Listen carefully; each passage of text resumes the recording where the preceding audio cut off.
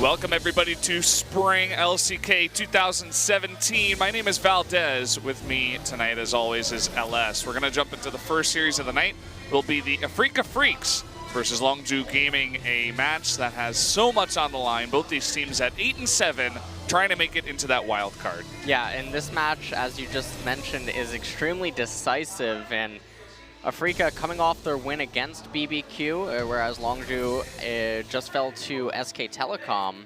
And Longzhu definitely been having a little bit of a roller coaster for a season.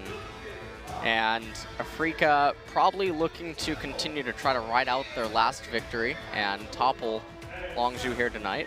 And we'll see what the picks and bans have in store for us.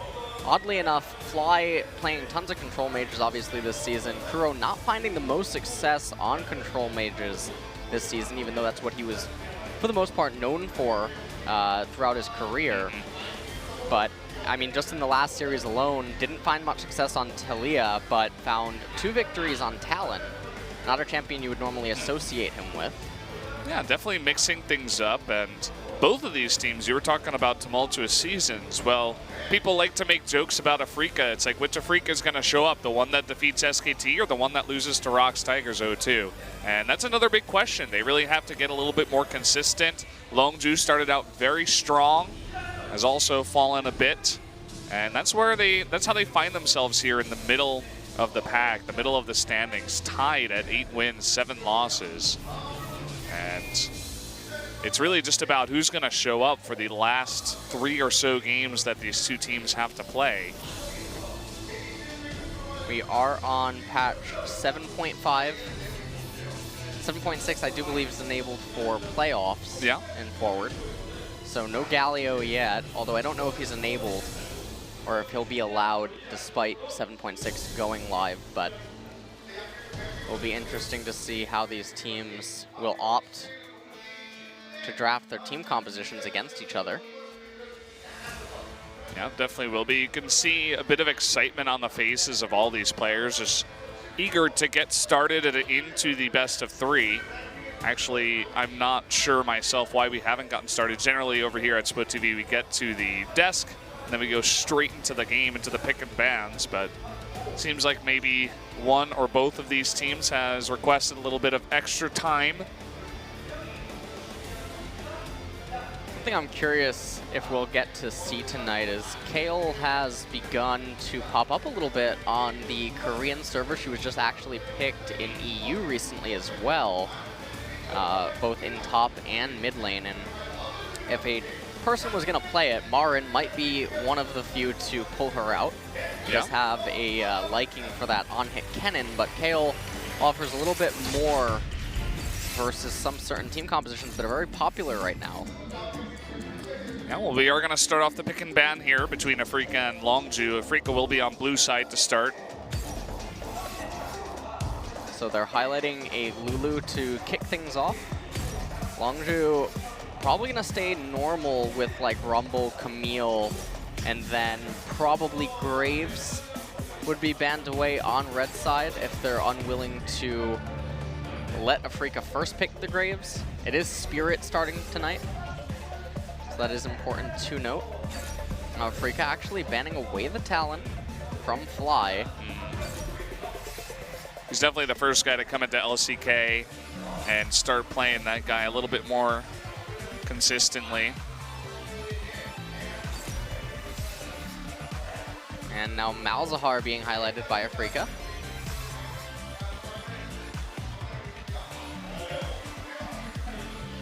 So what will the last ban be? Probably going to be Graves here. Yeah, we've been seeing that a lot more consistently, especially on red side. You know, LeBlanc getting gutted in 7.5, Varus also being nerfed a little bit. We still see him from time to time. Saw him a bunch yesterday, actually on Saturday. And Talia being hovered here as the first pick.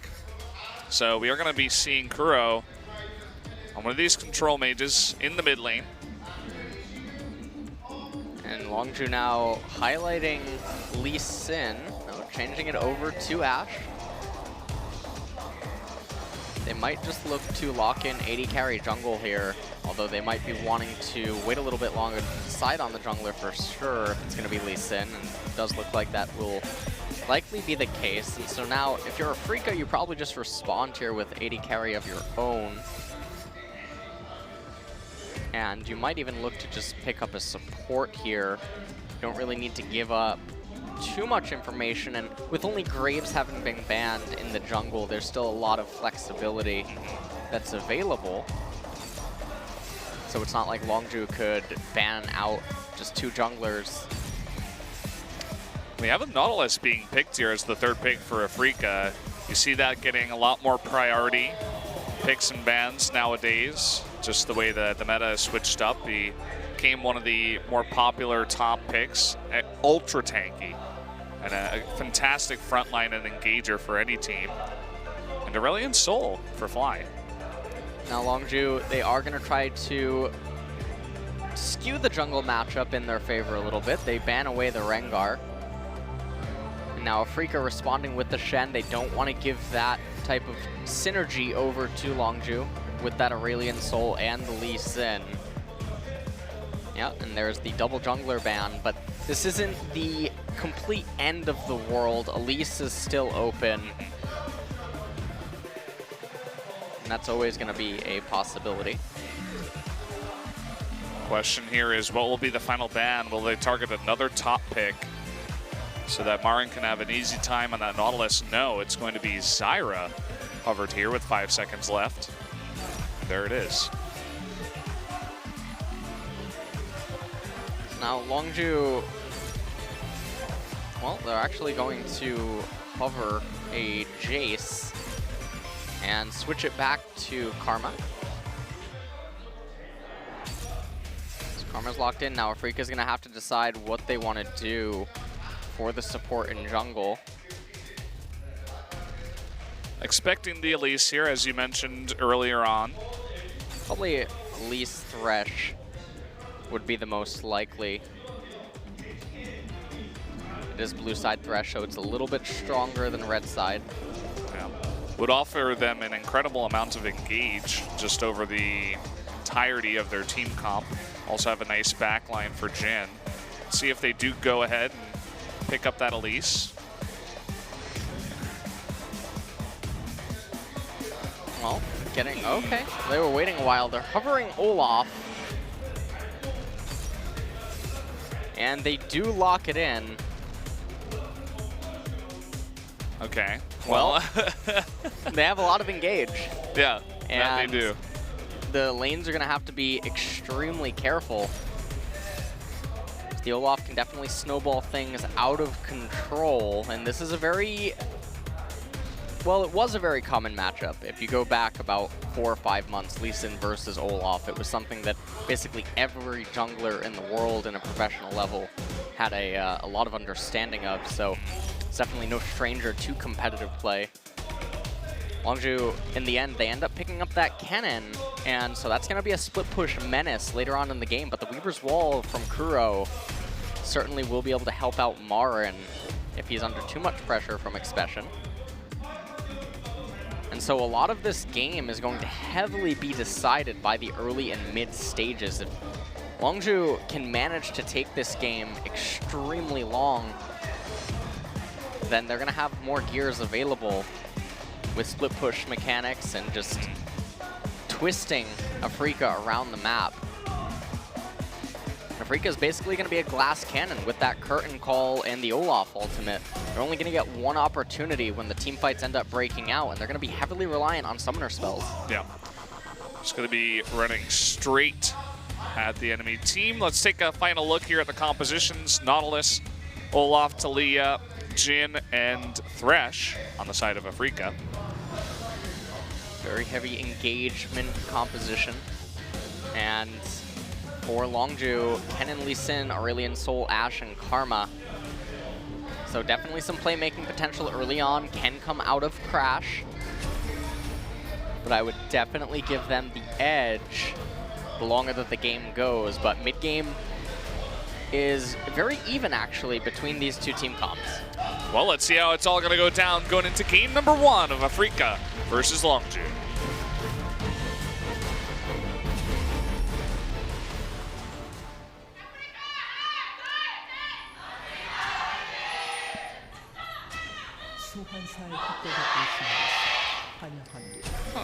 Have to say that Longzhu won that one.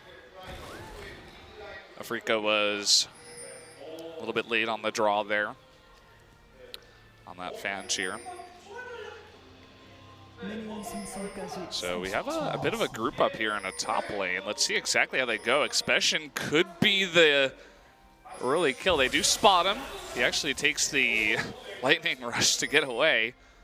A little bit surprising, actually, to see that Marin didn't go for the flash auto attack into Dredgeline, because even if he trades flash or flash against Expression, it's a lot more dangerous for Expression in that lane against that Olaf, who's going to have the Ghost.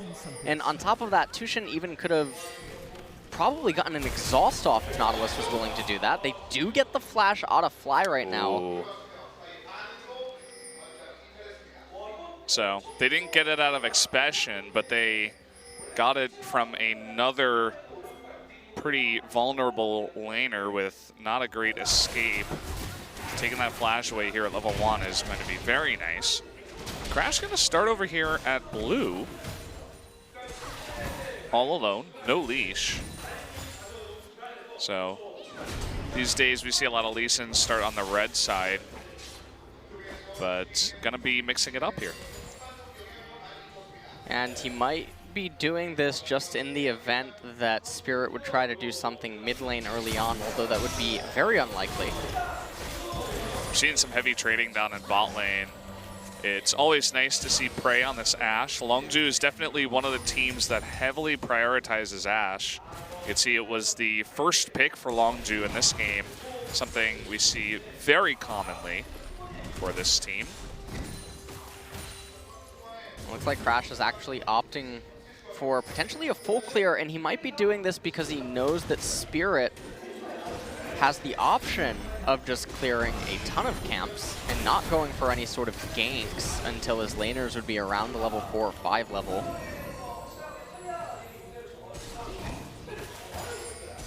See how much work that Hawk Shot does too, just to make sure they know exactly where Spirit is, what the timing on his blue buff is. You were talking about in the last time we saw Ashe, how it's just one of the strongest abilities in the early game, especially in competitive play.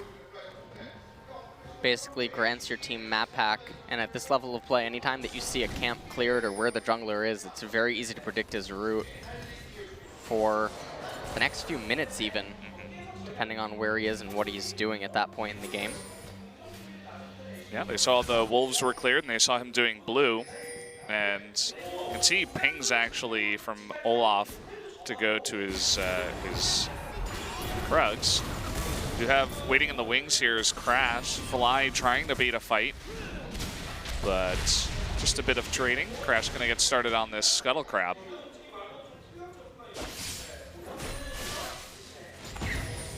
Crash taking the Scuttle Crab, and you can see that with the way that the lanes are right now, he's not able to really find too much success. He just gave both mid and top that Scuttle Crab because Olaf, one of the few popular junglers ever in LoL history that doesn't really have terrain scaling.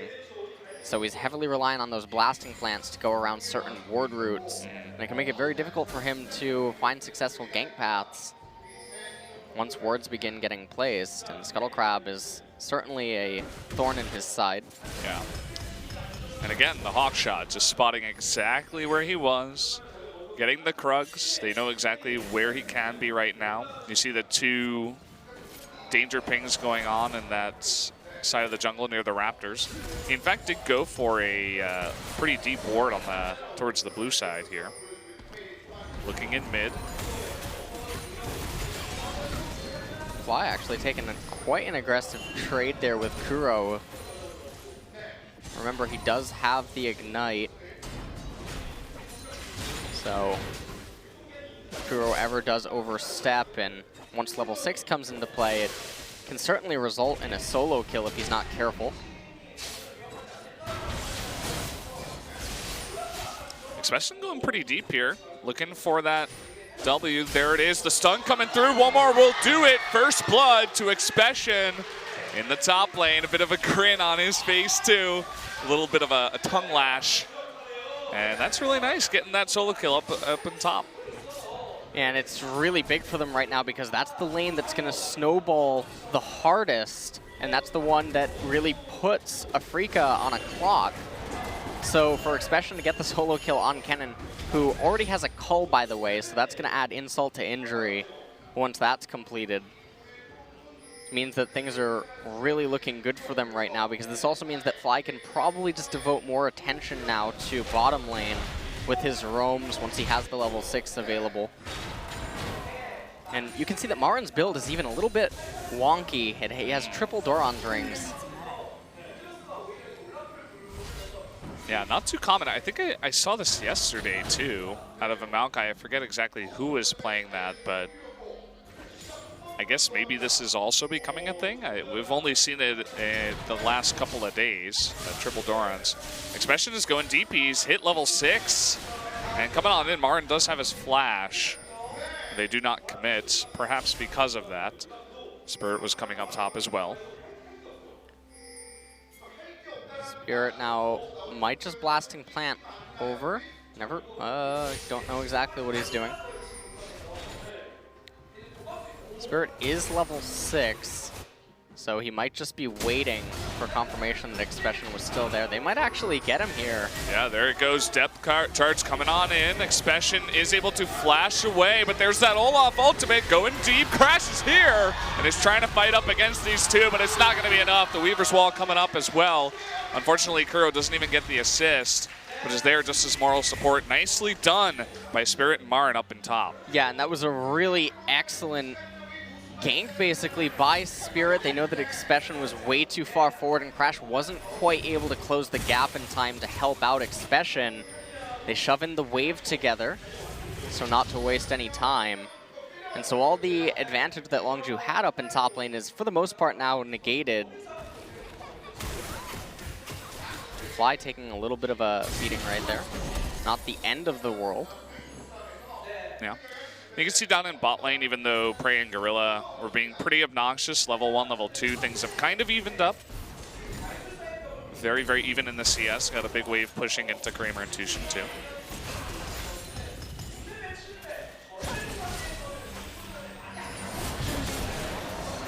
Bottom lane, Kramer and Tushin do need to be a little bit careful. Keeping up in CS for the most part. But the level 6 is something that they're certainly going to have to respect, especially because Aurelion Sol can roam down at any moment. And if bottom lane would go down in a 2v4 or 3v4 scenario, then Infernal Drake would end up going over to Longzhu. And that would just be catastrophic for Afreeca. So gonna take a quick look at the replay up at the top.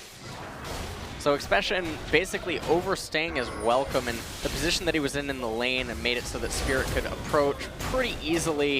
And you can see the Slicing Maelstrom came out, but it didn't matter as Olaf had his ultimate, so he's not going to get locked up. Kuro came up, but wasn't able to really find anything there, and it's not even like they could have just waited for him to try to get an assist or a kill, because then potentially Longzhu could have picked up a kill.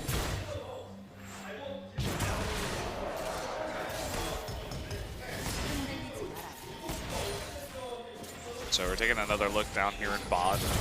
Not much else going on, just typical farming. Nothing too big. As you mentioned, that Infernal Drake is going to be, ooh, Spirit actually takes blue here. A little bit of a mistake, the red buff. And that's actually going to create a lot of pressure. You can already see that Kuro's at half mana right now. He does have the double Doran ring, but Fly has the blue buff. He was able to shove in the lane. Now Kuro at about 25% mana now. Yeah, he's definitely going to have a rough time. You do see the blue buff is off of Fly at this point. He's sitting on a control ward, perhaps looking for some kind of play from the right side. Just going to push this one in. Really smart by him to stay outside of the brush, otherwise the stars would have been visible. Spirit now coming in, helping clear out some wards. Crash is down a level.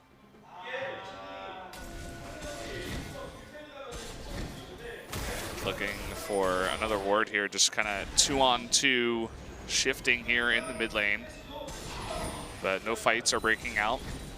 Lots of pressure around this area. So far, the red side, Longzhu has much better vision around that area. Although there are some wards that Afreeca has also been able to sneak over. A vision of that dragon and also where Lee Sin is at the moment.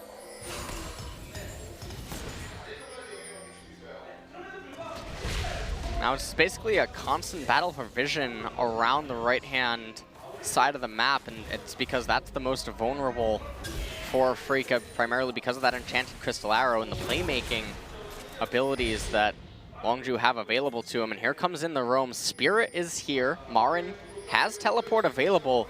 This could get turned. Yeah, Tushin's actually going really aggressive. Misses that death sentence. Will probably be going down here. The shield, though, he does eventually eat it. Curtain call coming on out. Will it be enough damage? There was no teleport in from Marin. And Spirit, he's trying to throw those axes, trying to get some extra damage. Will he commit to Gorilla? Another one hits. He's taking this very slowly, but it looks like he will not commit. And the rest of Longzhu will get out alive. And they didn't have Kuro there, and because Expression could have just locked up Marin in lane with a stun, he was unable to teleport to aid out his team. And so some pretty nice victories for Longzhu. They also come out ahead in the Summoner War as well. Now Kuro trying to make something happen, and with Kramer having stayed in bottom lane and Spirit sticking around to zone out Prey and Gorilla, there was a real threat of just Prey and Gorilla losing an entire wave. But Prey able to stay and pick that up. Yeah, so things still decently even. Very, very close in terms of gold. The kills right now 2-2. No towers have been taken so far. See Tushin coming up to the river, and now actually Longzhu is the team that's lacking a bit of vision around there. Looks like Afreeca was able to pick up that Scuttle Crab. Let's take a look at this replay. So right here, Tushin tried to flash in to make a play happen, but he ended up eating a stun. And then from this point, they just had way too much damage. You can see Spirit was trying to dish out as much damage as possible, and oddly enough, Longzhu weren't quite staying in a line, so Kramer able to hit some bullets and almost threaten lethal, but falling just shy of it. Yeah, Tushin going very aggressive in that fight and not able to land anything. No summoners at this point. And lots of pings towards this Infernal Drake once again. It seems like whenever anything happens, everybody seems to group down towards that Drake. And now finally we see some action from one of our top laners here, Marin, heading towards mid. Fly immediately backs off. This is probably communicated pretty well by Expression from the top lane. Tushin just barely missing that death sentence. And Prey and Gorilla, they don't know. Okay, well, here we go. An engage up towards top. Crew able to get up there so fast. There is that knock-up with the dredge. The depth charge, rather, and Expression taking so much damage. One last hit will do it. Kill goes over to Kuro. Meanwhile, in bot lane, Spirit going really aggressive. Doesn't pick up the kill onto Gorilla as Flash comes on in, and Flash right now trying to go 1v3. He's able to kick him back, but goes down. Here's Fly, but the teleport from Marin does come in. Very low members on the side of Afreeca. Fly trying to be a hero right now. Can he take out Tushin? That one last shield. Tries to get it. Tushin trying to move forward to dodge it, but just barely does get hit. Fly picks up a double kill. And this was a huge turn of events in a very chaotic manner unfolding. It looked like Afreeca were going to be able to get out there, and then Crash went in, and it looked like it was almost going to be a mistake, but then Fly showed up and salvaged the situation. And they end up actually getting teleport advantage out of this all at the end of the day. And that's certainly going to play into a dragon capture, potentially in coming moments. And Kuro now looking to get some intel on Crash. He wants to figure out exactly where he is. Gonna get that Scryer. See when he completes and clears the red. And once again, we do end up at pretty much even fly, forced to hop that wall, jump away. And as you said, it's really just about that teleport advantage. Can especially push in the lane and maybe make a play down towards the dragon. Do have the Enchanted Crystal Arrow about to be available once again for Prey, so they could look to make a play with that perhaps. Maybe they won't even need Expression at that point. Right now, the gold score is, for the most part, pretty much even. It's only 500 gap in favor of Longzhu. And we can see that Prey actually going with the Blade of the Ruin King build, by the way. It's going to be the Blade of the Ruin King, Rune on Arcane, and Black Fever build out of him that has been getting very popular lately. Longzhu look like they're going to actually be able to pick up Infernal Drake. Yeah. I wonder what this is for. Are they trying to get the First Blood turret up in top with this? Because the second that Spirit was shown, it's not like he went immediately towards the dragon to try to salvage it. Hold that thought. Crash is going deep. He wants a play. There's the arrow. Tushin with the block. He might pay for it with his life, though. The missed Sonic Wave onto Kramer. And there's the teleport in from Expression to help pick up that kill. First Blood turret will go over to Afreeca in the top lane. So Afreeca get the First Blood turret, and they just barely escape, actually giving away 2 kills down in bottom. Crash can't land his Qs, apparently, by the way.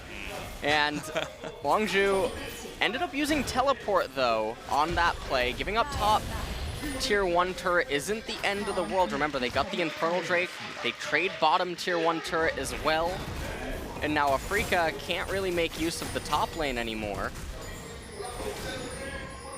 So now you can see Spirit and Marin trying to rotate down in on Fly. Spirit even using his Ghost. Not going to be able to come up with a kill there. And so now as the game is going to reset into a passive manner, because there's no neutral objective really on the map, neither team is really in a position to capture Rift Herald. It's going to be very difficult now for Afreeca to make some plays happen. Speaking of plays. Yeah, Kramer, he's going to be eating it here. No summoners. No way he was getting out of that, even if he did have flash. And all of a sudden, Tushin finds an angry blind man in the jungle. He's going to be unhappy about that. He does flash, but here comes Fly, looking for that voice of light. Does get the slow. There's the tether. Tushin will be eating it too. Sonic Wave lands onto Spirit, but Crash won't get that aggressive. And 2 more kills to Longzhu.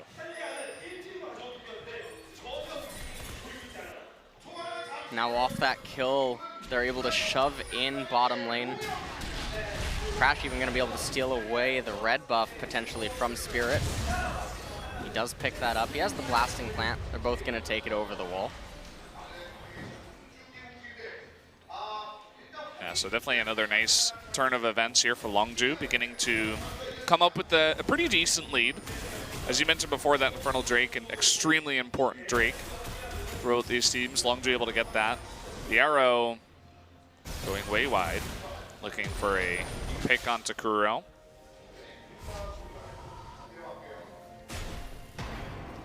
Fly right now on that Aurelion Soul, he's 4-0-1. Has been doing quite well for his team, especially after he picked up that double kill in bot. Now picking up a second item with the Rylai's. And you can take a look at this replay right here. So Kramer just barely able to escape from Crash, but then Tushin actually caused some of the AoE from that arrow to hit onto Kramer. And eventually, they just pick up 1 kill there. That was a few moments prior.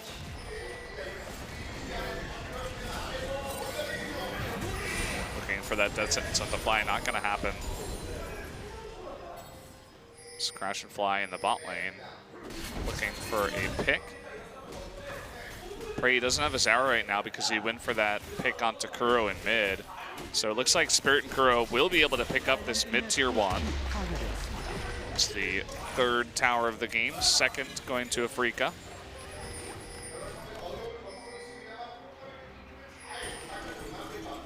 Right now, Baron is on the map. Neither team really in a position to capture it, but with that Mountain Drake coming up as the next dragon, both teams are going to be wanting to pick that up as it's going to be extremely beneficial, especially even more so for Longzhu as the Taliyah able to wave clear waves, and the Mountain Drake will certainly help with penetrating turrets that she tries to stall and defend. Spirit and Kuro are poking in. They actually steal that red buff. So a small victory to Afreeca. Longzhu playing it very carefully from their lead. Specian has begun his split push mode. He does have the Blade of the Ruin King completed with that Frozen Mallet, so Marin can just get shredded up by him as long as he can kite properly and has proper vision so that he knows that he's not going to get caught out by Spirit or Kuro. Yeah, it's going to be hard to get away from him with all that naming, all the slows he's got now, the stun. Leandri's first for the Taliyah. Leandri's first is actually an okay item here. They know that Kennen and Aurelion Sol and likely Lee Sin are all going to be building HP. And because of the magic resistance that are on most of the Longzhu members, it's going to be dealing basically the most damage that she could hope for. And now Kuro actually does pick up the Morellonomicon anyway.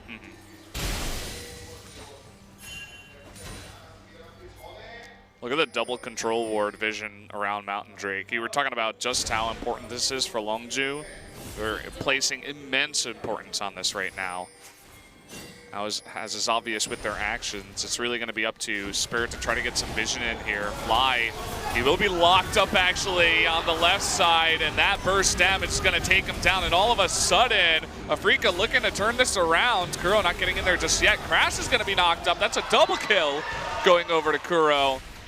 And all of a sudden, one mistake, one person gets caught, and Afreeca, they're going for Baron. Yeah, they are setting their sights on Baron. Longzhu are going to know about it. Without that Ash Arrow, I don't know if they can actually defend against this. Spirit's pretty low. Got a decent amount of AoE, especially he's going to get in there. 3v5 right now. Longzhu trying to make this work. The Baron, it goes over to Afreeca, and all of a sudden, Longzhu are on the escape path, having to expend so many summoners, and they don't get anything out of it. And a huge series of events for Afreeca now with the Baron buff. It's going to make it so that Expression's not going to be able to split push, and Longzhu's team composition are not equipped to handle Baron sieges. They were never supposed to let this stage of the game occur, and taking a look at this replay, you sort of just ask yourself, Fly, what are you doing? And the Weaver's Wall came in here, failed to lock them up, but that didn't really matter so much anyway, as they were able to delete Crash right at the very end there, even getting his flash. And now with the Baron, they're going to pick up the Mountain Drake. And these are basically the best pickups and things that they could have hoped to have gotten in the last few minutes. Yeah, it's absolutely massive, and it just comes from one mistake. We've seen this happen before, and we've said this about Fly specifically. You know, I don't want to nitpick too much, but this guy definitely had a much stronger beginning of Spring compared to the second half of Spring. Keep in mind, they do have a substitute mid laner that we haven't seen. But either way, I mean, he had a very good beginning to this game too. And as I say that, he's like, what did you say about me? I'm Fly. I'm going to get my kill here on Kuro. And that he does, taking away his kill streak as well. Very unusual death by Kuro right there, but a huge pickup for Longzhu. It's going to certainly relieve some of the pressure. And now Afreeca actually looking to set up for a kill here, hoping to possibly land a death sentence into a Deadly Flourish and then get a kill. Take another quick look at this replay. So Enchanted Crystal Arrow came out, and from there Kuro just locked up a little bit too long. The stun chained, and Fly able to pick up that kill.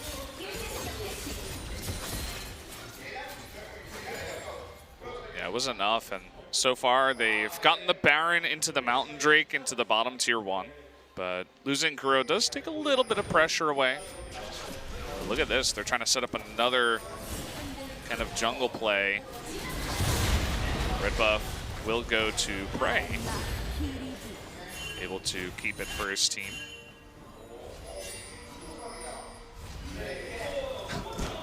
Marin is so deep here. The flash depth charge into the death sentence. Way too much damage being knocked up here by Kuro. That's a double kill. And even with all the back pings, Marin's still able to sneak his way in the back and set up a play for his team.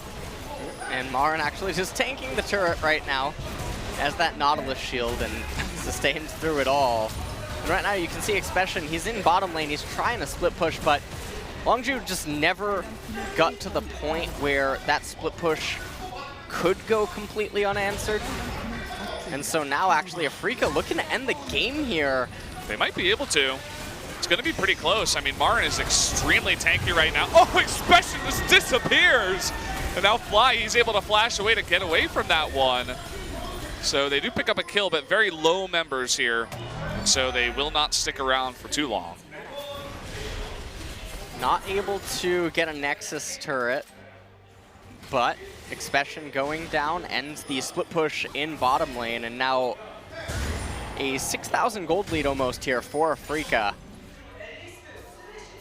And with the way that Afreeca are itemized right now, it's extremely obnoxious for Longzhu to try to find any sort of a victory.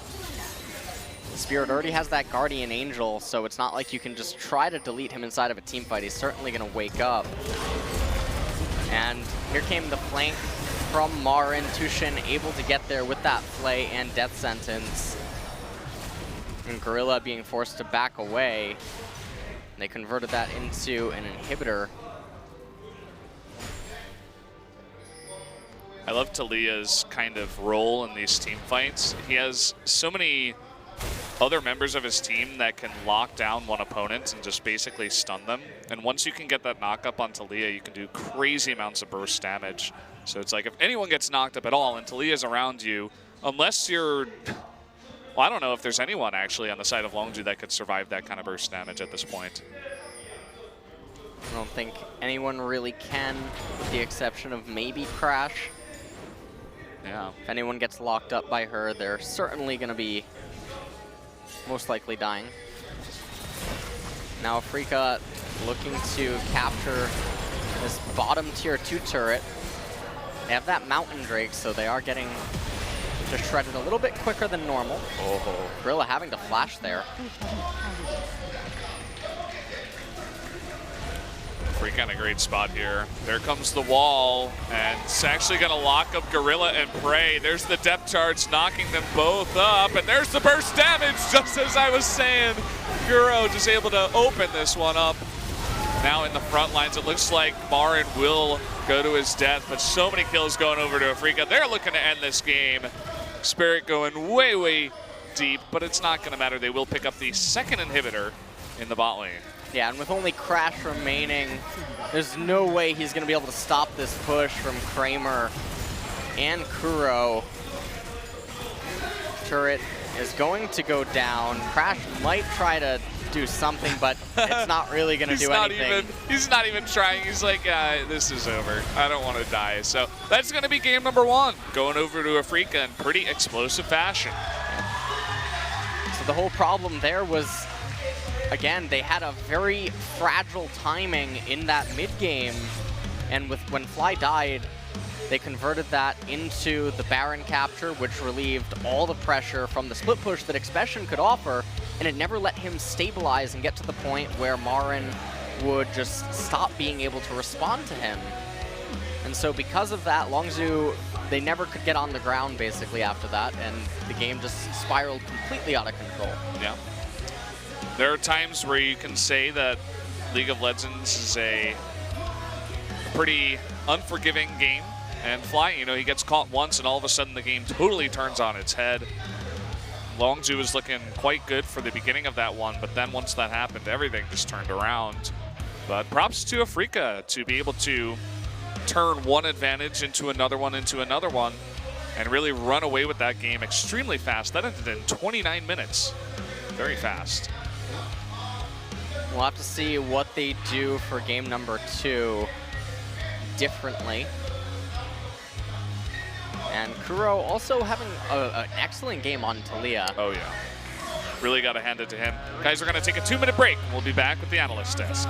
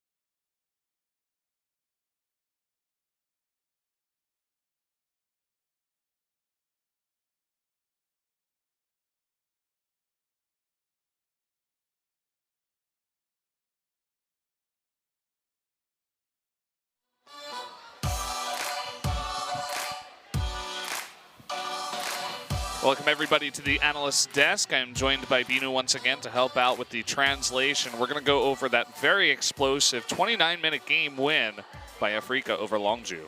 That's right. You call it 29 minutes, but I feel like practically you could just watch until about 23 minutes until that moment Fly gets picked off, Afreeca gets the Baron, and that's practically the end of the game, really. Only 2 Drakes got taken.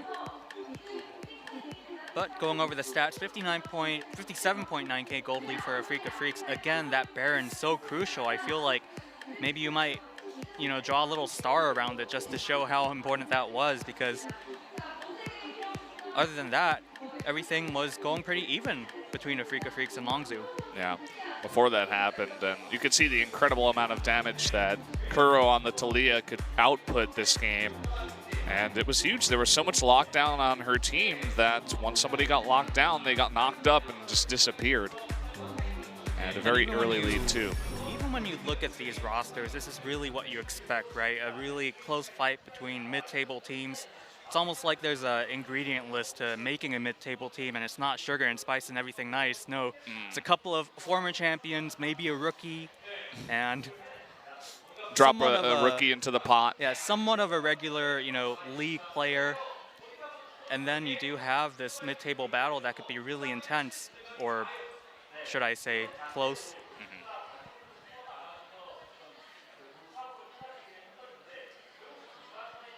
So right off the bat, what else is there to talk about except for that mid-game timing where Fly did get picked off?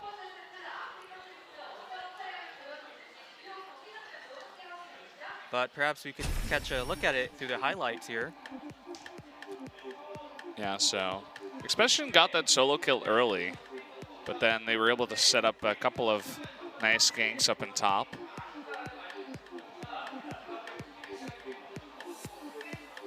You could see what Crash was trying to do, but he was just too late, even flashing to try to make that safeguard in, and This is the big yeah. replay. Fly We gets both know caught, it. and then I think they get Crash because they immediately go for Baron because there's no chance of a smite steal, because once you take the enemy jungler away, well, then you have the smite on your team and they don't. So And they Fly, he was immediately go for doing that. so well up to that point too. I think that death made him about 4-1. What's the word that stands for not clutch? Because that was what Not happened clutch. there. Kind of like making dropping the ball? Yeah, dropping the ball right there when it mattered the most. Pretty much. And so this is kind of the aftermath of after that gigantic ball was dropped. Longzhu just gets wiped multiple times. Great combos by Kuro though. Usually when you see a Taliyah, you might want to keep your distance. They just set down the Weaver's wall and then go for objectives, but Kuro getting lucky enough, and to be fair, they were really ahead by that time, but being able to land that combo as well. So really fun to watch the health bars drop. I think we're going to take a look at the MVP. Yep, it is going to be Marin. Marin. Okay. Yeah, I mean, he had a couple of really nice engages. Definitely set things up for Kuro to lay down a crazy amount of burst damage. Knowing Marin, you know he was inspired by giving up that first blood. Especially how happy Expection looked. Marin probably looked over, saw that smile, and he said, no, no, not anymore. Nuh-uh. This is my top lane. So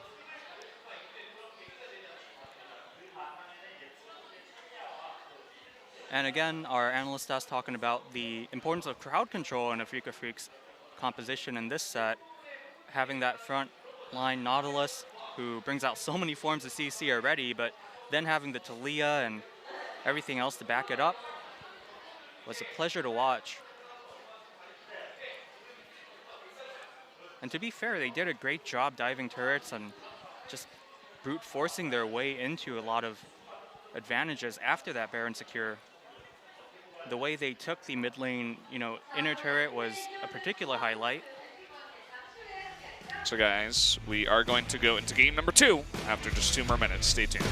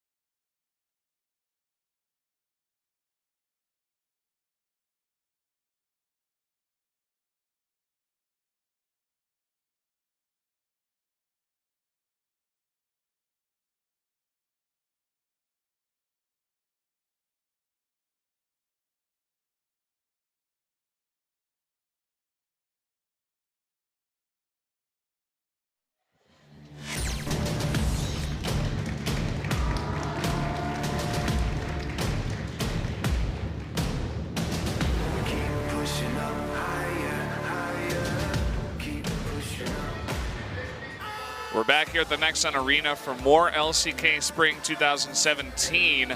And Afreeca with a very explosive game number 1, looking like the Afreeca that defeated SKT. They've shown up to play tonight, Ellis. Yeah, they took basically what was given to them in the mid game and they turned it into an explosive victory where, again, they just steamrolled over Longzhu. Coming into game number 2 here, they're also going to be on the red side. No subs being used coming into this game. Yeah. No BDD, no Mowgli. No BDD, no Mowgli. Sad days. Speaking of sad days, Fly doesn't look too happy again. Fly never looks happy. Yeah, he lately. just... Yeah, he actually looks like he's like experiencing something else. I don't know. But even in victory, he looks depressed. I don't even know what. Looks like Pepe the Frog. That's what he looks like. Feels bad, man. What that says is Longzhu is the best. If they win or if they lose, doesn't matter. They're still the best. At least in the fangirls' hearts, I guess. So let's start things off here with a Rumble ban, followed by a Camille or Graves. Do you think Talia gets banned here by Longzhu? Possibly. Possibly could be banned away. Maybe that's bans 5. Ban 3 for Longzhu. Missed that one, but how about a Malzahar here for 2,000, Alex? All right, I got that one. And this is where I would expect to see Camille or Graves. And they opt out of Camille or Graves, potentially. They're highlighting Talon. Yeah, they're really scared of Fly's Talon. Longzhu highlighting Nautilus now. Nautilus is really obnoxious, and seeing the way that Marin played it, especially after being able to come back in that game, definitely do not want to give that over to Longzhu, especially if they know they can get either Camille or Graves. So I like the ban. I would expect Graves, but actually Fly wants to have his shot at playing Talia. That's locked in. So he's gonna pick that up. That would probably mean that Afreeca now can respond with Graves if they really want him. Well, instead, they're highlighting Gragas. He starts with G. Maybe they meant to click Graves. They lock in the Gragas, and now they're highlighting Lee Sin. And even the Korean casters having a little bit of a reaction to this. I don't know why you would let Graves go through. They were saying the same thing. They're like, yeah, we're expecting Graves coming out here. There's a reason that it gets first picked and banned very, very often. And it seems like they want to have the Lee Sin on red side really badly, just like Longzhu in the last time. But Longzhu didn't have the shot of having Graves. And this time it looks like Longzhu doesn't want to even pick up Graves. So, okay. Don't quite know exactly what's happening here. Afreeca, they're going to highlight Aurelian Soul. I almost feel like Afreeca's like, yeah, you guys suck. We're going to beat you at the champions that you couldn't beat us with. Okay, they do switch off the Aurelian Soul, though. Lucian being hovered here. We've been seeing more and more of him, and there it is. Lucian locked in. He's been getting a lot of popularity lately on the Korean server. And again, it's just super surprising to see that Graves wasn't selected by either team here. He's pretty much undisputedly the best jungler in the game right now. Katarina, too, banned out here. When I think of Kuro, I don't exactly think of Katarina being played. No. So, and they're not even going to ban away Graves here. Looks like they're just not scared of it at all. They ban Elise instead. So now Longzhu's last ban. You have to wonder what they're anticipating. Maybe they'll just ban Aurelian and get that out of the way. Well, they are highlighting it. Well, it goes back over to Afreeca support. probably could just be picked up here. Well, I heard the Korean caster, he's like, this isn't Fly. Are you really gonna, you know, like, okay. It is locked in, and Ari, been seeing more and more of her too. And Kuro's gonna be the one to play that Ari now in the mid lane. So now Longzhu actually highlighting the Kazakhs. And it does have synergy with the Shen. But still, it's not something I would expect. It is locked in, and now Tom Kench being hovered. Tom Kench would have been decent against the Charm, I suppose, but a lot of knockback out of both Lee Sin and Gragas. Yeah. So it might have been hard for Tom Kench to get that Devour off in that split second. Braum being hovered. Braum is hovered and locked in, and so these pick bans are some of the weirdest I have seen in all of LCK summer. Spring. Or spring. You're looking into the future. You're like, this doesn't make sense. It's it not must gonna be. change. Yeah. It's so weird that I think it's summer. Yeah. Well, if we're looking at the team compositions, it's certainly just weird across the board. There's a lot of no theme, but there is some theme. It's weird. I know that sounds very wonky. Afreeca, they certainly have pick with the Ari. Obviously, she can ultimate in with the Charm. They can chain that with Gragas. They have a lot of gap close with the Lee Sin and Ari synergy. Braum can certainly jump onto Ari to chain off the Charm. And that's going to be how a lot of their team fights end up starting. But as a standalone, none of their lanes, except for bottom, is really going to be super impactful when compared up against Longzhu's team composition. The Braum is an interesting pick, especially with the Lucian. You know, with his passive, you can definitely proc that pretty fast. You can proc Braum's passive with Lucian's passive, is what I'm trying to say. So, an interesting pick. Maybe this is the new age bottom lane with the return of Lucian. So, taking a look at the compositions here. Shen, Kazakhs, Talia, Ashe and Karma. On the blue side, and on red side, Gragas, Lee Sin, Ari, Lucian, and Braum. So there you have it. Was a weird pick ban, but we are going into game. Graves not picked or banned coming into this one. Game 2, Afreeca versus Longzhu.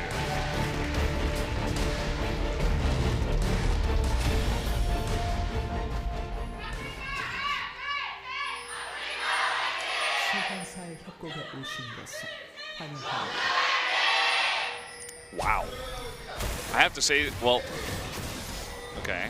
Looks like some cheekiness here as Afreeca, so I'll hold off on what I was going to say. An invade right now. They're going real deep, the three of them getting on in. I'm not sure if Fly was able to spot all of them, but you can see that the bot lane right now for Longzhu is not getting close, although they are slowly making their way over now. So Afreeca were looking to get a little bit cheesy, and they still might.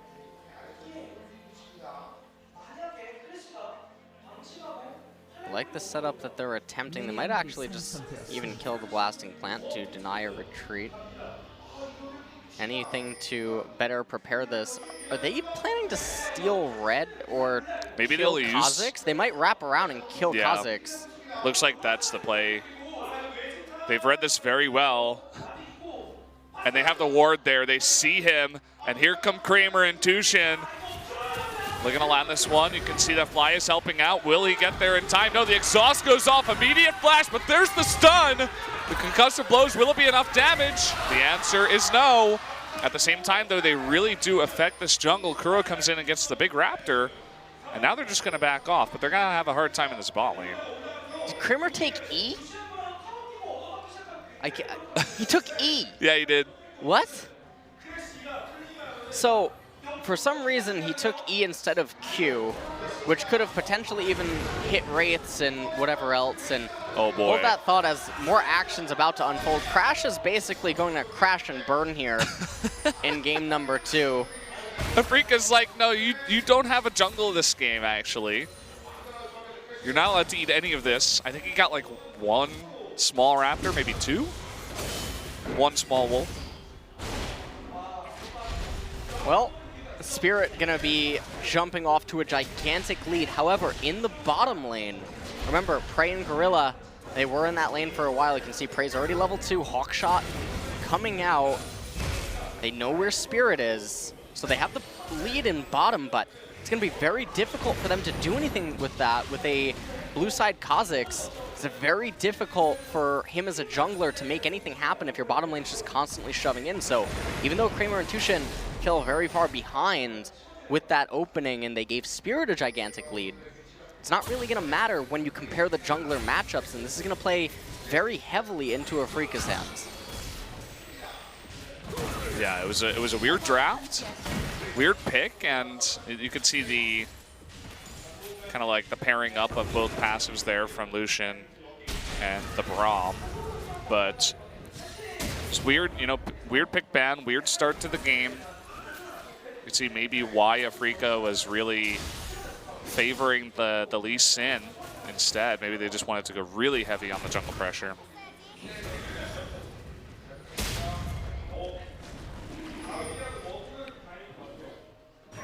Crash trying to do whatever he can. A little bit curious why he's opting to take the Scuttle Crab, but he doesn't have too much else to do. And the reason that I say that is because if Spirit just shows up, he doesn't have Flash. He can't get away from Spirit. Spirit would just kill him. Oh. Oh no. Well, Spirit just gonna take that ward, then clear his blue buff. And Crash's recall only ends up getting him the next part of the jungle item. He can't even afford the entire jungle item.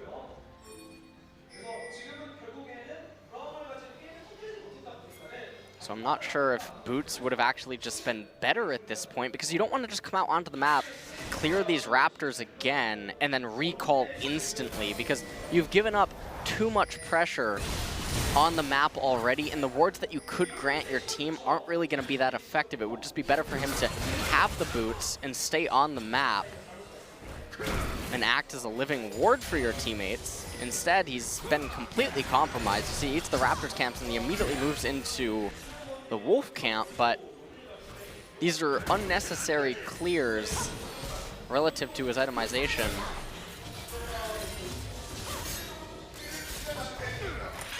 You could see the effect it's had on the bot lane, that early play that Afreeca made.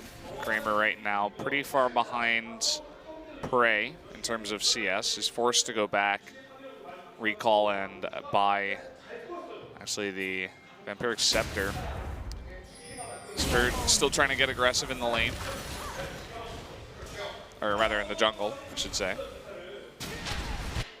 Spirit trying to just decimate Crash in the jungle here. He's gonna even take the Gromp. He's almost level 6. He is 1 camp away from having level 6, and Crash is still level 4. He's just struggling to find anything to eat right now.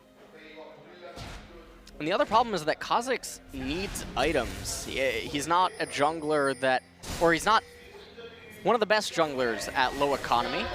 Oh boy, Fly could be in a bit of trouble here. An early flash with a flash out of Spirit. That's going to be first blood. Given over to Spirit. Nice play there. There's the happy head nod. Very happy about that one. Yeah, and they even got the Stand United out of Expression. It came in at the very last second. Oh. And so that takes a ton of pressure off of bottom lane. And you can see Crash is just still trying to, I mean, he may as well just be a jungle camp. He's going to turn into one of the little monsters. We can't get enough to eat here. Sad little Mecha Kha'Zix. I'm looking forward to patch 7.7 patch notes. I was going to say that after reviewing Crash's Kha'Zix, they decided to just make Kha'Zix a jungle camp. The third big neutral objective. Yep. Well, I don't know if that's an objective anyone would want to capture. Yeah. Or if it's even a big one. It's like a smaller version of the Raptors or something. It's just Kazakhs.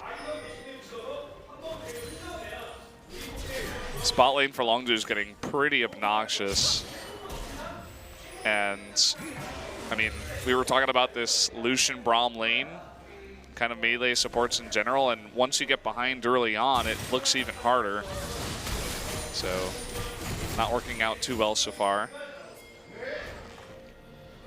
Well, they have quite a sizable CS advantage in bottom, but the problem is that without that stand united, they can't even really look to make plays happen. And now with Kramer and Tushin just going to be getting another defensive lane being shoved underneath that turret, it just forces Crash to play around mid and top lane, but he can't do that, and Spirit knows it and keeps living inside of his left-hand side jungle. This has got to feel so bad. They have a ward cleared out by Spirit with the scrying plant. He comes in and plants another ward to spot exactly where Crash is. Seems like they do save the blue for now, but Kuro's coming over and top lane is pushed. So here comes Marin too. This is a 3-on-2. You can see Gorilla actually rotating up here. There's Spirit trying to get onto Crash. Will jump away. Let's see what Mara can do here. Has all of his summoners. Expression has also come down. And here comes Tushin from the bottom lane. So we got a little 4-on-4 action going up here towards the blue. But it looks like Longzhu is going to just give this away. They're going to concede this fight. And the blue buff goes over to Kuro. And that's going to hurt Fly so much. Crash going to try to move over to his red and get that. But the amount of damage that has been done by Spirit this game is absolutely enormous. And so you're thinking in the draft phase that Spirit's Lee Sin is going to have to provide a lot of influence early on, and it did do that.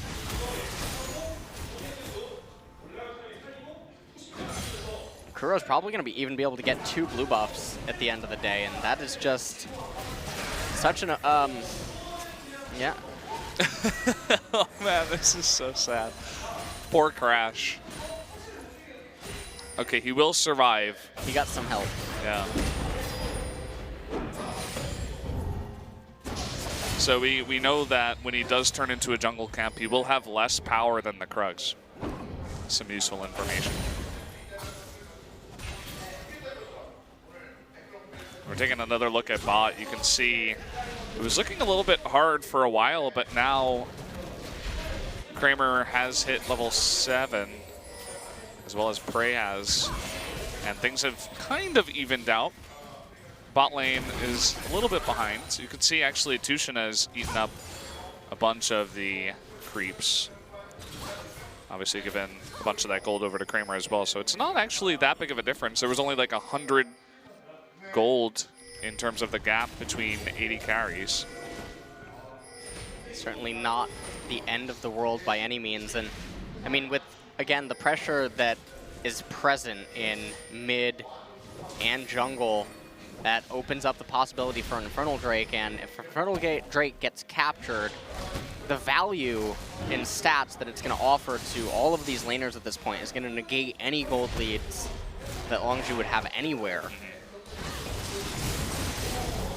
Fly able to land that knockup. Kuro hasn't been able to land any charms here. Spirit solos that Infernal Drake, gives it over to his team. So Kuro just got about 8 AP from that Infernal Drake. Didn't quite get to see what Kramer got, but it's probably about a longsword. So when you think about it that way, the lead that Prey has is all but gone. There's the charm, and it actually forces Fly to flash away and cleanse to survive. And that blue buff really helping out. You can see just how much pressure Kuro is putting on in the mid lane. They're going to force Crash to come to mid to eat that. And all the while, Spirit's just in the red side jungle, stealing up camps, putting pressure onto bot, getting those deep wards in. And it's all just, you know, that little advantage being made into a big advantage over and over and over again. Afreeca being very systematic with their play so far this game. Remember the Stand United. Yep, they were baiting that in. The kick onto Gorilla. There's the Stand United to Prey. And actually a flash forward to get Expression into the fight. He's looking for a taunt. He wants a little bit more, but here comes Kuro. Gonna taunt back. And it doesn't look like Afreeca wants to go in onto that one. So in the end, actually, Longzhu come out ahead with teleport advantage and an enabled fly to get a little bit more experience in CS up over Kuro. I was anticipating Kuro to actually flash charm there, and that would have enabled Marin to follow up with a flash ultimate, and they could have converted that into 2 kills. But it seemed like he didn't want to risk anything going wrong because they knew that Kuro or Fly could come down with the Weaver's Wall. Just a nice safe play overall. They know they have an advantage. They don't want to push it too far.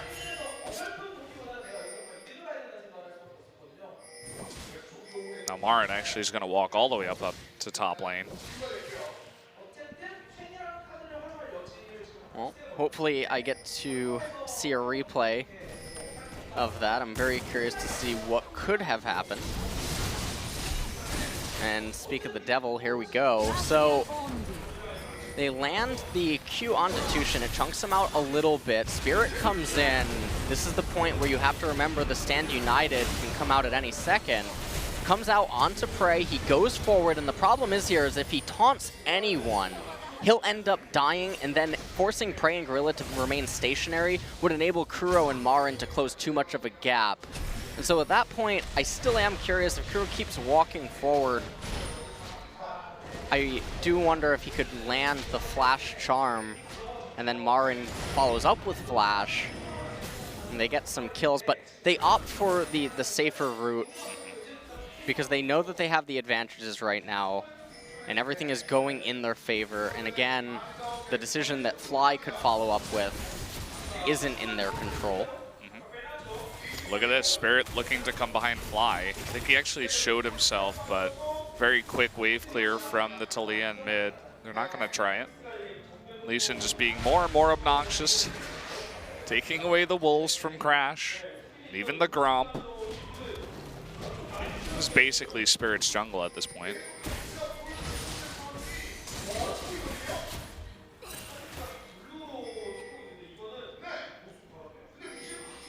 And right now, Crash possibly looking to pick up the Scuttle Crab.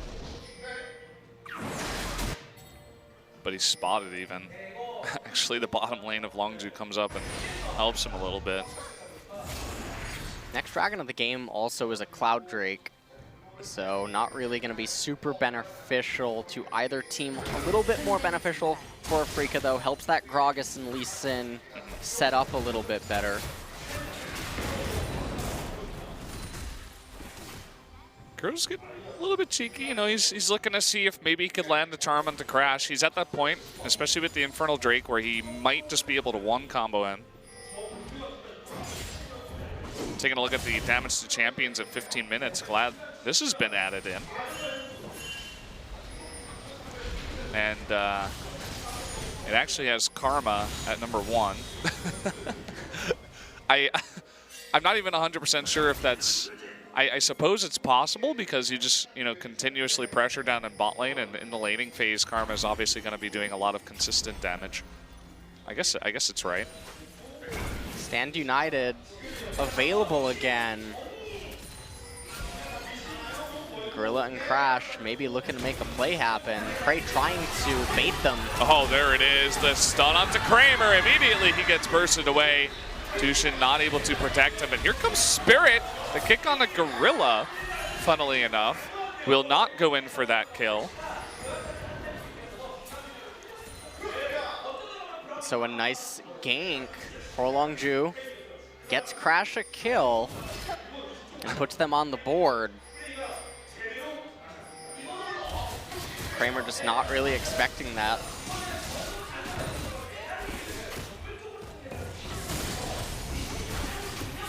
Oh, look at this. Gorilla, Crash coming on in. They're just going to cede the Cloud Drake to Afreeca. as you mentioned before, will definitely help out with their engage. Will even help the Ahri out a bit, just getting into better position to land those charms. We'll take another quick replay. So you can see that Prey angling towards the river might suggest that Gorilla's there, but they can't assume that Crash is there. And so the bait worked out perfectly. Tushin couldn't even really hope to exhaust anyone there. Spirit came in with that kick, but wasn't finding the target that he was looking for. Ideally, would have hit Prey and followed up on him. Yeah. Oh, that was close.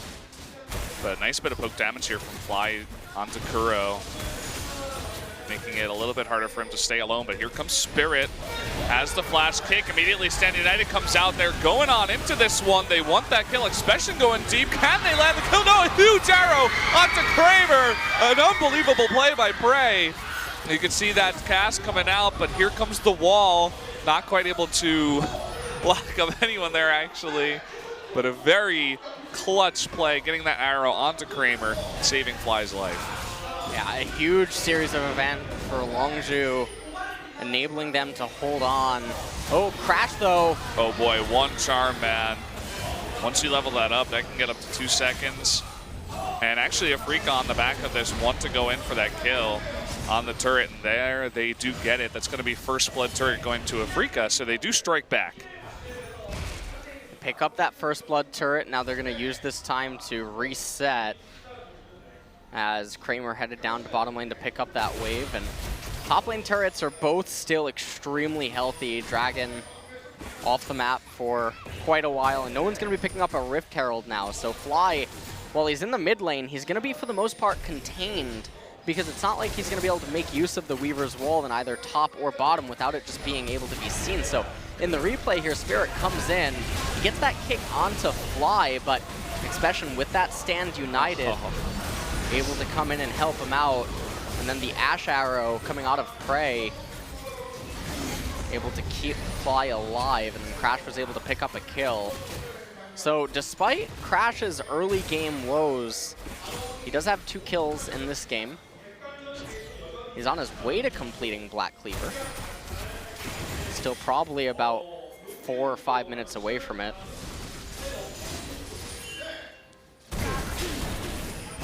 Damage to champs in that last fight. You see a ton of damage did come out of Fly. Ahri doing her fair share. Shen actually doing a bit more damage than I would have expected up there in the front. Marin didn't seem to really have good enough position for the majority of that fight. Shen was able to get in much earlier with the Stand United.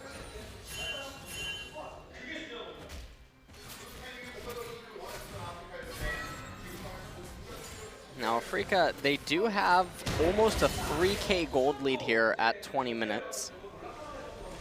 A lot of that is mostly inside of just the CS gaps in mid and top lane, and obviously the turret. But don't forget that they have the Infernal Drake, so it's definitely bolstering their stats.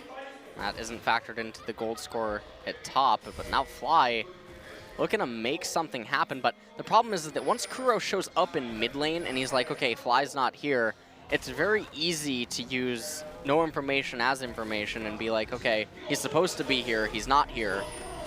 We just have to play around this. Yeah. Where is he exactly? Where in the world? Kramer didn't get the memo.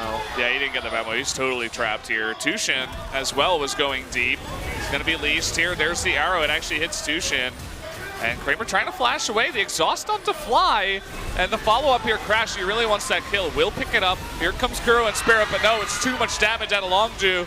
There comes the Stand United. Big knock up onto Kuro. Will be able to get away with that flash, but 2 kills here picked up for Longzhu. And they're going to pick up probably the turret if they stick around for one more wave. Marin doesn't have teleport. He's not going to be able to help out with this.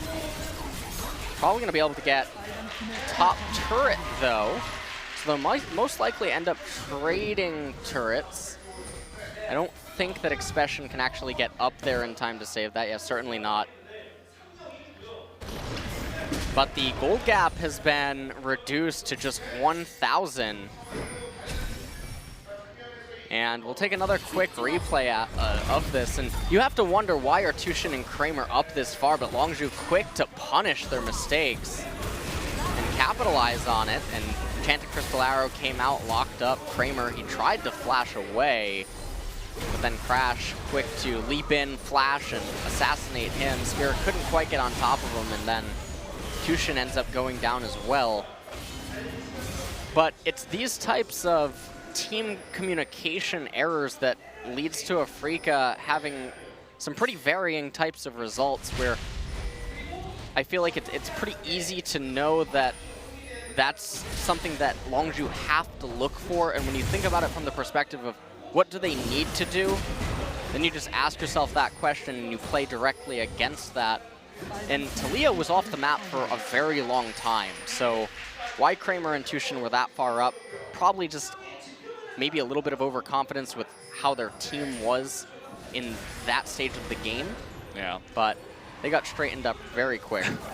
It's almost like they're not actively thinking about all the different possibilities that can come out of this Longzhu lineup, and they're just saying, okay, I mean, we don't really see him, but we should be okay. We're ahead enough, and then they just get punished over and over.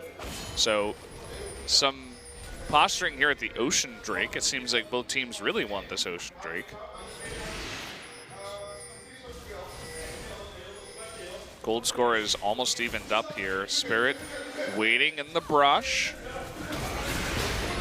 He does land the Sonic Wave onto Crash. Full shield. The cast actually misses everyone.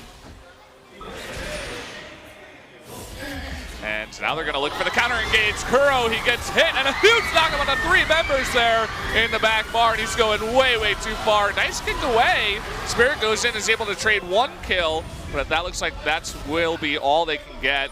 And from here on out, Longzhu looking to make potentially another play, just like Afreeca made in Game 1. Longzhu might be going for Baron here. This Looks would like be it. a very thin call. Kuro and Kramer still alive, and they have a feeling this is a possibility. Look at the health on a lot of these members. Kuro, if he can land a charm, he is going to miss. He missed, and that might have been exactly what they need. This is so thin. Oh boy, look at how much damage they're taking. Here comes Kuro with the kill. Kramer, though, does get burst out. Kuro, can he be the hero? Oh, the Stand United comes down. That's unbelievable. That is going to be the Baron given over to Longzhu. Kuro, he does land that charm. Can the stun come through? There's the flash, and he does take out Kuro. So Longzhu, huge, huge play, able to just barely take out that Baron, pick up a couple of kills. And what a huge turn of events, almost similar to game number 1 in a way, where Longzhu have now propelled themselves into quite a nice advantage now. Gonna be able to use this Baron to clean up the lanes, siege mid tier 1, they're gonna capture that for themselves, they're gonna have a few K gold lead at the end of it. And right now they're looking like they're gonna be in position to maybe even seal out the game, depending on how much they can really just get off of this Baron, especially because of their team composition. We'll take another look at this. So the Baron call was definitely very gutsy, and as I was saying, it's very thin.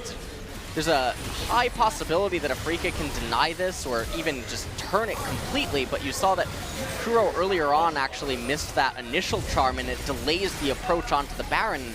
That delay ends up actually enabling Shen to spawn. Stand United came in, and Fly actually won the 1v1 against Kramer. So if you play that scenario out, a lot of times it's not always going to pan out that way, but this time around Longzhu came out ahead. Oh boy, Afreeca has to be so careful. Oh, what? Prey just disappeared. Didn't even really see how that one went down. Marin trying to go in here. He's going to cast back Expression, and all of a sudden, okay, Tushin a little bit low. Crash jumping back in, trying to go 1v4, will not pick up a kill. That's going to be 3 members of Longzhu going down for free, essentially, and what happened there? They're a Baron push, LS. Well, I'll tell you what happened. This is Toon World. This is just... NA and EU, that's Clown Fiestas. This is Toon World. So Longzhu had a gigantic advantage, and they had a lot of possibilities to make things happen and make sure that all the lanes were going to be really clean for them and deny Afreeca any possibility to have any control over the map, but instead, this ends up happening, and now Afreeca are looking to raise mid-tier 2. They're going to get bottom tier 1 as well, and now they're back in the lead. Just like that, and I really want to see that replay once again. Prey gets caught in mid, thanks to you know, the cast, the charm, and then a bunch of other members of Longzhu are just like doing blue, and they don't have vision. Let's take a look here. Well, this replay, you can see they get the mid-tier 1 turret, and Spirit going in there. They almost end up getting at the cannon minion going to work, and then they lock up Marin, Expression and Crass on the right-hand side. You can see Spirit on the left trying to kill Fly, but they're able to kill Expression, and then Crash just tries to go way too far forward, and then Fly gets knocked off mid-wall. Kramer tries to follow up and kill Gorilla, but not able to come up with that, and then Afreeca converts this into multiple turrets. That was definitely a series of unfortunate events in the true sense of the term. And we got the zoom in on Crash too. Seems like he was just desperately trying to make something happen. And damage to Champ's last fight. Lucian ahead in first. Talia in second. And now Longzhu, they are looking for a play here on Tamarin. Down comes the Weaver's Wall, the taunt, and the arrow. Everything being used here. Can they pick up the kill, though? The flash away, and he dashes over the wall. And so they cannot pick up the kill. Longzhu definitely looking a little bit desperate in their attempts to make something go in their favor at this point. Their team composition is definitely very wombo combo-y. Marin saying that he's not done with them yet, but Kramer doesn't even seem to have intention to come. Okay, they're going on in. They're going to knock Expression towards Kuro.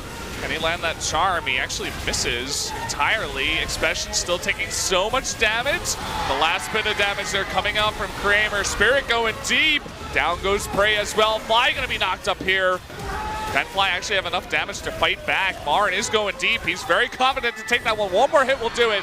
Kramer able to pick that up. Nicely done. 3 more kills going to Afreeca. Kramer arrived a little bit late to that, but he was able to show up huge for his team.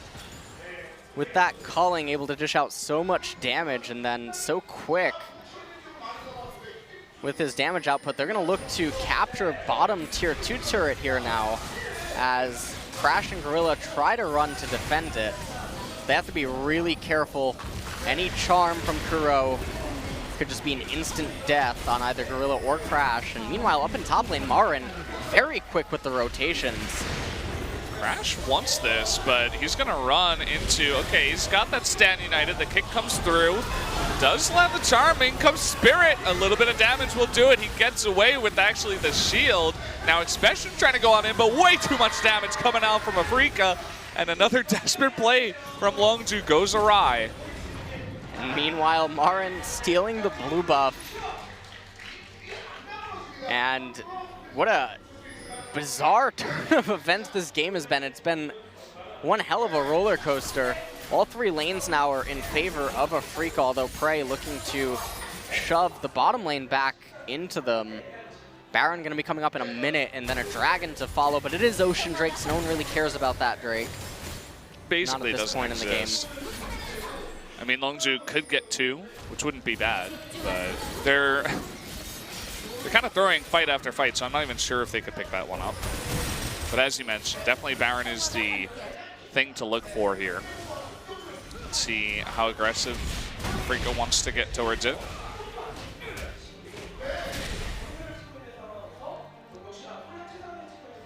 And, well, right now Afreeca just setting up for the Baron. That would be their ticket to victory. They don't really need to invest any sort of control into that Dragon because really it's not going to be the biggest priority for either team. Marin is in bottom lane. He's continuing to just split, but the problem is he doesn't have teleport, so he has to just shove in the wave and then rotate to mid lane, protect Kuro, and then threaten a flank onto Longzhu if they try to come through their blue side jungle into Baron River. You can see Fly is desperately trying to carry on this Talia, but it's just not working. The majority of that damage went into Marin. I believe, as he was chasing him.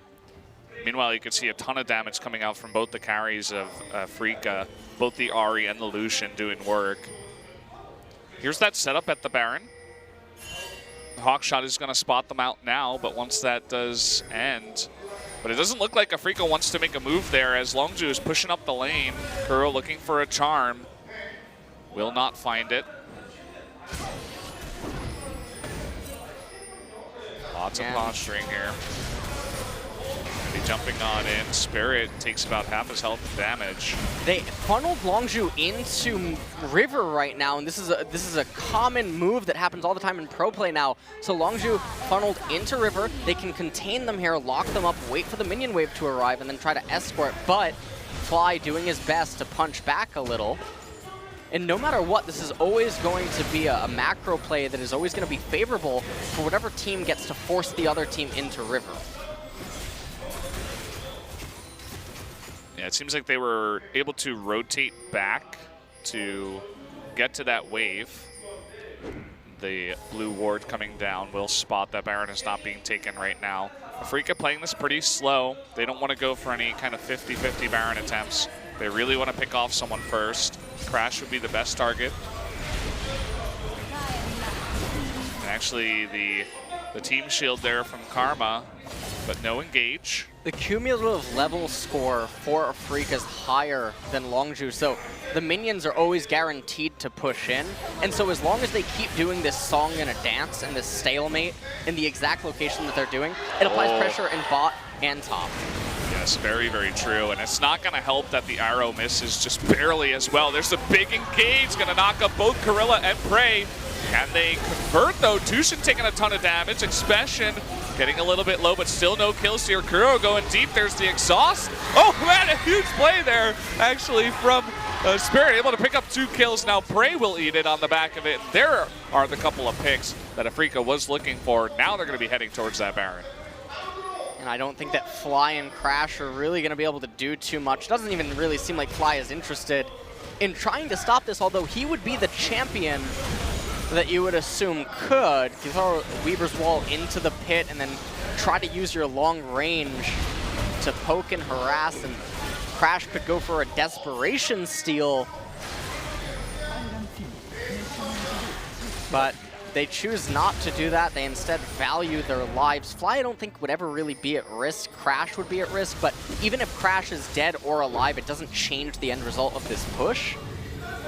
And so, for not opting for that 10% steal or something, probably even less than that, but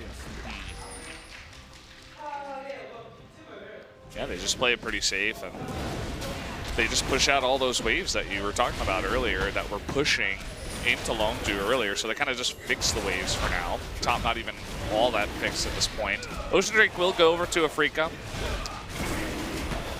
but at this point, maybe they just want to make Elder spawn. They do have the Baron, and they should definitely make use of that here, just a bit. And the itemization for Afreeca is great right now as well. And the Ocean Drake, even though it's not the most impactful when you do have Baron and you're doing the sieges, the passive can certainly help. And so here's the team fight. Prey missing that enchanted crystal arrow.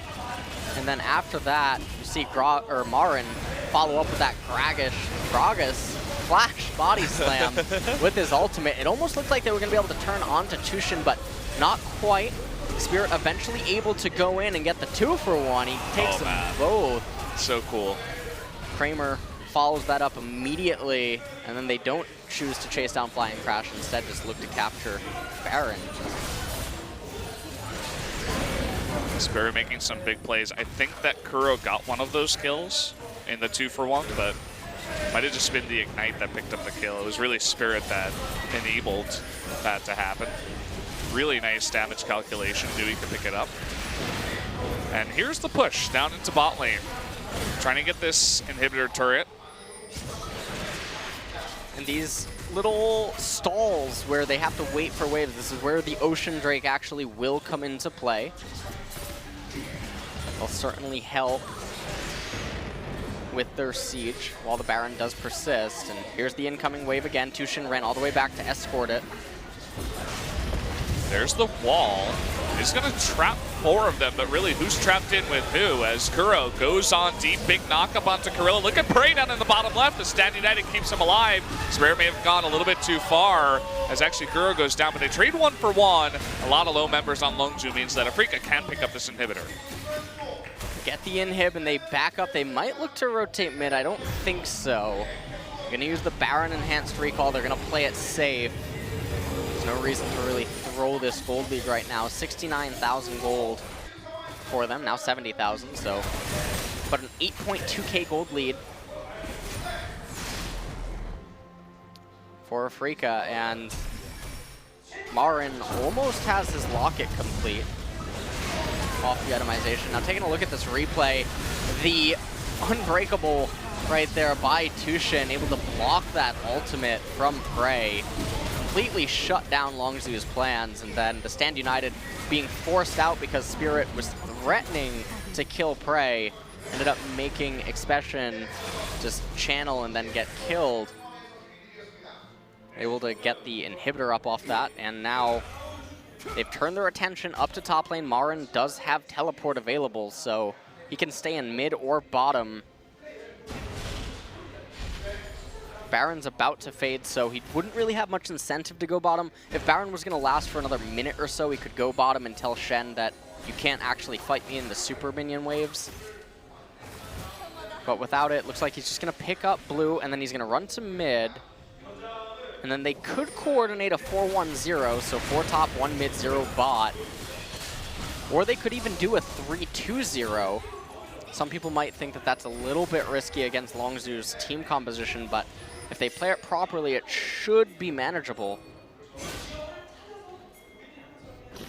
Well, it looks like for now, Expression is the target. Body Slam will miss. Expression able to taunt away from that one. So they're looking for the pick first, and then they're going to set up their pushes here.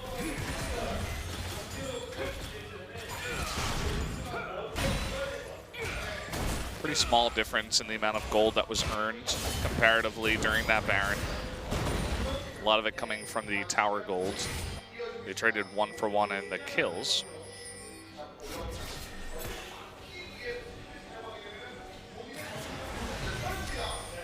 Here comes the push onto mid. Kramer has red, definitely gonna help with taking that out. There's the Weaver's Wall. Kind of just splitting Marin away. But can't really do much after that. And even if they can't get an objective here, Elder Dragon and Baron are both coming up in about a minute and a half, so it's going to be very easy for them to capture both of them. Oh, they actually get Kuro in the back. Doesn't look like they want to engage, though. It's really just buying time, saying, okay, you won't have Kuro for this push. And now it looks like Afreeca after that. They're just going to back away, take a lot of this jungle, and prepare for the Baron and the Elder. Looks like Kuro going to take that blue buff. Now he's going to use his recall. And at this point, it's going to be very difficult for Longzhu to stabilize their lanes and try to get into a position where they can look to try to take a team fight, but it's going to be very hard for them, especially because Afreeca have the luxury of being able to choose where they want to go, and they can easily go to one location and then go to the other, and that would really just hurt Longzhu's ability to set up proper vision control around there.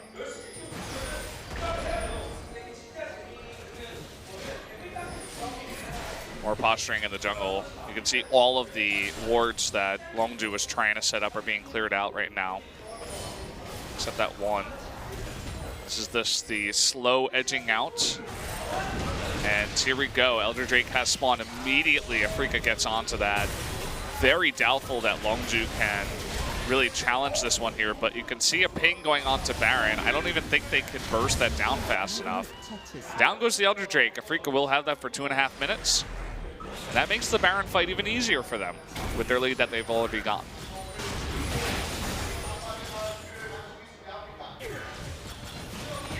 Well, It's going to be extremely easy for them now to shred the Baron, and then with that, you can see Marin pushing in the top wave. Bottom is already shoving into Longzhu, so it's going to be very standard rotation to follow this up. Kramer, everyone actually recalling first. Now, they do have Ocean Drake, so it's not about HP. They Might have just gotten elixirs. Yeah, just a final buy it before they go. They want to make this push as strong as humanly possible. We haven't gotten to see any of the other champion avatars at the bottom left highlighted yet, so don't know if they did pick up elixirs. Yeah, elixir on Ari right now. There's the elixirs. Okay, so they're just trying to maximize their damage output. And also, that sorcery elixir will give Kuro some true damage onto turrets as well on hit. Kuro is just escorting that bottom wave into the inhibitor that has respawned. Let's see how they want to make this work. Kramer and Kuro right now on Bobby. You can see Longzhu, they're looking for a pick. The Enchanted Crystal Arrow is available.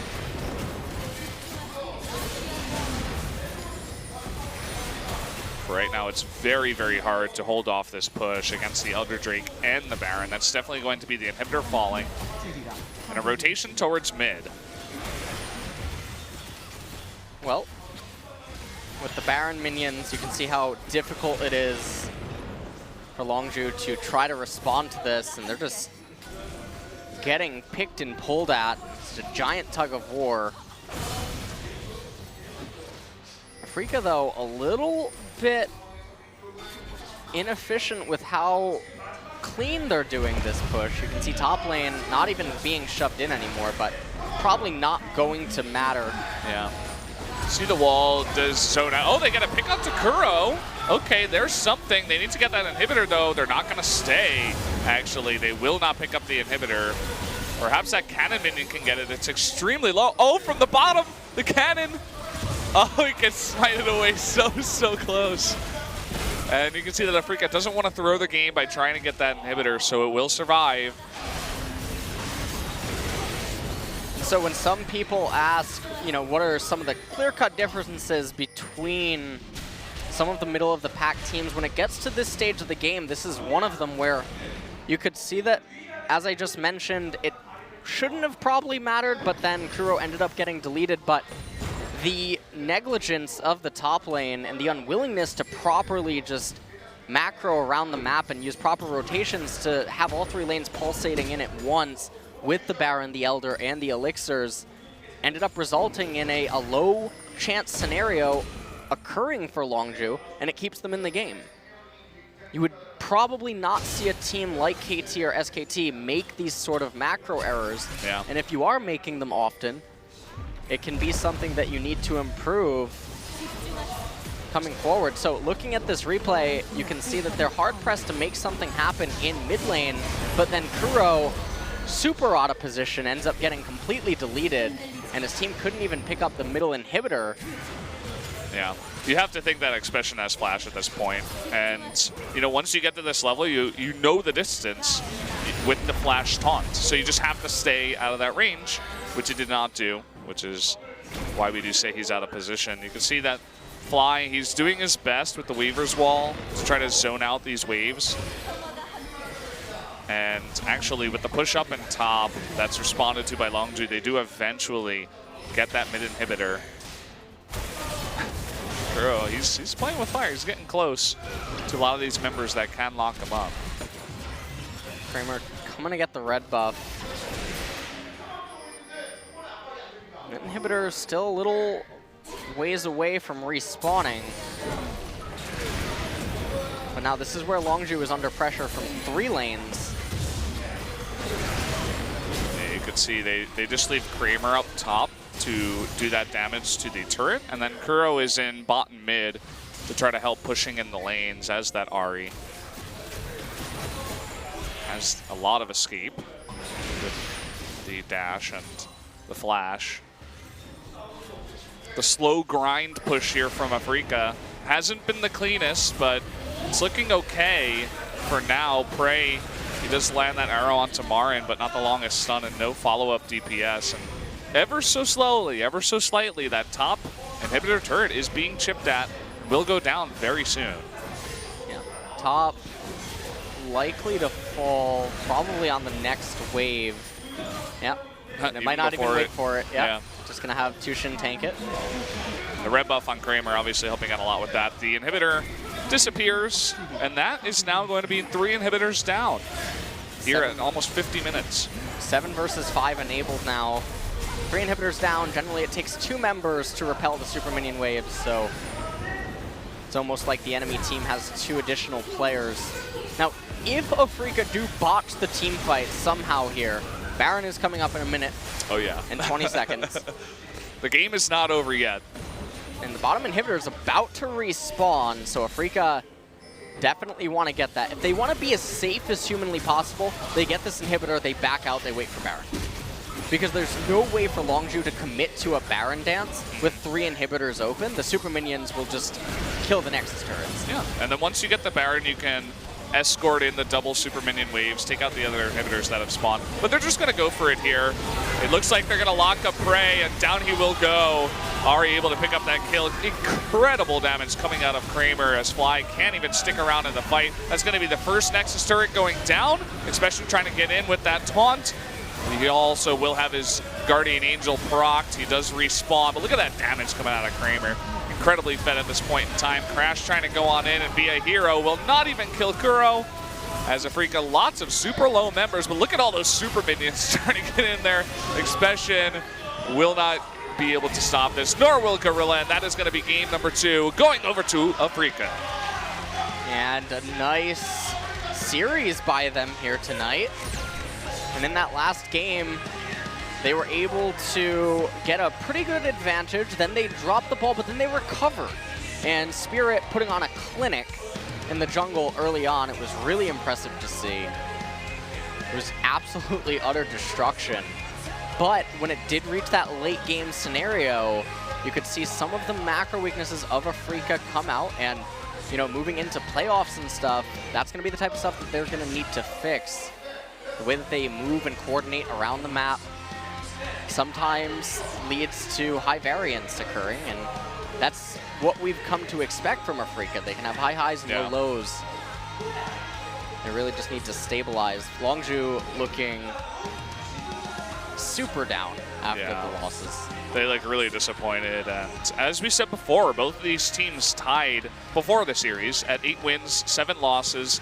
This is going to give a huge boost for Afreeca to secure that at least 5th place spot and at least getting into the wild card matches, into that gauntlet. So props to them. They play a very nice series tonight. They win it 2-0, leaving no room for any thoughts. It looks like we're going to take a look at this last replay. So this is the final replay, and they decide that they want the Nexus, and you can see Expression just barely missed the taunt. Prey got completely deleted. Fly almost went down there, but not quite. Kramer turns his attention onto the Nexus turrets immediately. Fly casts the Weaver's Wall to try to disrupt the team fight to the best of his ability. Guardian Angel came out for Expression. He tries to flash away. He ends up actually living thanks to his W. And then right at the very end, it was all just a matter of time until the Super Minions and the Champions raised the Nexus.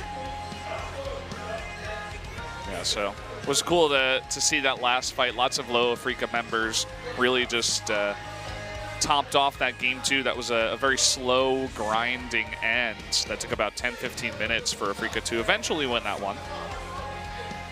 Nothing but sad faces there on the side of Longzhu. But guys, we're going to be back in about 1 minute with that MVP interview, so we'll join you then.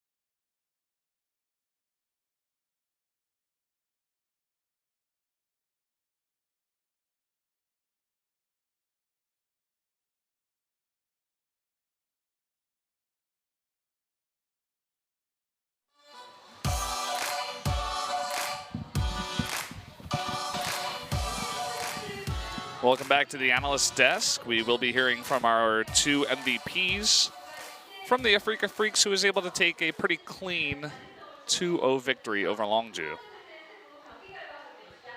And again, the second set kind of defining the whole story here, the battle between the mid-table teams. As it goes super late, the gold values go super high, although in the end, Afreeca does come out on top. It's the type of game that really feels like there's so much going on, starting from the early game, you know, how much Crash was starved in the jungle, and then Longzhu looking like they might come back, but in the end, the result is all that matters here. Yeah, so Lucian doing incredible amounts of damage. Once he gets up to 6 items, using that passive, he can really chunk people down. We saw that in great effect in game number 2 here. It's pretty cool to see that Lucian coming back. Spooky Lucy in full effect, and I wouldn't be surprised if Kramer gets the MVP, although Spirit has definitely a claim on that with his early game. We'll see who it is. Spirit getting the MVP. Yeah, it was a bit of a team effort too. You know, the bottom lane coming on in, starting it, but really it was Spirit who took that early lead and really ran away with it, made things so hard for Crash right from the get-go. Definitely deserves this MVP. That's right. There is something just a little bit left to be, you know, wanted, I feel, because he had such a strong lead that you really want to see that snowball just to end the game much more quicker, but very impressive nonetheless. So that also means we're going to be talking to the 2 MVPs, Marin and Spirit of the Afreeca Freecs. So here they are. Congratulations on the victory. And a very important result for the Afreeca Freecs, winning 2-0. How do you feel right now? Oh my, that is very quiet. There it is. I'm gonna be honest, I only caught the tail end of that, but he says he's very satisfied with the result.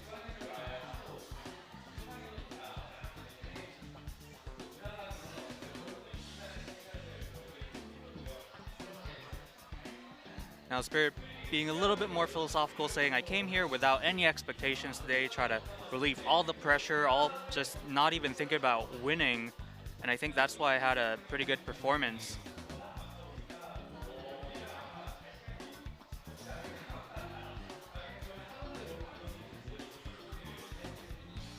But they did practice really hard. The coaching staff invested a lot, and with how important the current stage of the season is, they're not getting a lot of time to sleep either.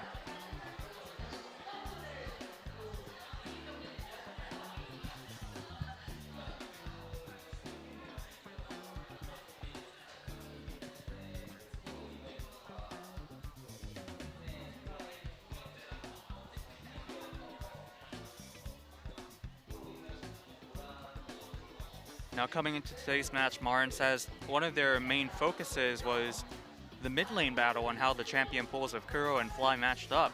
But Kuros apparently was very confident against playing against Fly.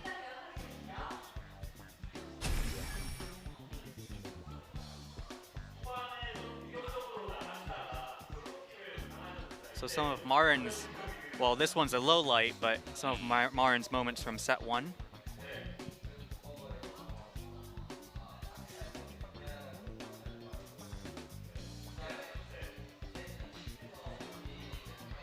Marin says, after I gave up that first blood, I was actually really sorry to my teammates. I apologized. However, thankfully, the creep score is pretty even still, even despite that first blood. So eventually he was able to turn things around and take an advantage in the game.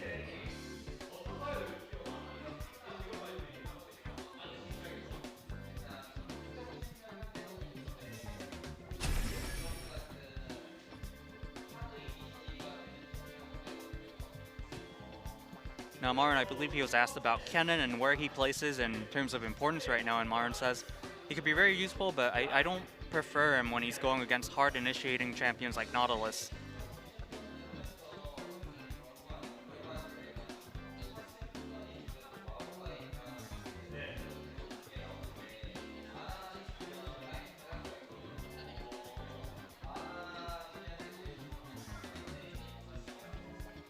Also talking about the importance of Doron rings in the laning phase, Marin says, I'm studying a lot of top champions right now, and most of the ones that are coming up is Maokai, Gragas, and Nautilus.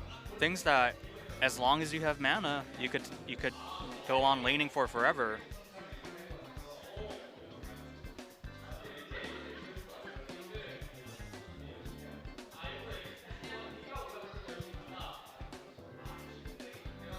Now Spirit talking about his one Olaf pick today. He says, I really expected to play against an Elise today, and that's why I practice Olaf.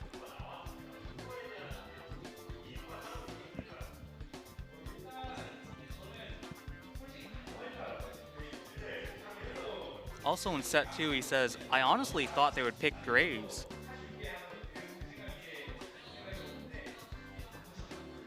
And I already had my pick in mind. You know, I expected to be playing against the Graves, but they didn't take it. So I guess he stuck to his original plan in that case.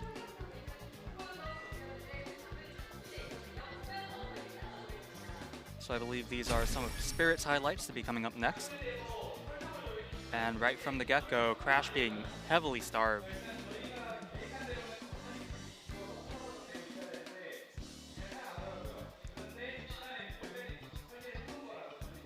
Now Spirit says, we were actually planning for him to die in that moment, but he got really lucky and managed to drive off. Although still according to plan, according to the way they drew out the game, so it was all good.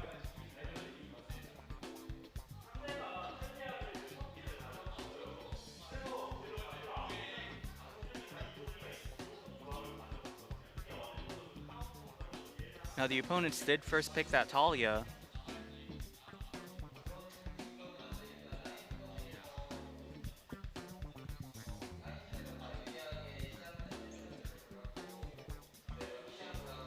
So the question was there any particular reason why they picked their composition into the Talia? And Marin says, not necessarily. We were picking in terms of whatever is strong in the laning phase.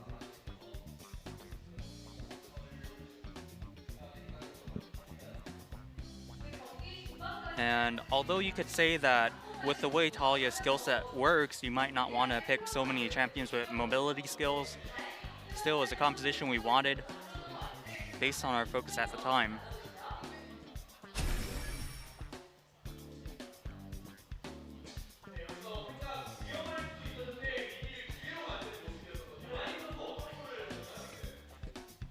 Now asking Marin about some of the calls that were being made in this moment.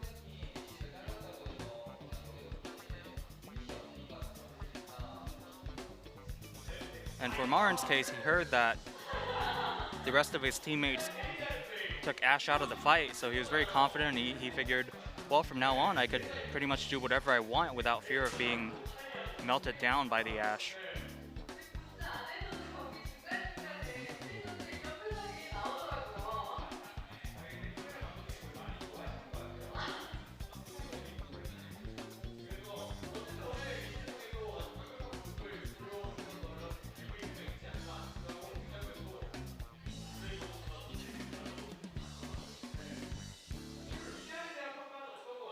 What does the team think about Lucian as a pick?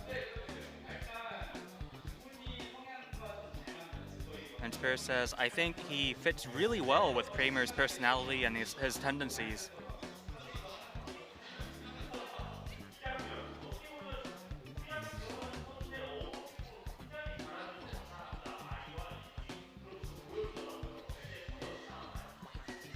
Now again, asking the Afreeca Freecs players about some of the calls.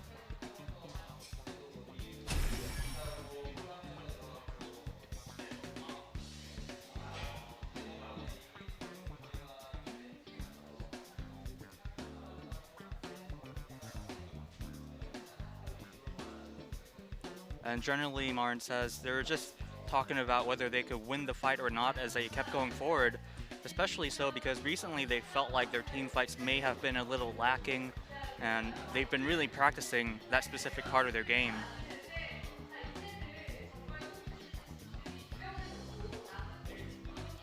So the Afreeca Freecs, their postseason hopes have been really bolstered by this result. What does he figure from the resulting or his remaining matches.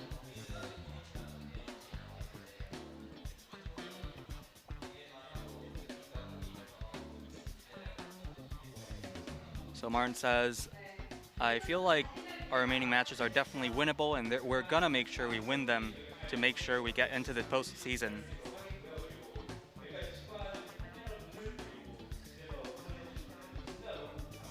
Top That Spirit says, thanks to all the fans that came out here to cheer for us and all the fans that are cheering for us at home.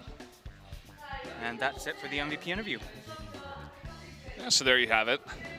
Definitely a little bit hard to hear Marin at times, but pretty cool to hear from both of those players. So guys, we're going to be back in about an hour before we do get to that second series of the night. It will be KT versus Kongdoo Monster. See you then.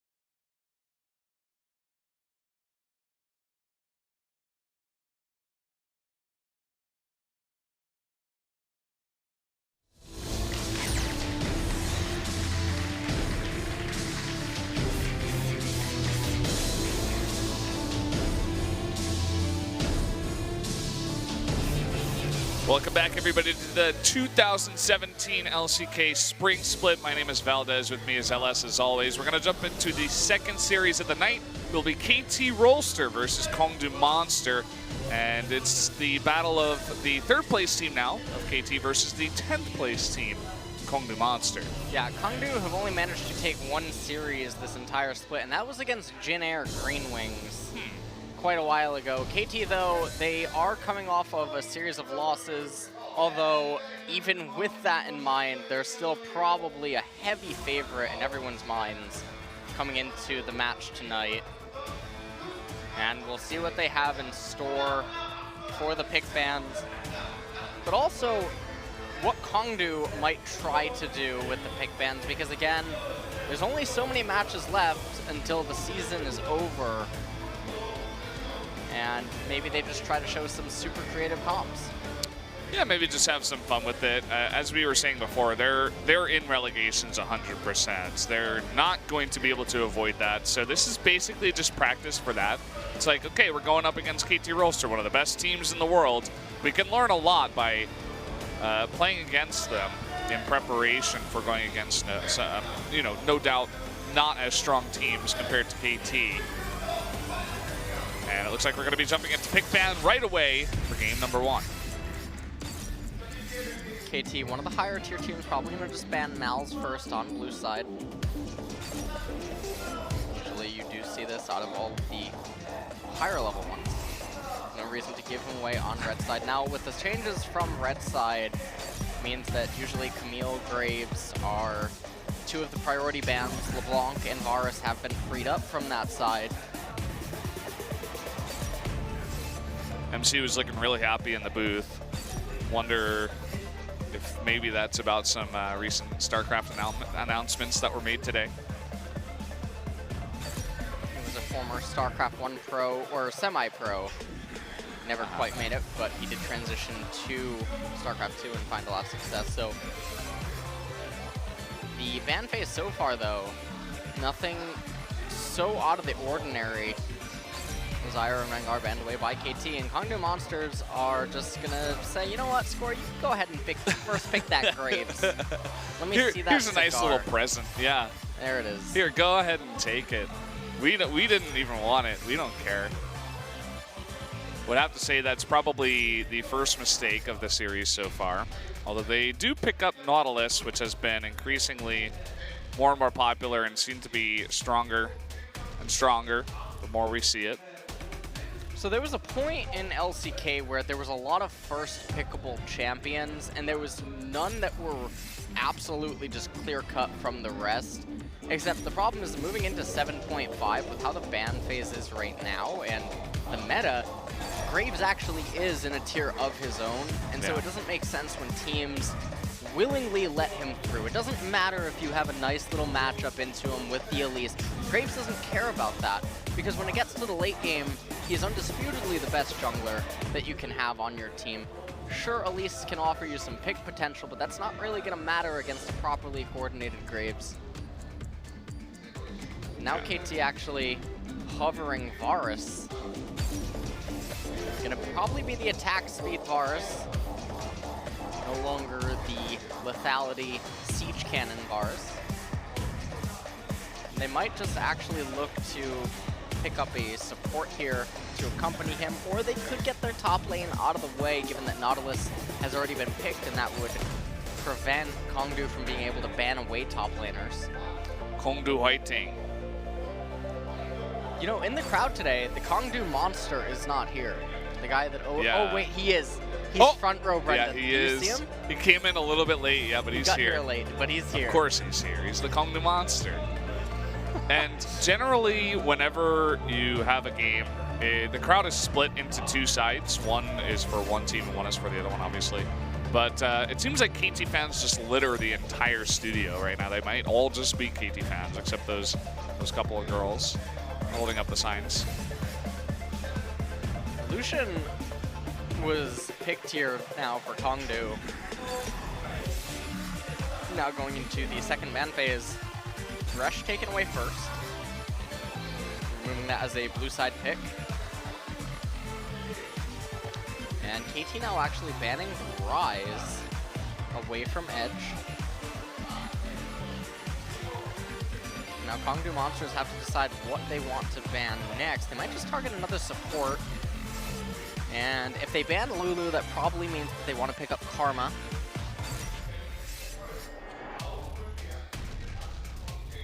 If they would have banned Karma, then maybe they could pick up Lulu. There's synergy with the Nautilus there, and synergy with the Elise.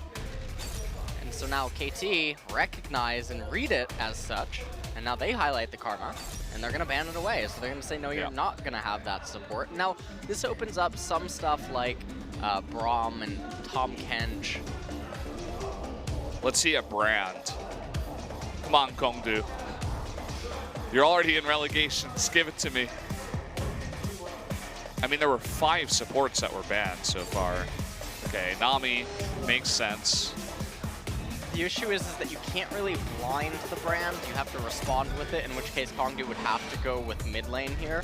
The Nami pick doesn't really fit in so much, especially because KT had the luxury of choosing what their support and mid laner are going to be. And if that Nami ends up walking into something like a Taliyah here in mid lane, and if KT has like a Tom Kench or something, then it becomes even more problematic. But KT right now actually hovering the Alistar. Mata going to be able to do a lot of playmaking with that champion. You can see how happy he looks too. He's like, finally, I get a chance to play my Alistar. Yeah, there it is. Probably meant that an Orianna was incoming. When you have an engaged melee support like that, that is able to just even roam to the mid lane around when the mid laner is level 6, and he runs that exhaust, he has mobility boots and stuff, lots of playmaking potential. But then on top of that, you have the Maokai. It just sets up perfectly for an Orianna. Now Kongdoo Monsters going to potentially respond to it with a Taliyah. They were watching game 1 of Afreeca versus Longzhu, and they're like, well, Nautilus Taliyah is pretty nice. And not to mention there are a nice bit of other stuns mixed in, the Cocoon, the Bubble from Nami. So I do like it, adding that into the composition. Very excited to see Lucian again. We'll see if he can be as effective as Kramer was, but I feel like that matchup was definitely a little bit more even compared to the Soul versus Deft matchup, not even including the supports into that one. Definitely going to be a discrepancy in bottom. And when we're looking at the team compositions across the board, there is some potential for chaos to break out in the bottom lane with that Lucian-Nami dynamic versus the Varus Alistar. But Elise is going to need to do something in mid and bottom lane, so I'm expecting a lot of mid and bot-centric play out of Punch. But Score doesn't actually need to do anything. Score can power farm, wait until Mata has his mobility boots and can roam, and then they can coordinate 3- and 4-man dives onto Edge in the mid lane and enable Pawn to get ahead, and then they can sit back and power farm because the scaling is definitely on their side. Yeah, so taking a look at the comps here before we go into game 1, Maokai, Graves, Orianna, Varus, and Alistar. Guess you are seeing that right. And now for Kongdoo Monsters, Nautilus, Elise, Taliyah, Lucian, and Nami. Gonna be a pretty fun one. Excited to get into this first game. We'll see if Kongdoo is going to put up a fight, or will they just lay down and take it against a superstar team in KT. Really looking to prove a lot of people wrong. We'll see if they can actually do it here going into game number 1 of KT versus Kongdoo Monster.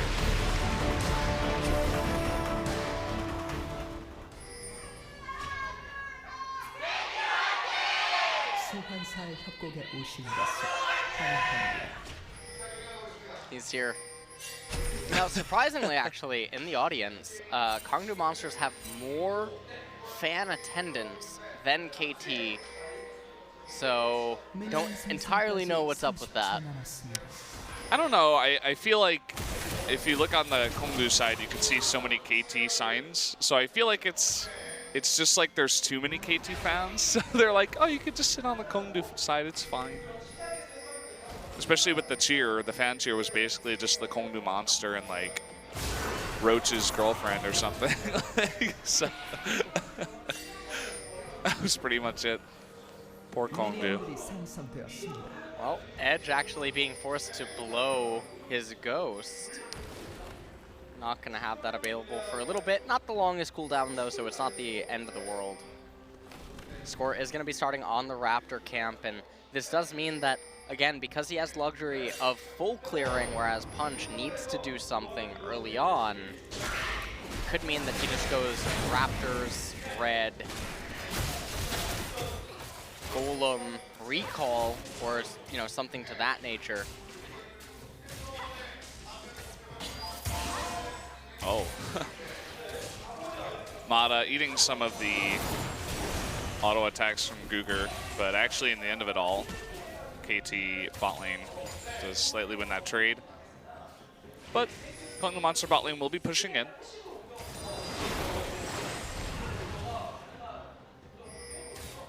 And remember, this is the lane that Kongdoo Monsters really need to accelerate from. They can get advantages down there, they can really extend it quite far, but if they fail to do anything, or if they don't put Deft and Mata under enough pressure, and Mata gets those mobility boots, the roams to mid lane will be so pressuring.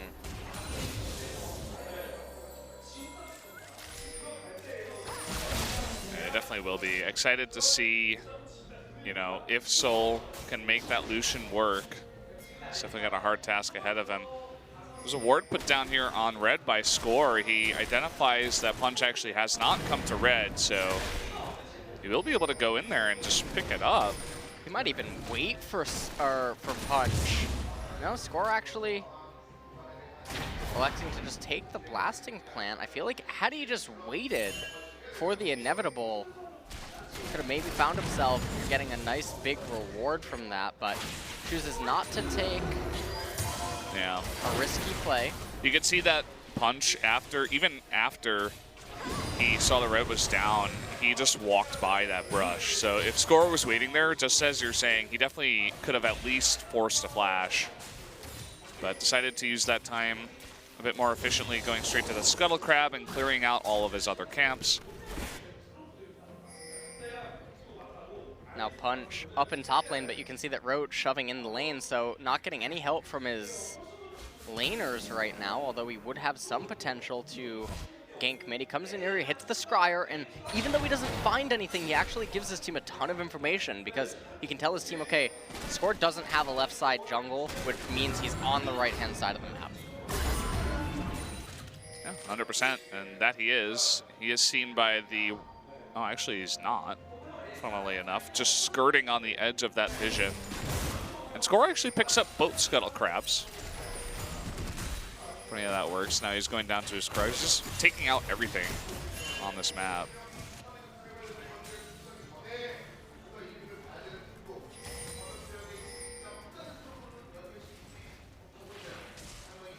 Looking for the action is the observer down in bot lane. He's like, come on, Mata. Give me something to look at.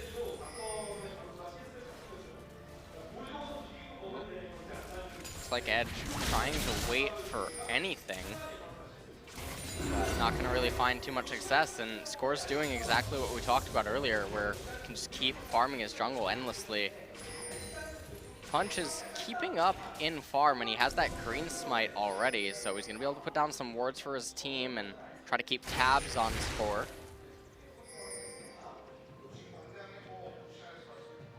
Yeah, 2 wards into the red side, 1 pretty deep around that red. Some pings going down here in bot.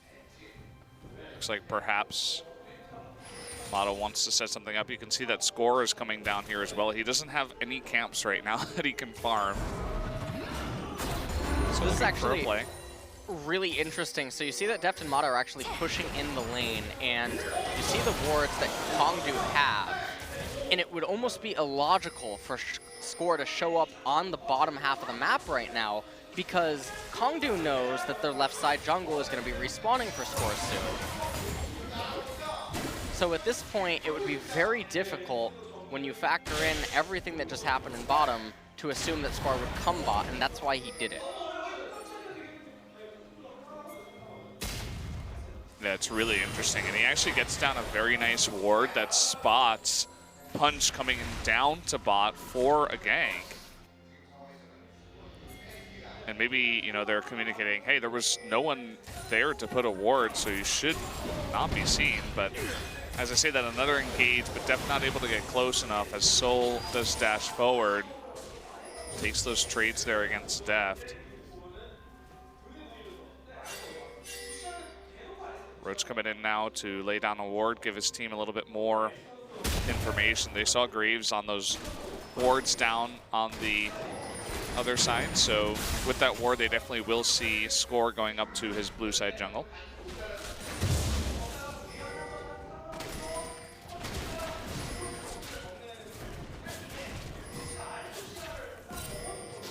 So right now we have lots of pings going down. Score level 6.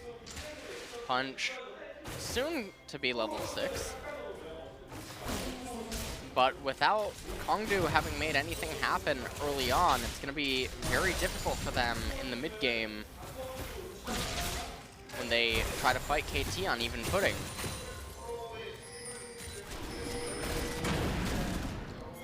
Ward spots Score again, so they know where he is for about 2 minutes so far.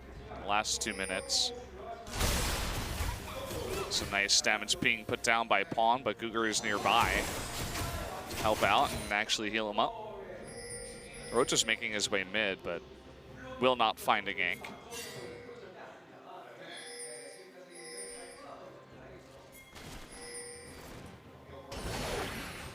A Punch and Cougar coming in here, trying to get some vision control down. Spot out where exactly KT could be moving. Score finds himself Punch. Oh, he almost got that auto attack with the red. Definitely could have opened up a potential play with Mata waiting nearby.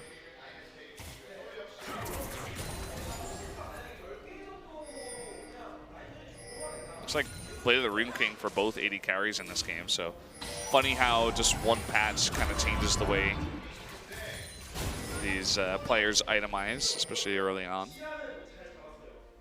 Deft losing in CS by quite a bit right now. He's down 10 currently. Uh-oh. Pawn forced to ghost and actually flash away from the knockup. Teleport also used by Smeb and is canceled, of course. So won't have that for a while. Nice trade there by Kongdoo. Really nice roam down by Roach. They get the teleport advantage off, and in addition to that, they also get both of the summoners of Pawn. And this means that Edge now is going to be free to try to make a play, potentially, with his Weaver's Wall. Question mark ping up top as he doesn't really know that Smeb is in this, and Roach using a lot of his cooldowns, and here we go. This might be first blood, trying to get onto Roach. There is that twisted advance, the flash away into Dredgeline, trying to block that. Nice depth charge to get Score up. A flash will come out, and that will be first blood going over to Score on the Graves. So a huge kill going over to KT, and it's in the lane where, again, Kongdoo just got a nice little advantage with that teleport, and now it's going to go away. And Graves getting the first blood is probably the most valuable member on KT to get it for them as well. They hand the blue over to Pawn, and now Edge is going to be losing his blue buff in a short time. And once that happens, Pawn's going to have initiative in mid lane. And Score will be playing on the right-hand side of the map, so everything lines up to protect bottom lane.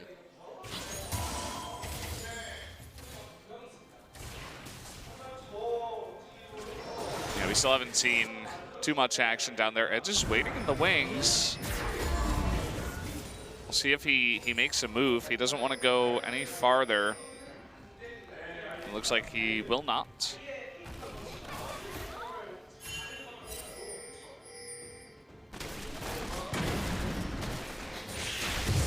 Score coming down, bot to clear his Krugs. So we might see in a bit here a bit of a replay of what we saw in one of the Afreeca Longzhu games where it was Infernal Drake first, so there was just so much vision fighting, in general just hovering around the area looking for picks, stuff like that. You can see both Punch and Score now on the bottom side of the map. Wow. Score is not going to check that brush. And he might be trying to do a little bit of a mind game. You saw him move into a location that he thinks might be warded, and then he dashes the pawn. Oh boy, yeah. Running straight into a warded brush and having no vision around there means that, well, you're going to get caught out.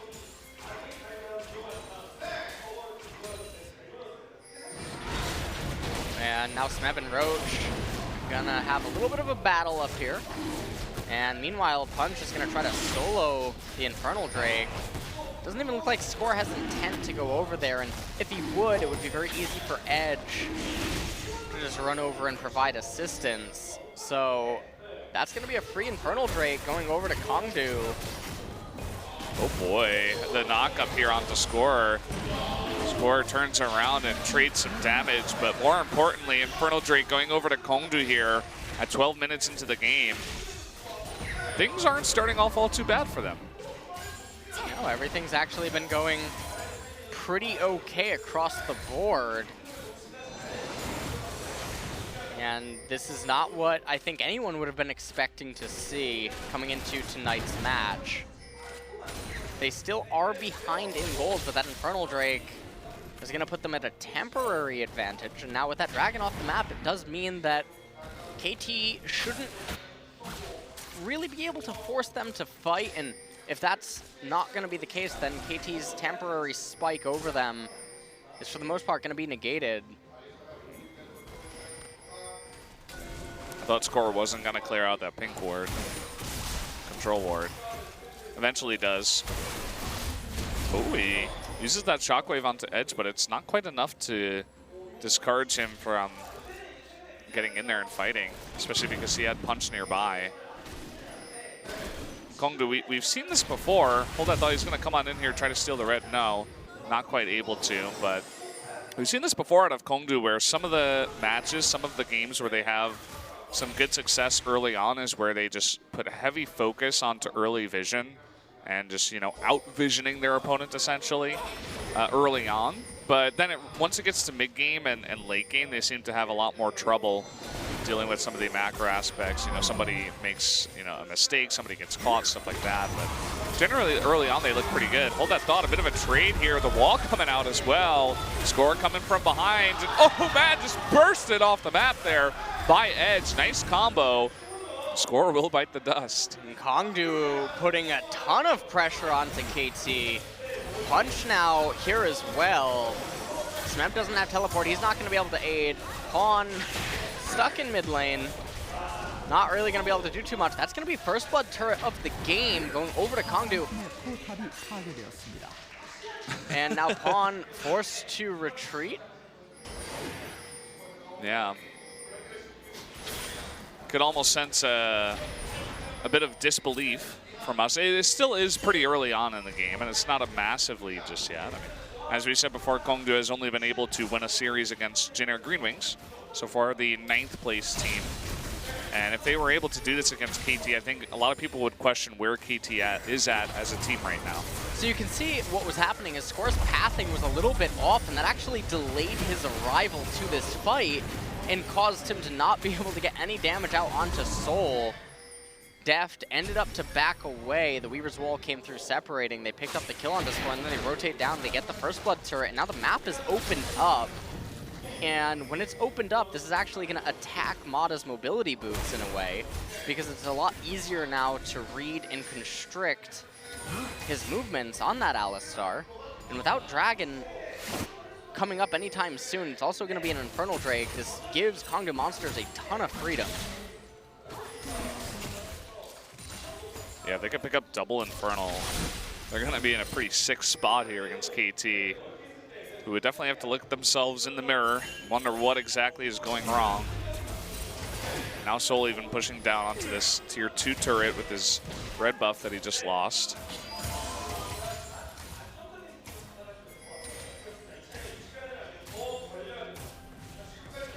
A lot of KT members also pathing down here, but you do have Punch nearby to help out. And even Edge nearby with the Weaver's Wall, always threatening.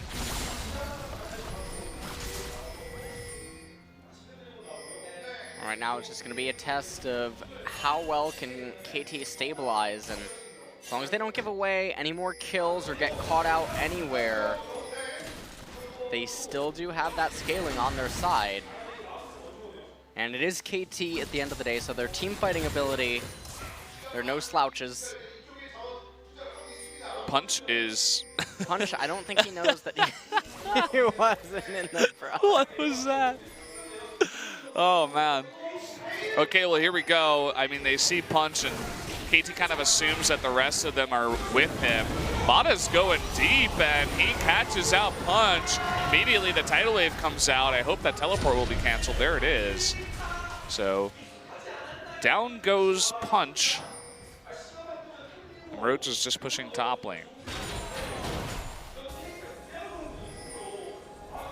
Well, that was definitely a damage foresight misstep by Kongdoo, and they end up getting completely turned on. Now that's actually going to reset the map, and it's going to give KT the type of breathing room that they needed to set up for this dragon. You can see that ward that Score just placed. That's not just for Vision, that's for Smeb.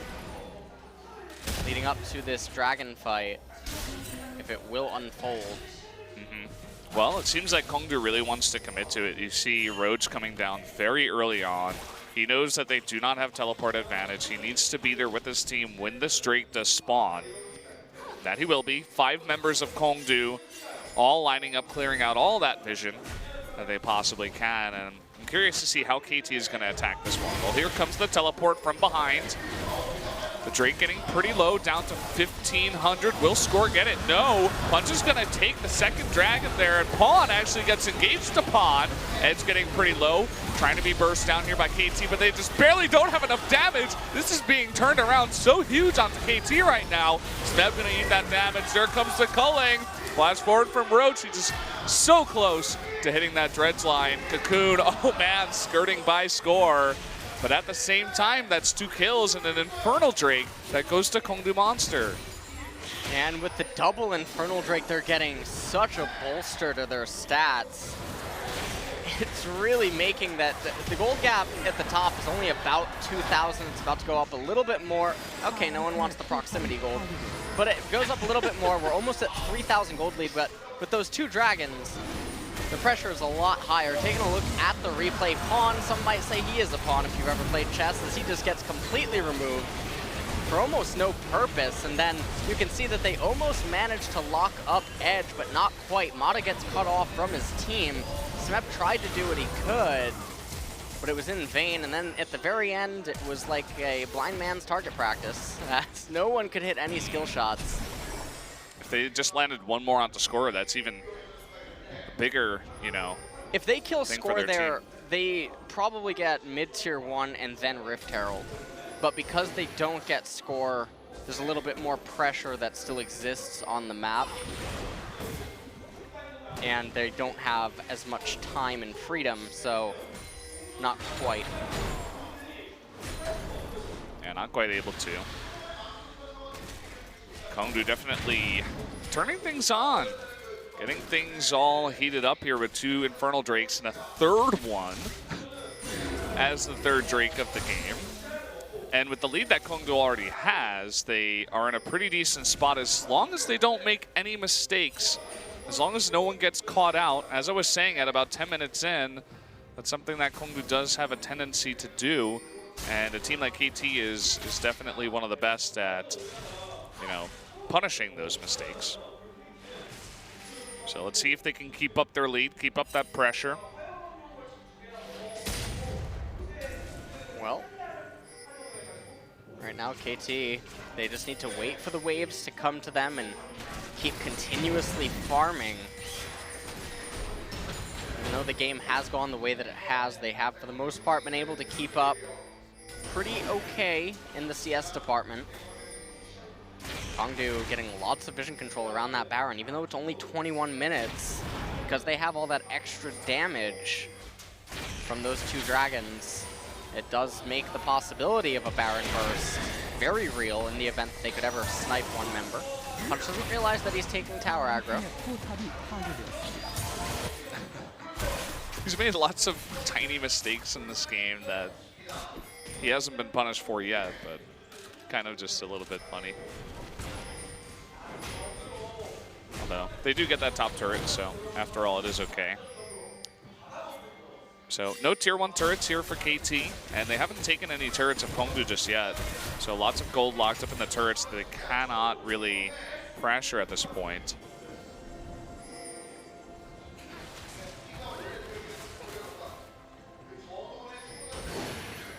You can see Soul on the Lucian already has Blade of the Rune King and the Black Cleaver.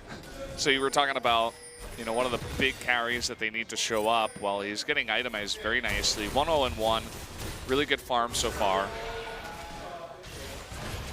And he even has those very fair and balanced items. Wonderful item, by the way, Brendan. I don't know if you've seen those before. Oh, I love it. Look at this, though. Mana, he is going mad mode. Cougar is going to disappear. Soul, though, he's trying to go 1v5. It's almost working out here. And he's going to take out Soul, or rather Mana as well. Smeb in a really bad spot is going to go down double kill. That will definitely open up this Baron now, even with score still on the map. Kongdoo, they're going to get Baron. They're going to lose mid-tier 1, but that's a pretty good trade any day of the week. And the next dragon that's coming up in a minute and a half, which will mean that the Baron buff will persist, is another Infernal Drake. Yeah. So with the level advantages and the minions constantly pushing into KT, it's almost a surety that the map will be in favor of Kongdoo and there will be no vision for KT around the Drake, so we can probably write them off getting that too. But here in this replay, Mana gets locked up and chain CC'd. He flashes forward, gets onto Cougar. The Shockwave came out from Pawn, and then Pawn decided it was a great idea to go into Soul. Then Soul decides to go Superman mode and stay in the fight. He absolutely shreds through Smeb with that Blade of the Ruin King and the Black Cleaver having already been completed, and then they manage to pick themselves up the Baron. They lose the mid-tier 1, but that's, again, completely fine for them. Yeah. Now the gold lead, 5,000 gold in favor of Kongdoo Monsters. Double Infernal Drake, gonna be triple Infernal Drake. It's gonna be 3. Honestly, I don't know how KT comes back from this unless Kongdoo really drops the ball. And I think my theory about the fans was correct. I didn't hear any cheering when Kongdoo was winning those fights. And then KT got the tier 1 turret and everybody started cheering. So everyone's faces in the audience look like mortified right now. Yeah, they're like, what the hell is going on? This isn't what's supposed to happen. I wish I could take a photo. Some of them just have their mouths open. Like, what's happening? So I think I saw maybe like 2 or 3 people clapping. Oh man, Depth totally gets locked up right there in the front. That is a huge pick for Kongdoo Monster. They're easily going to be able to get this inhibitor now. They don't even go for that Infernal Drake. They can get that later. They're in a massive lead, and I don't think they can even throw this game at this point. Well, they get the inhibitor. They're going to back off now, and you can see there's no vision for KT inside of their own jungle. It's about to be cleared out. Do control wards as well, line the path to Infernal Drake. Kongdoo are going to pick that up. And in a weird way, as weird as it sounds, the way that they've moved around the map, the way that they've coordinated, it's looking very reminiscent of the level of play that they showed in the Kespa Cup, just in terms of cleanliness, but also correctness with how they orchestrate everything that they're doing. And it sort of leaves you wondering, where was this type of movement throughout the entire season? So in the replay here, Depth gets completely blown apart. The turret is obviously going to be poised to fall. The Baron just way too much. Pawn not really able to offer too much assistance. And then Kongdoo just backs up and gets Infernal.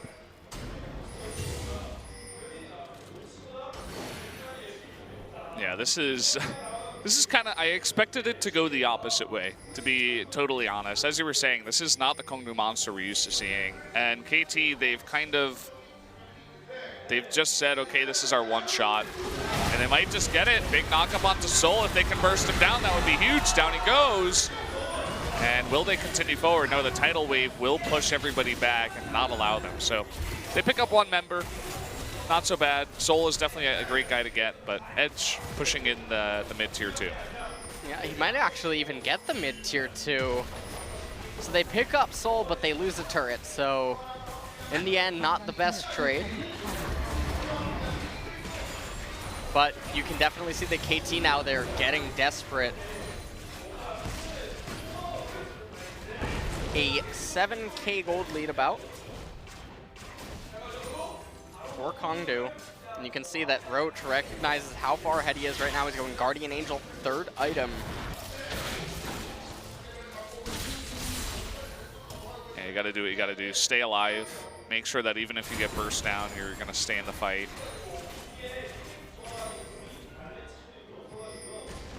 And no big objectives on the map right now. Next Drake is also going to be Ocean Drake. So it's I mean, with 3 Infernals, can you really wish for more? You know, Kongdoo has really gotten pretty lucky with the 3 Infernals, you know, after getting a pretty good lead early on. So they should definitely be happy with that. Well, now it looks like Kongdoo are potentially content to just wait until the Baron. They're gonna rotate up to top, tap the wave into the turret, and they're gonna have Edge stay in mid lane. So they're gonna execute a 4-1 or 4-1-0.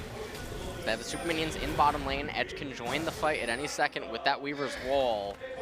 And he can even lock them off the turret. They could just use the wall to capture the turret. Well, they lock in everyone from KT, but no engage. Bot lane is still pushing in, so maybe the timing was just a little bit off. Everybody from KT gets on the same side. But still, because that bottom wave is pushing in, they will get the top tier 2.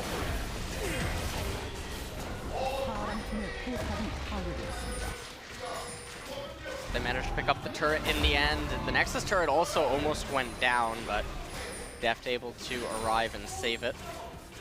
Though I don't think it would have fallen to that wave by itself. Baron now going to be spawning about a minute and 15 seconds. And now it also looks like Punch is maybe actually going to begin to itemize into the Guardian Angel, as he just picks up the Chain Vest. Yeah, well, the really big threat that KT has is the 4-1-0 Graves. So yeah, he's not even that big of a threat, but if you had to look, him and Barris definitely good to itemize against them first with that Chain Vest. And you can see Kongdoo Monster as a team very cleanly, just clearing out all the vision, preparing for that Baron. Even the wards in the lane. No ward lives. And now they will make their way towards that Baron.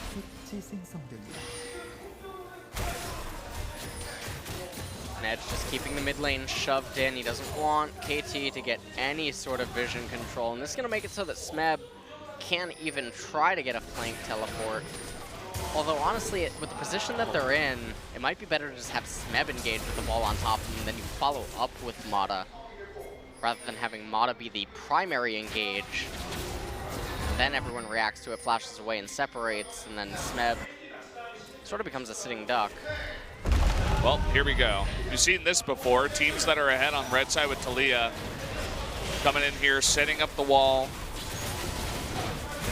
And that will be the Baron going over to Kongdoo Monster. Nothing that KT can do.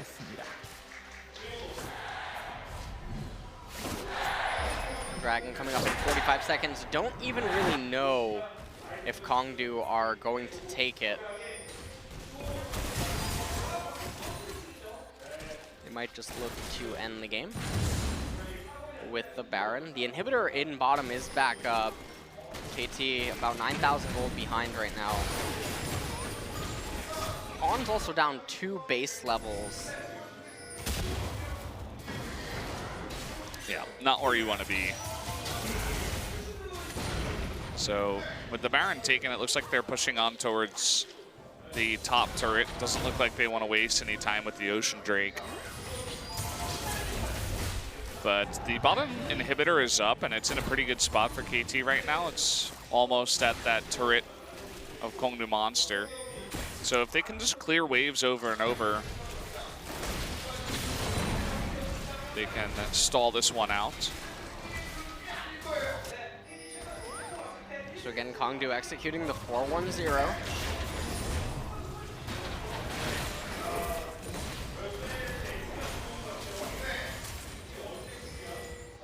You can see just how passive KT is as a team. They're just waiting inside near the turrets.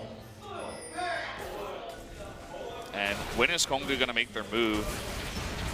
You can see in the front, even when the wave comes in, it's only Roach at the front. No one else gets even close, and so they're just going to back off for now. And Kongdoo, right now, what they need to do is they need to make use of Edge's Weaver's Wall to separate KT from the turret and use it to open up the base. And if they don't do that and the Baron buff dissipates, oh, okay, he did get the blue, okay.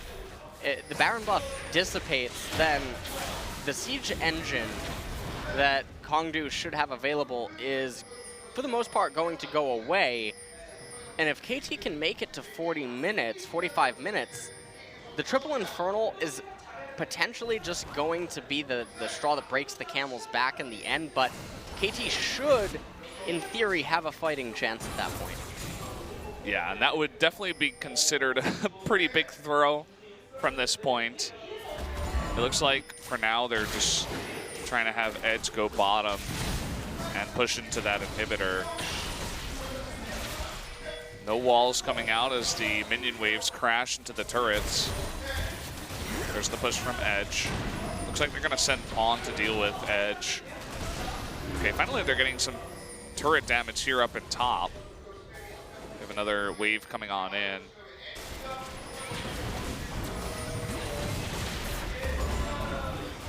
But again, Soul pretty careful, not getting too close, not poking down that turret. We're taking a look down here at the bottom inhibitor. It had to back off as many members of KT were looking to rotate.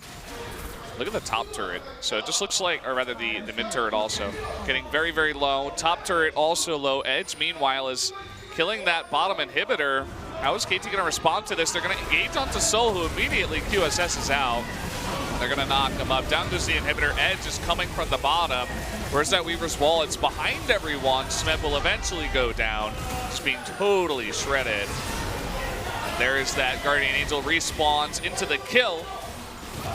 And it just doesn't look like KT can stand up to this team right now. Way too far ahead is Kongdoo with the triple Infernal. Looking to end this one out. That's going to be all three inhibitors going down. And without Smeb, I don't think that there's any hope anyway. Kongdoo look to finish the next turret, but they do pick up a kill onto Edge. That they do, but at the same time, Def going down. Soul almost taking turret damage there from the pool. Down goes Mata, and down will go the last two turrets. Kongdoo Monster desperately trying to get some more kills and pad their KDA. That hasn't been so good so far. That's going to be game number one, going over to Kongdoo Monster over KT. And what a surprising game number one to kick off the second series. The crowd is silent, by the way, right now. But I think that pretty much does say it all. No one ever would have expected Kongdoo to take a game off KT, especially in not such a dominating fashion. Yeah, it's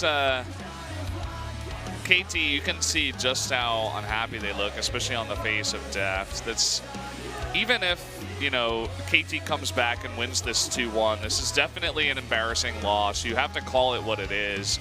And this is not good when we're looking at the end of the season, right? They just got bopped by Samsung 2-0, Samsung making it look easy. And now Kongdoo Monster comes in and they're like, okay, we won our chance at KT, and they take a win. What does that really say about KT's form right now?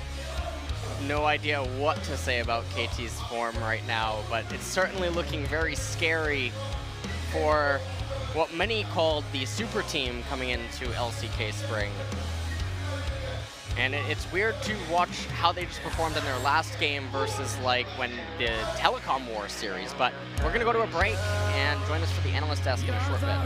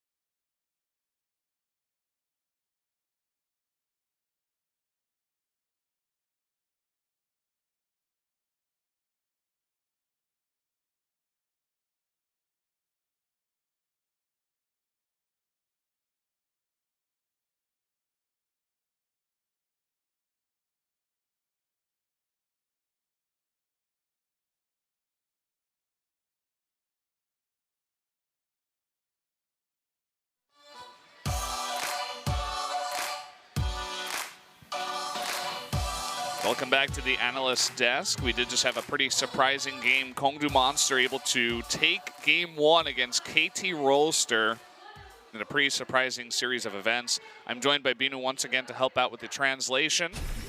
Let's go over the results of game number 1.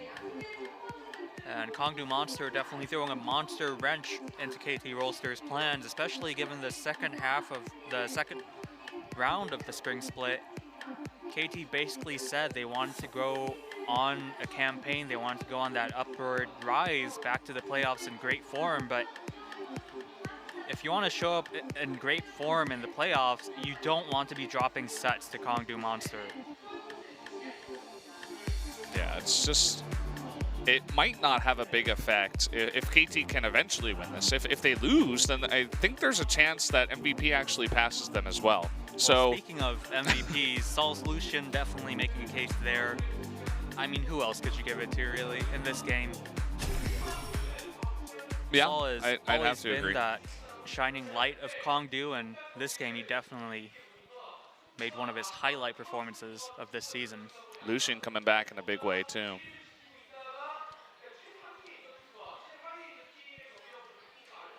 And Kanata saying the same things we already said, saying that that's not a performance you expect from the bottom-most team in the LCK.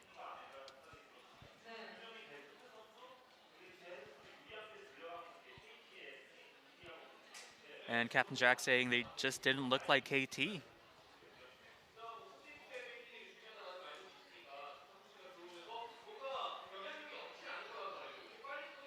So Kanata saying what you said earlier, saying, well, it has to have some effect, right?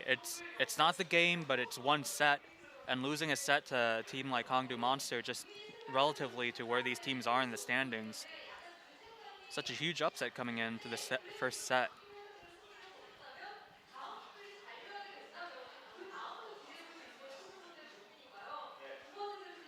It's almost like maybe it's the curious case of Kongdoo Monster. They really look like the Kespa Cup version of this team back in the later stages of 2016. This is definitely an interesting fight where Def tries to force it here against Sol, scores a little bit late, and he gets absolutely popped. And nobody can help him because of the wall. Teleport doesn't do anything. Dragon fight, Punch able to win the smite fight, and Pawn getting totally caught out. They almost get edge, but he survives. And I could hear the Korean, commentators over there, and they're saying they feel like Pawn, maybe his form has dipped a little bit. I have to agree. Yeah, for me, Pawn and Fly, those were two of the mid laners where I'm like, what happened? They looked so good early on in the season, in the split, but then, what's happening now? Where are they? Right there, I have to feel for Mata there, just a tad bit unfortunate. You could see the combo he was going to, try to execute. Get rid of the CC, flash forward, hit a Q, but the Elise Cocoon, I believe, just coming in just in time to stop that engage, and after that, you just got to keep going, right? Really nice play there. Roach able to hit the dredge line. Very questionable moves from KT as well, because Smeb was up in the top lane all alone. Why is he split pushing the top lane when his team's getting pushed in all the way to the inhibitors? You have to be there. Definitely not the cleanest game from KT. That's right. And going into the playoffs again, people are looking at this KT Rolster lineup saying that, they have to show up in better form. They have to really make a statement in their journey there, tighten up the screws and whatnot. But the screws look pretty loose from what we've seen from that game.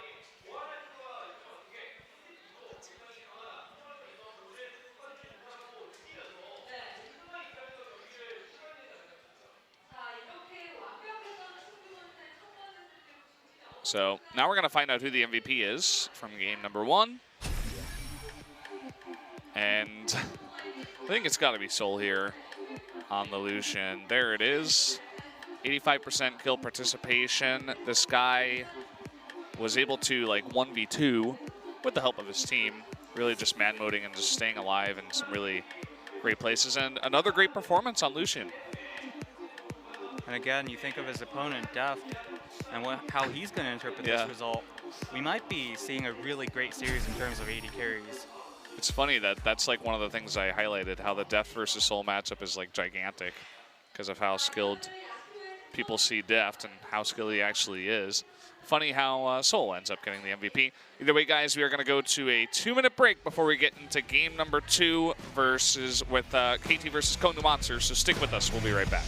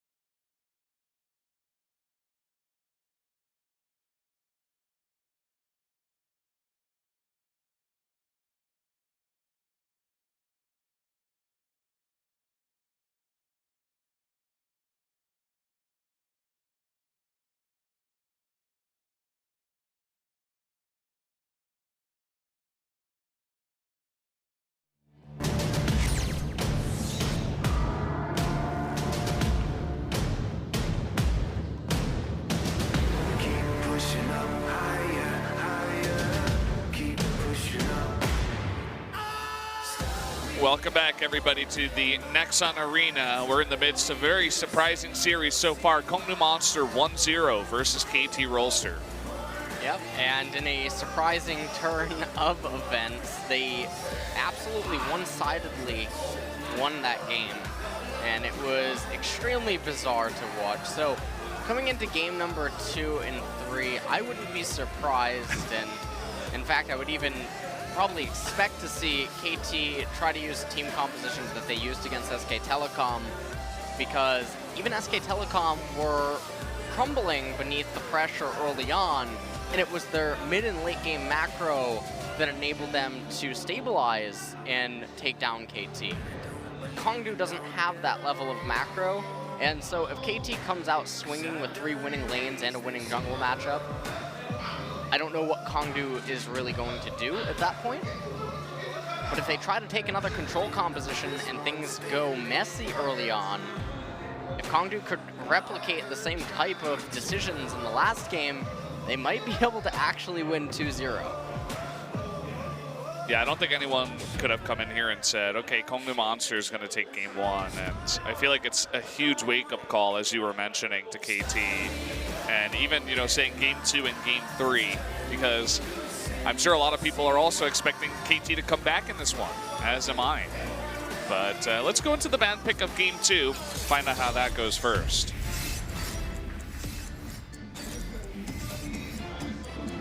It's going to be Kongdoo now on the blue side.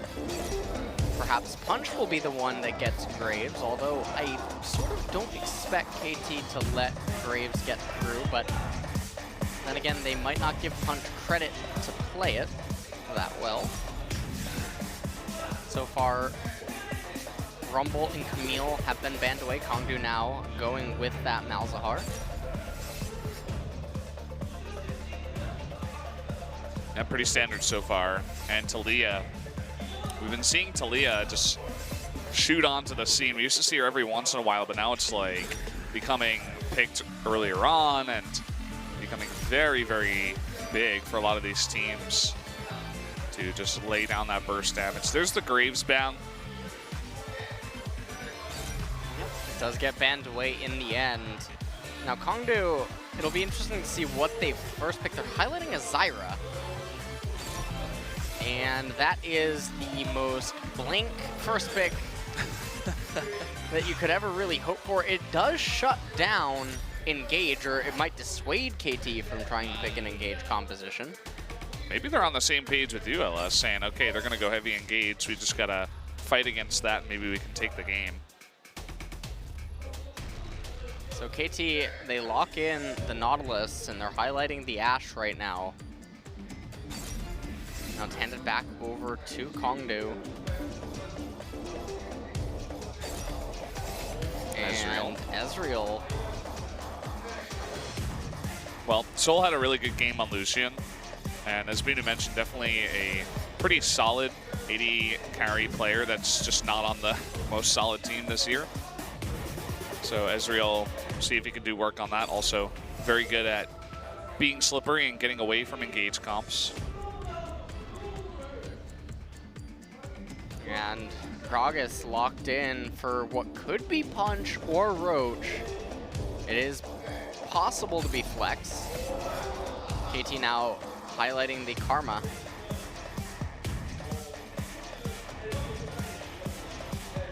And so far, everything going according to the engage composition plan. The current bans and whatever the mid lane and jungle champions would be are extremely important for KT. Looks like Ryze is being highlighted and going to be banned away by KT.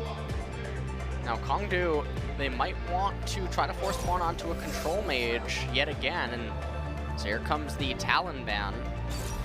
And now you're wondering, like, what else is there that you really need to target away from Vaughn to take away aggressive playmaking potential, with Vladimir already taken off the table, and Talon as well. You might even just consider taking away Jace as a final option. Looks like KT are expecting that Gragas to be a jungler and not a top laner. As they ban away the Maokai. Well, and there's a playmaking AP mage. Now going to be taken away from Vaughn, so it's not quite the Jace. Very curious to see how KT is going to round out their draft. And oh, Karthus. I think that's, yeah. I first saw it, I'm like, oh, yeah, okay. Oh, well, there's not going to be, Syndra. yeah.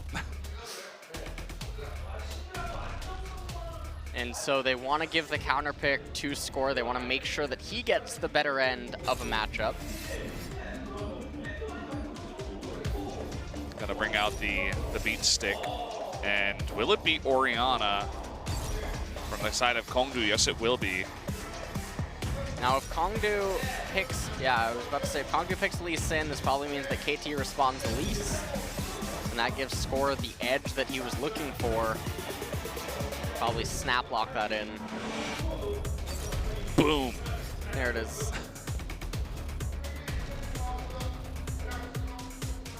Yeah, offer some extra engage as well. So they got what they were looking for. They, for the most part, have every single matchup is gonna be extremely snowbally, aggressive, gears to go aggressive. And this is the type of stuff that they would bring out if they were looking to just plow through Kongdoo and not give them any breathing room or control. So we'll see what they can do with it. as Elise has a lot of options in every single lane, but because it's a red side Elise, with red Nautilus, red Syndra, lots of playmaking potential anytime that she enters into that red side jungle, which is so juicy because of the Raptors and the Krugs. This is really going to be a big test to Kongdoo. You know, was it a fluke? Was it just a one-time thing that, you know, maybe KT dropped the ball? Or is this the sign of Kongdoo and their return to their Caspa Cup level where they were just really clean, wiping the floor with teams? If they can win against this kind of composition that KT is really strong with, then maybe these guys are actually coming back. Well, one last look at the team composition. Gragas, Lee Sin, Orianna, Ezreal, and Zyra for Kongdoo Monsters. So a little bit more of an emphasis on a 2-item spike for this team. And on the flip side, though, for KT, Nautilus, Elise, Syndra, Ashe, and Karma, they can get the ball rolling with just 1 item. Yeah. And they have a lot more power inside of their punch with just the components to the items. So it'll be interesting to see if Kongdoo Monsters can stabilize, but we're going into game. Yeah, let's see how this is going to go down. Game 2 of KT versus Kongdoo Monster.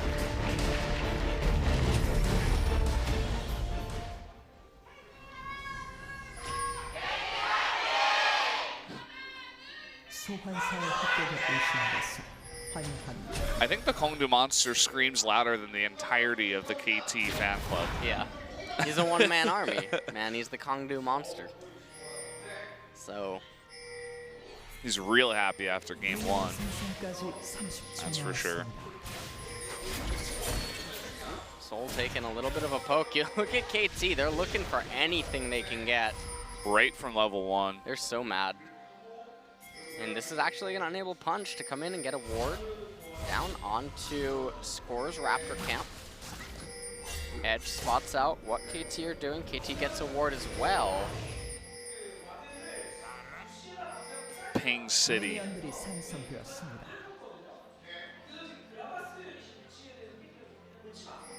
Smeb was standing on that ward, so they know exactly where he is. We'll see where Punch wants to start.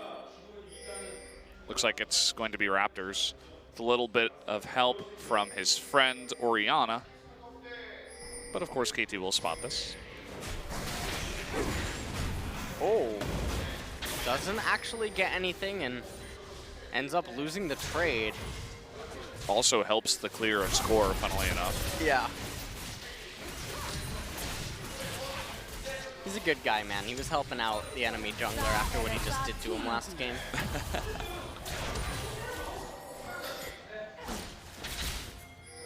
Mid lane now. Pawn shoving in quite hard. And it's really important that we follow both of the junglers' routes early on. Lee Sin probably going to be more inclined to match or counter gank than do anything else, and they're now both moving on to opposite sides of the map. But with how Smeb is playing top lane, it could set up for Punch to head up there after clearing the blue. You see the pings go down by KT on Punch's blue side jungle. Hawkshot comes out and sees his exact location, so KT getting the benefit of that map hack. No ping though, I hope they saw that. It's not very often that, you know, they spot someone out and not ping it. But, you know, they can assume he's over there. Doing his blue.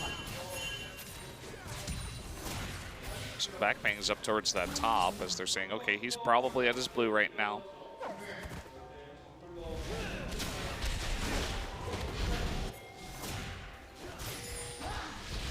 Very curious to see how this first pick Zyra is going to work out. If it really is going to pay off. They could have first picked something else like, you know, even the Nautilus that we see pretty often. Well, so far they are falling down a little bit in the CS department. Yeah, just a bit. And so far though, Score hasn't really been able to do anything other than just farm both junglers, having only done farming so far. curious about this mid lane matchup. You can see Pawn is definitely putting the hurt on and pushing in over and over, but staying very even in CS's edge. He's not falling behind, but getting pretty low on health, so it looks like he wants to head back. Top lane is just Gragas versus Nautilus. Probably not expecting too much action up there.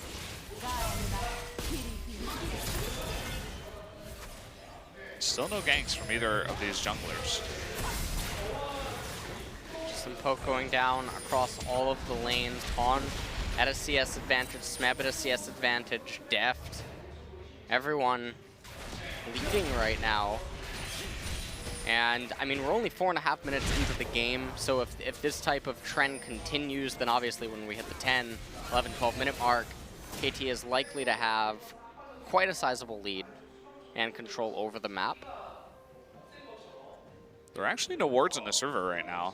Punch could have even threatened bot, especially with the Lease up here, but just lays down a couple of deep wards on the blue side. Edge is going to get stunned up. Score. Oh, nice dodge of that Cocoon. He's turning this around.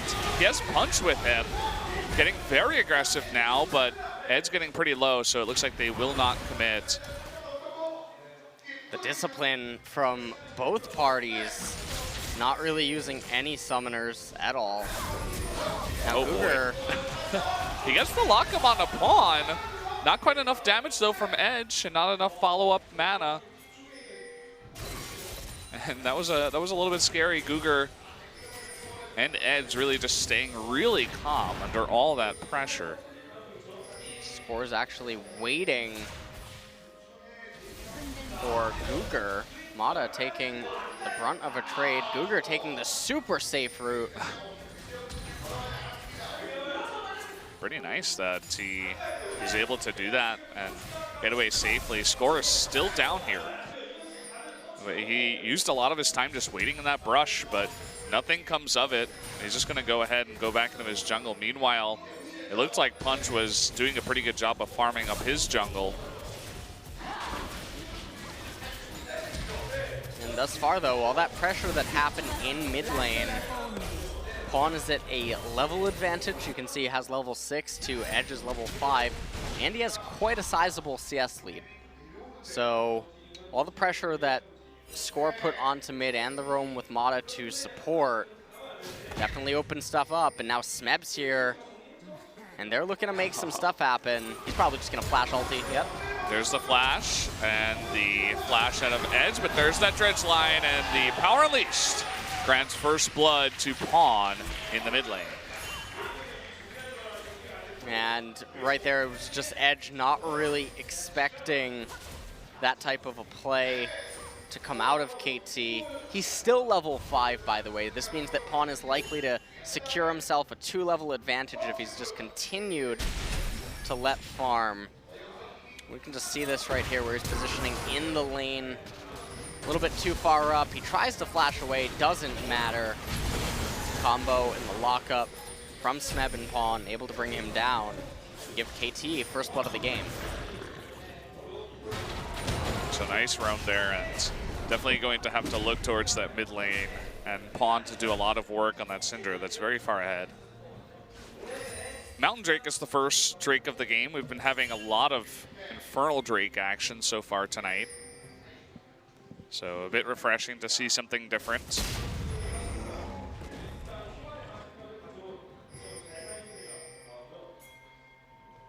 I feel like both teams have pretty decent wave clear. Maybe KT's is slightly better.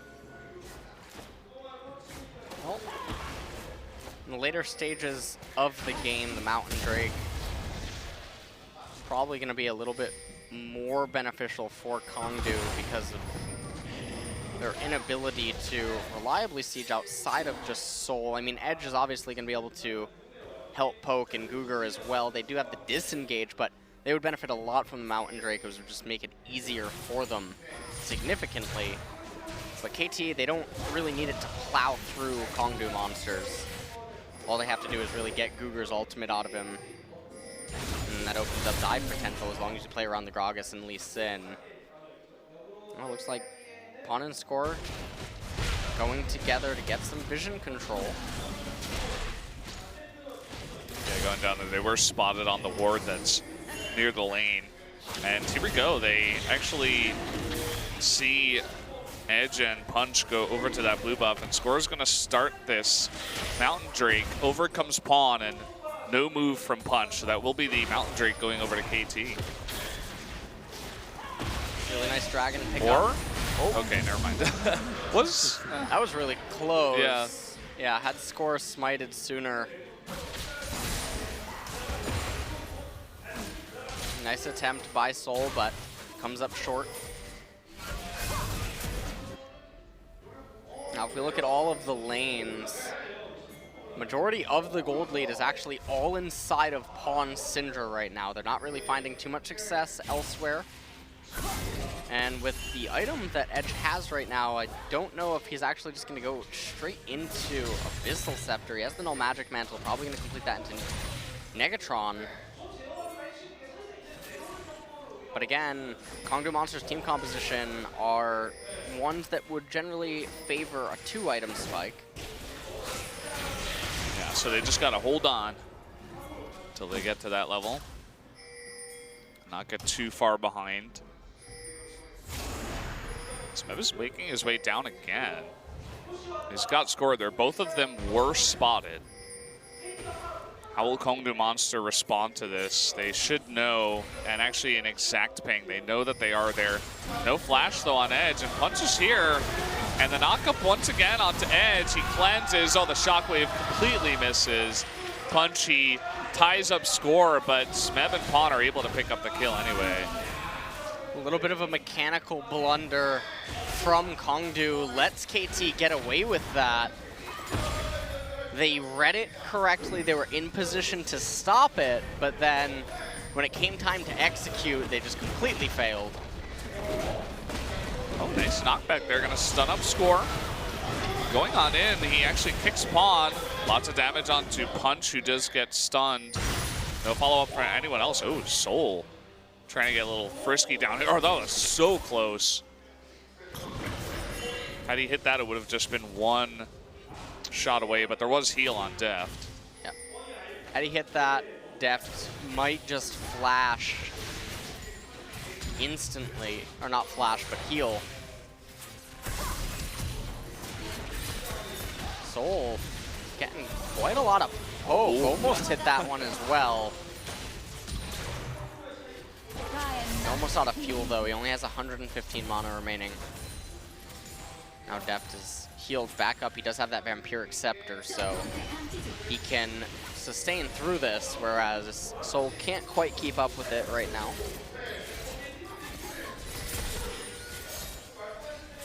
So next Drake of the game will be the Ocean Drake. Not too huge, especially by the time that does spawn. So might not see too many fights over there. We're only 12.5 minutes in. And yeah, I mean, looking at this mid lane once again, 32 CS ahead. Looks like Edge will be able to clean up this wave, but still hurting very much so in the mid lane mainly is Kongdoo Monster. 2K gold lead for KT here at 13 minutes. So looking at the gold across all the players, put a 600 gold lead up in top lane. In the jungle, they're pretty much even, about a 1K gold lead in mid. And then bottom lane as well, for the most part, is even. So everything riding on Smeb and Pawn. Is this going to happen again? It looks like Kongdoo will instead see the first blood turret going over to KT. KT biting off a little bit extra too, and even want to pressure into this red, this red buff. It's KT's, says Pawn. So they pick that up, they steal it away from Punch. Score now gonna get the Scuttle Crab. Next Drake of the game is not a Mountain Drake to add on to the one they already have, but instead an Ocean Drake. So that's probably a breath of fresh air for Kongdoo. who know that they're not in position to capture it.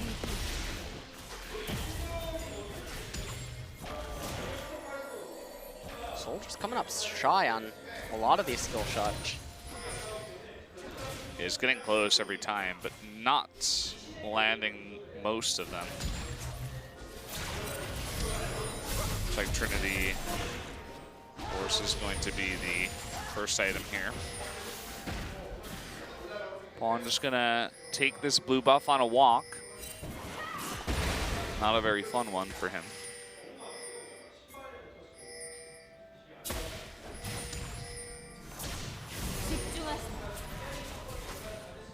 Looks like Spirit Massage is the first item for both top laners. Makes a lot of sense, especially for Roach. Going up against that Elise as well from the jungle. 4 sources of magic damage on KT's team composition, so it's definitely going to be a great item for him early on. A little bit well, no, I guess not. I guess the Mercury Treads are fine as well.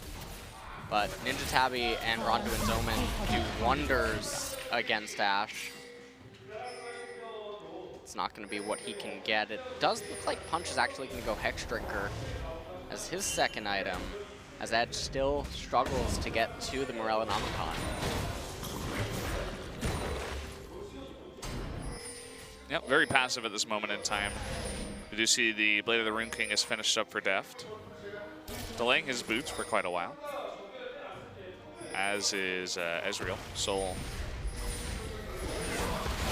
See Punch, oh wow, flashed over the wall, and even before the kick could get off, that's going to be a kill. And finally Pawn, maybe he's heard some of the criticism, he's like, okay, time to show up. And Smep going 1v2 here with the help of Score nearby, but no kills come out of that one.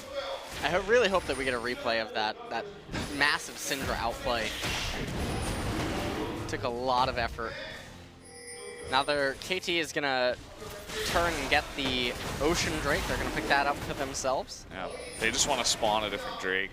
Ocean Drake, not bad to add on, but they'd like some other ones. See what it didn't change. Yeah, I think it's another Ocean Drake. It's another Ocean Drake. So KT, the RNG gods are against them. So let's see this massive outplay here. Let me break it down for you really quick. So what ends up happening is he lands the stun, and then he lands the R. Oh, I see. That's real nice. All right, you like that? That was a good play, yeah. All right, just wanted to make sure that you got that. You can understand it can be a lot to take in. Yeah. I guess really the biggest, decision that, what Pawn had to do really there was say, okay, I can kill him. That's the one decision he has to make. He's like, can I kill him or not? Do I have enough burst damage? The answer was yes. With already Morellonomicon, Needlessly Large Rod, and Sork boots completed, the answer was most definitely yes. And he made the right decision. If he flashes over the wall and doesn't kill Punch and just kicks him away, then he looks like an idiot. But or he just pressed the wrong key. Yeah. True. So that could have been a problem. Like, what if he missed the R key? Yeah, presses T instead. That would be embarrassing. Hold that thought. Never mind. No action here on the Rift. So many KT, plans. I mean, these are the gold leads that, they were able to get against SK Telecom. And, they're looking fantastic here. 18 minutes, almost a 5K gold lead. They have the Mountain Drake, they have the Ocean Drake. If they take a team fight right here, that probably means they get Herald too. Well, Cougar just gets popped there. Oh, nice. Dredge line to knock him up. There's the knock up onto Punch. Will there be a follow-up? There's the stun into Cocoon, and that should be the end of his life. Shockwave comes out, but it's just not enough damage. Edge has been so crippled from the beginning of this game. Roach, he's like, screw you guys, I'm getting bottom turret. And you can see the pings immediately go down onto Rift Herald, and that's basically the type of kills that they needed to convert into this. And That's going to be a 19-minute Rift Herald on Smeb, which we can pretty much assume means that he has it for the entire game. It's really nice. Everyone's going to get a little bit of gold from it as well. And they managed to pick themselves up some objectives to top it off. Now the gold lead has extended even further. Yeah, about 5.5. At least they don't have 2 Infernal Drakes. So, okay, let's take a look at this replay. It looks like Deft just fires it into the bush where they knew. Deft just shot the arrow, Guger gets completely destroyed, and then Smeb, sitting on top of a control ward, lands the dredge line, casts his ultimate onto Punch. You can see that Score and Pawn trying to close the gap, and then they chain the CC. Hedge cast his ultimate, doesn't really have any damage, and then KT just turn and capture objectives. They did lose bottom tier 1, but in the grand scheme of things, that's essentially negligible.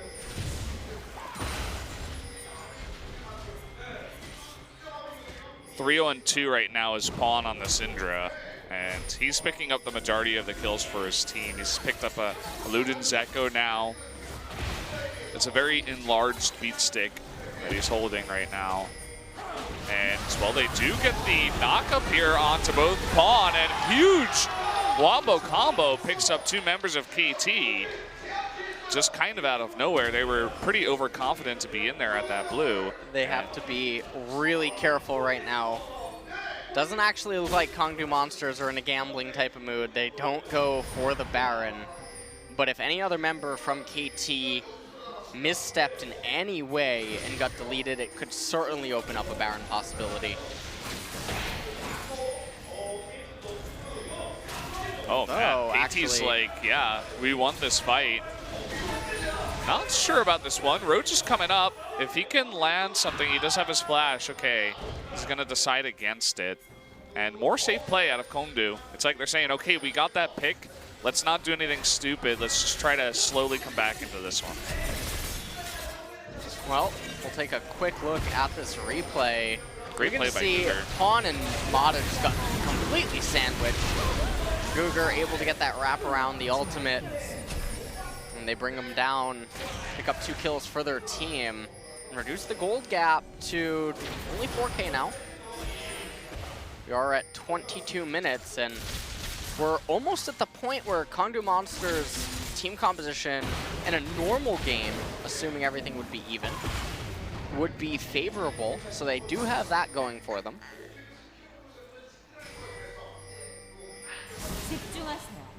They just need to keep their cool and not make any other mistakes, as they did after they did take out the 2 members of KT.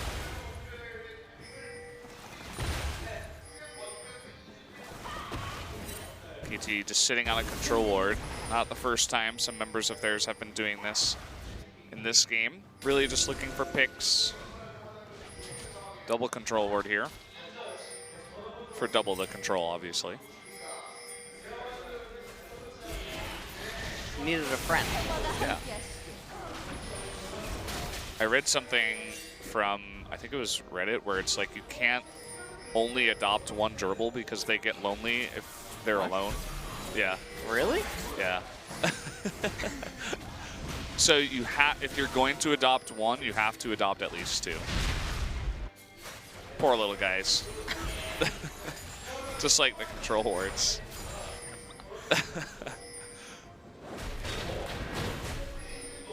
I don't even know what to say about that. So what about that control ward up in top?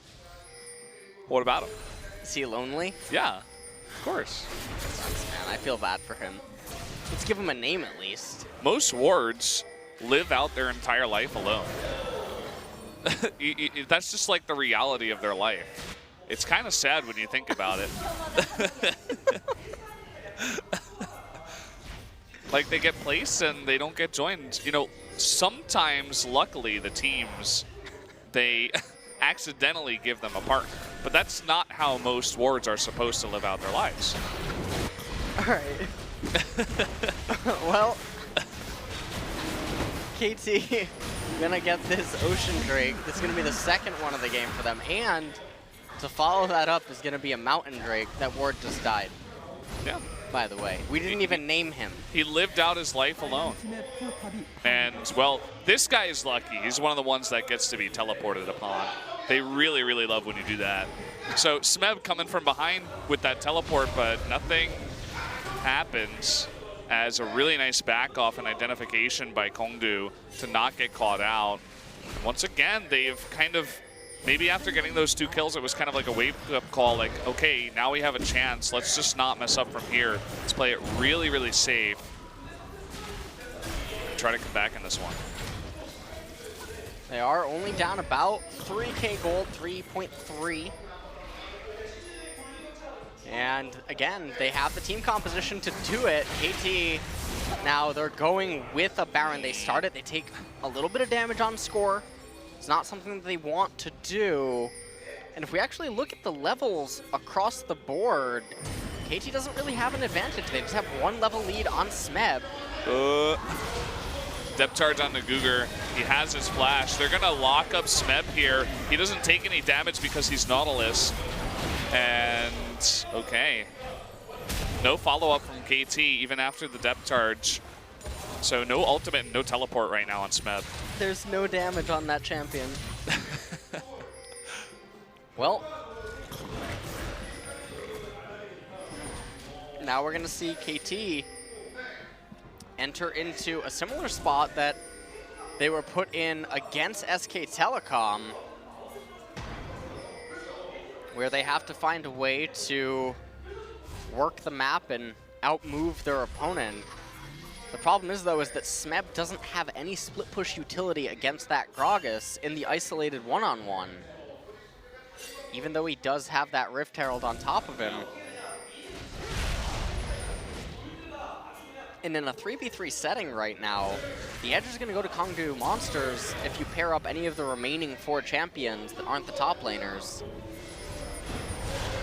Yeah, definitely an interesting spot, and we kind of find ourselves, like after the early game, I have to admit it, I was saying, okay, this is going to game 3. This is kind of what we were expecting, right? A fluke game, Kongdoo Monster, they go down 2 games, and everything in the world is normal. Well, Kongdoo Monster with that 1 pick, keep on saying it, but they've definitely come back in this one. This game is not over by any means. Especially, even with that scary Syndra, if they can lock her up, you were talking about it early, so much of their gold is on 1 champion, and whenever that happens, she's the prime target. And if one mistake is made by Pawn, who, by the way, is not having the strongest second half of LCK Spring, well, then Kongdoo can definitely take a team fight. You can see that KT aren't having the best of times trying to manipulate these lanes in their favor. They're really struggling to get proper vision control down in River and around Kongdoo's blue side jungle, and they desperately need that if they want to take a team fight, because they don't have a reliable way in. Because of all these nooks and crannies, Smeb can't get a perfect angle, and here comes the caster curse. Oh man, that was so many flashes used. There's the cocoon onto Soul. He will actually be able to flash away. Get away. Here's Roach. Kind of locked up Smeb. Can they actually turn this one around? It looks like Roach getting too low. So many flashes being used right now. Big amount of damage onto Deft for the follow-up. Take a look. Oh, they want to go on to score. Really nice pick there by Roach. And that might just mean that KT can't quite burst down this Baron, even after they took so many members and took away so many summoners from Kongdoo. And what a play by Roach right there, taking down score.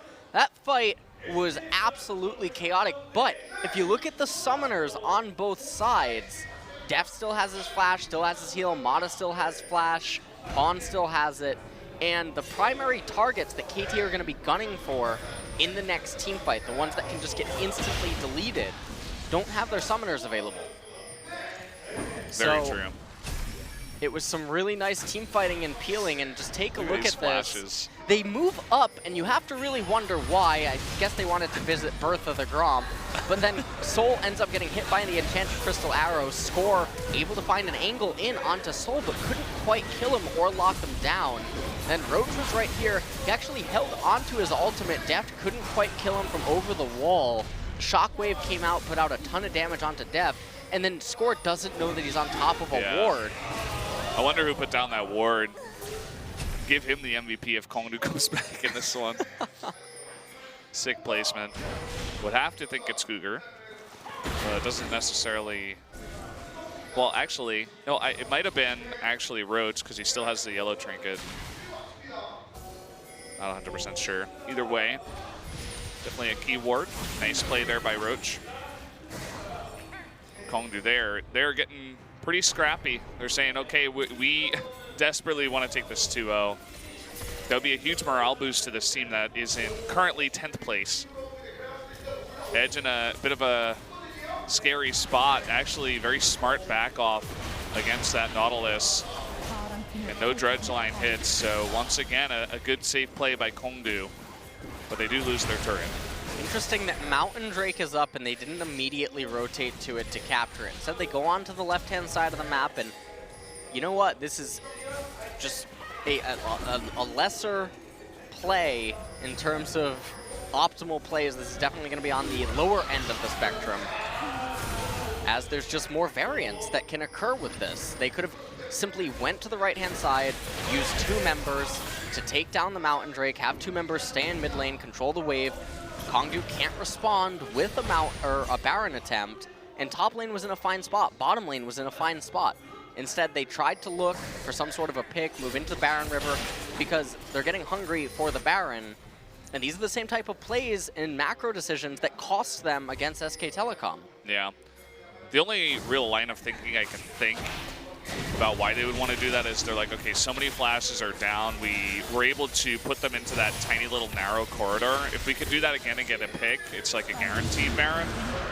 But as you were saying, this is kind of just like the safer straight-up play. Get Mountain Drake and then go for a play like that. The flashes they do have a pretty low cooldown, or long cooldown, rather.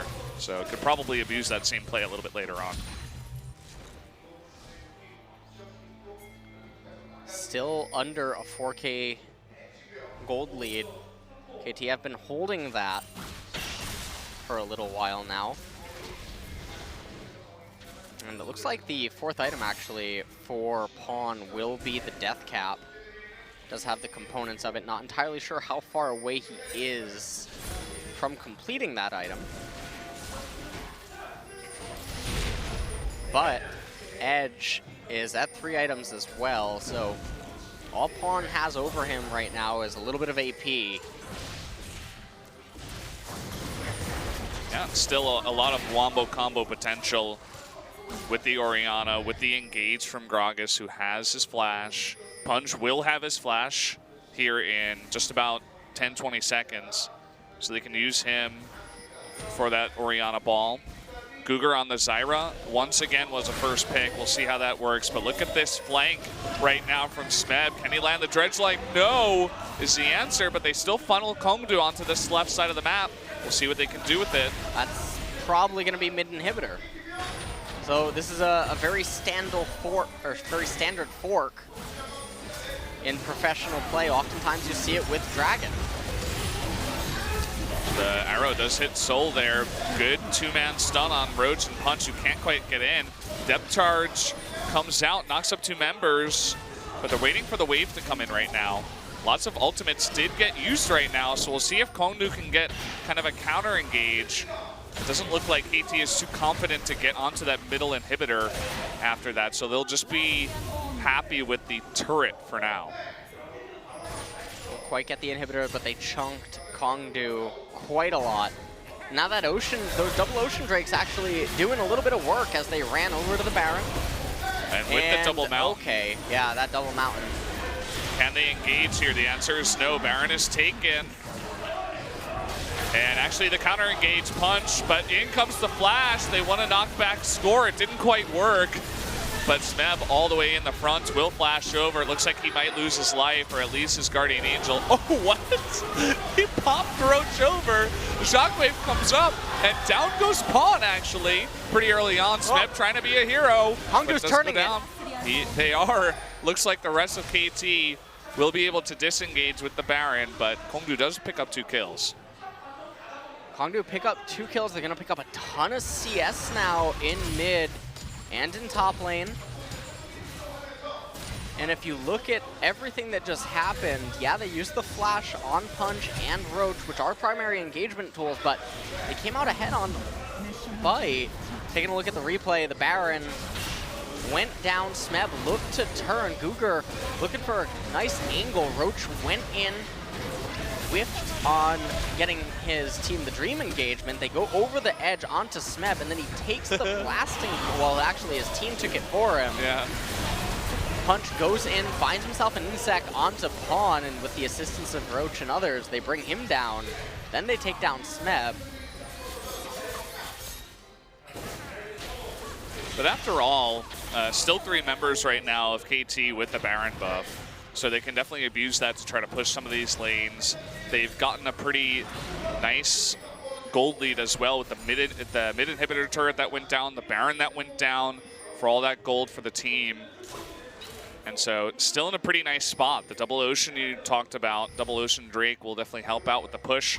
Baron definitely going to make it pretty strong. Oh man, Ed's also going to eat that. There's the flash cocoon, and down he does go. Really nice enchanted crystal arrow there, out of depth.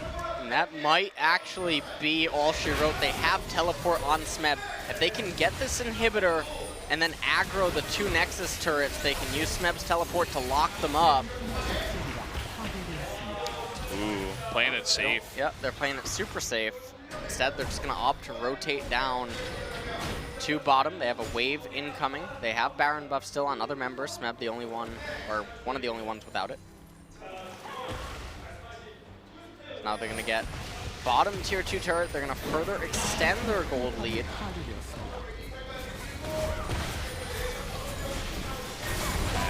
I mentioned the 2 Ocean Drakes, but I definitely should have mentioned the 2 Mountain Drakes too, because these turrets basically don't exist. And nice hook there onto Roach, follow up, and down will go the inhibitor as well.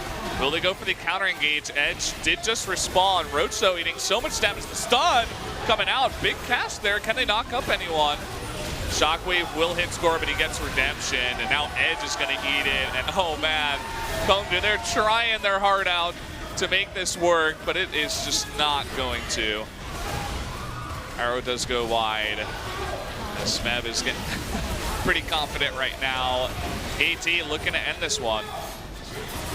They might be able to. Last Nexus turret falls, but Kongdoo, they're fighting.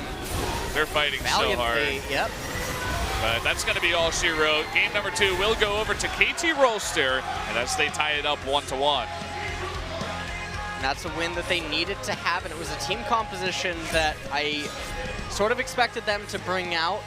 Going into game number 3, would like to see them bring out something even more aggressive than that. Because, honestly, Kongdoo Monsters, they were still playing really well. And it was the Baron that, I mean, that just broke their back. They couldn't come back from that, not against the double mountain. And if KT didn't have those double mountain Drakes, they wouldn't have been able to shred the Baron that quickly. Kongdoo Monsters would have arrived to it and possibly stopped it, and they could have even won the team fight handily.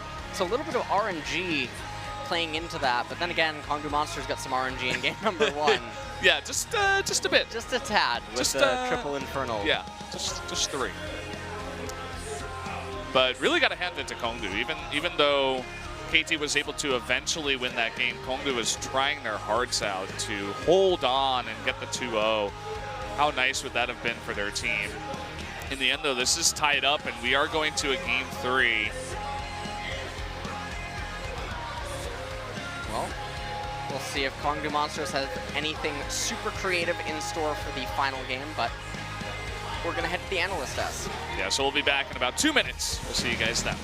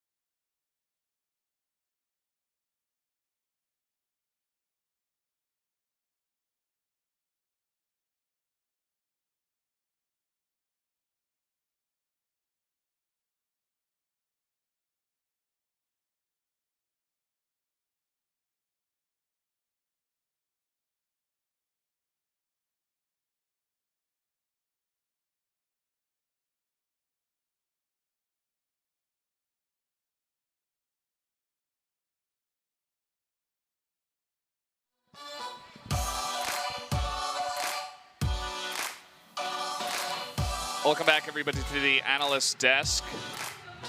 KT was able to take game 2, and it took about 35 minutes, 40 minutes, but they eventually squeaked that one out.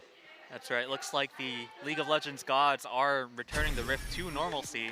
Of course, I'm joking, but definitely KT looking like the KT everybody expected, and Kongdoo looking like the Kongdoo everybody expected in this set too, with KT taking all the towers, all the Drakes, one Baron, and a huge gold lead, but big questions on Kongdoo Monster's side as they did have that first pick option available and they took a Zyro with it, giving Nautilus to the KT Rolster lineup. Yeah. The Syndra and Ezreal damage bars almost kissed there in the middle. So close. I think Pon heard the Korean analyst desk and he just figured, I've had enough. I'm going to have one breakout game here and you guys won't be able to talk down on me ever again. Soul on the other side, still struggling, still working his butt off, trying to carry this Kongdoo Monster team.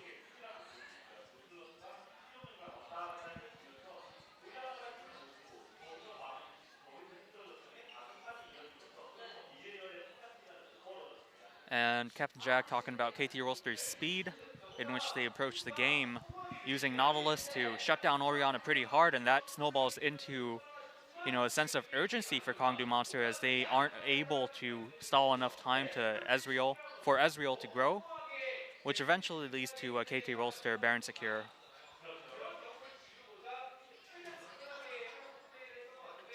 But nevertheless, both teams looking pretty crisp, I have to say.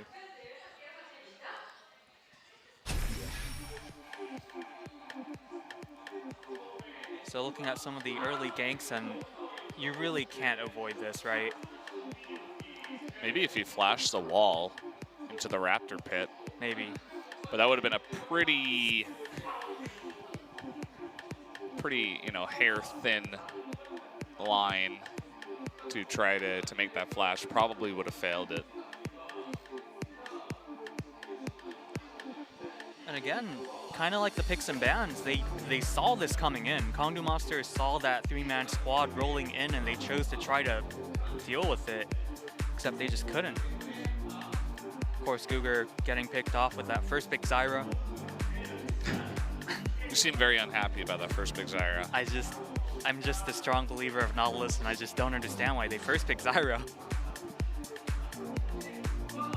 Although I'm not alone here. The Korean commentators, Korean especially, he was pretty upset about that as well.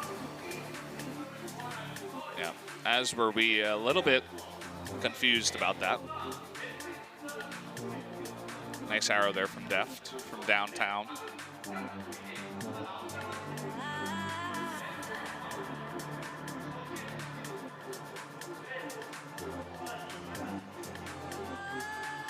Although still very impressive for Kongdoo Monster to survive to this point.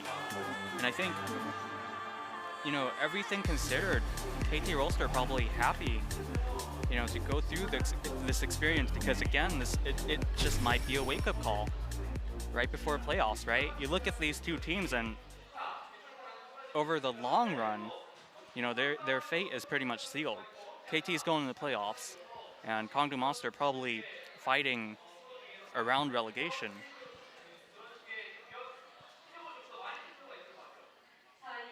So maybe I'm being an optimist, but Kongdoo Monster, maybe they could go to relegation saying, hey, we took a set off KT, and KT might go into playoffs saying, yeah, all right, let's tighten it up. Let's be serious about this. But Smeb, Honest, Nautilus getting the MVP. Nautilus is the MVP of this game. Featuring Kongdoo Monster's pick and ban. Who gave him this Nautilus?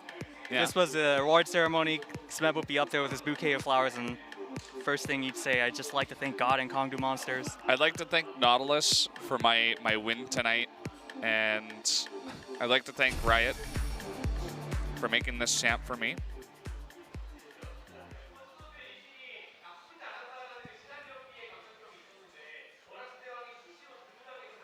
And again, talking about Nautilus and what he brings to the table,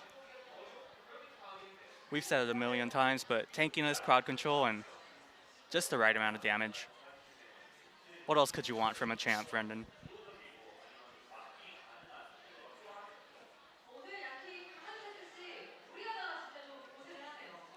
And we've also seen Orianna being played in both sets so far.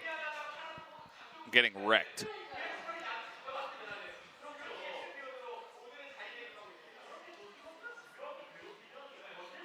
And Kanata and Captain Jack actually, in longer words, explaining exactly what you said. We've seen some Oriannas, but what's the purpose if Nautilus getting on that Orianna all the time? We'll be right back with set 3, KT Rolster versus Kongdoo Monster.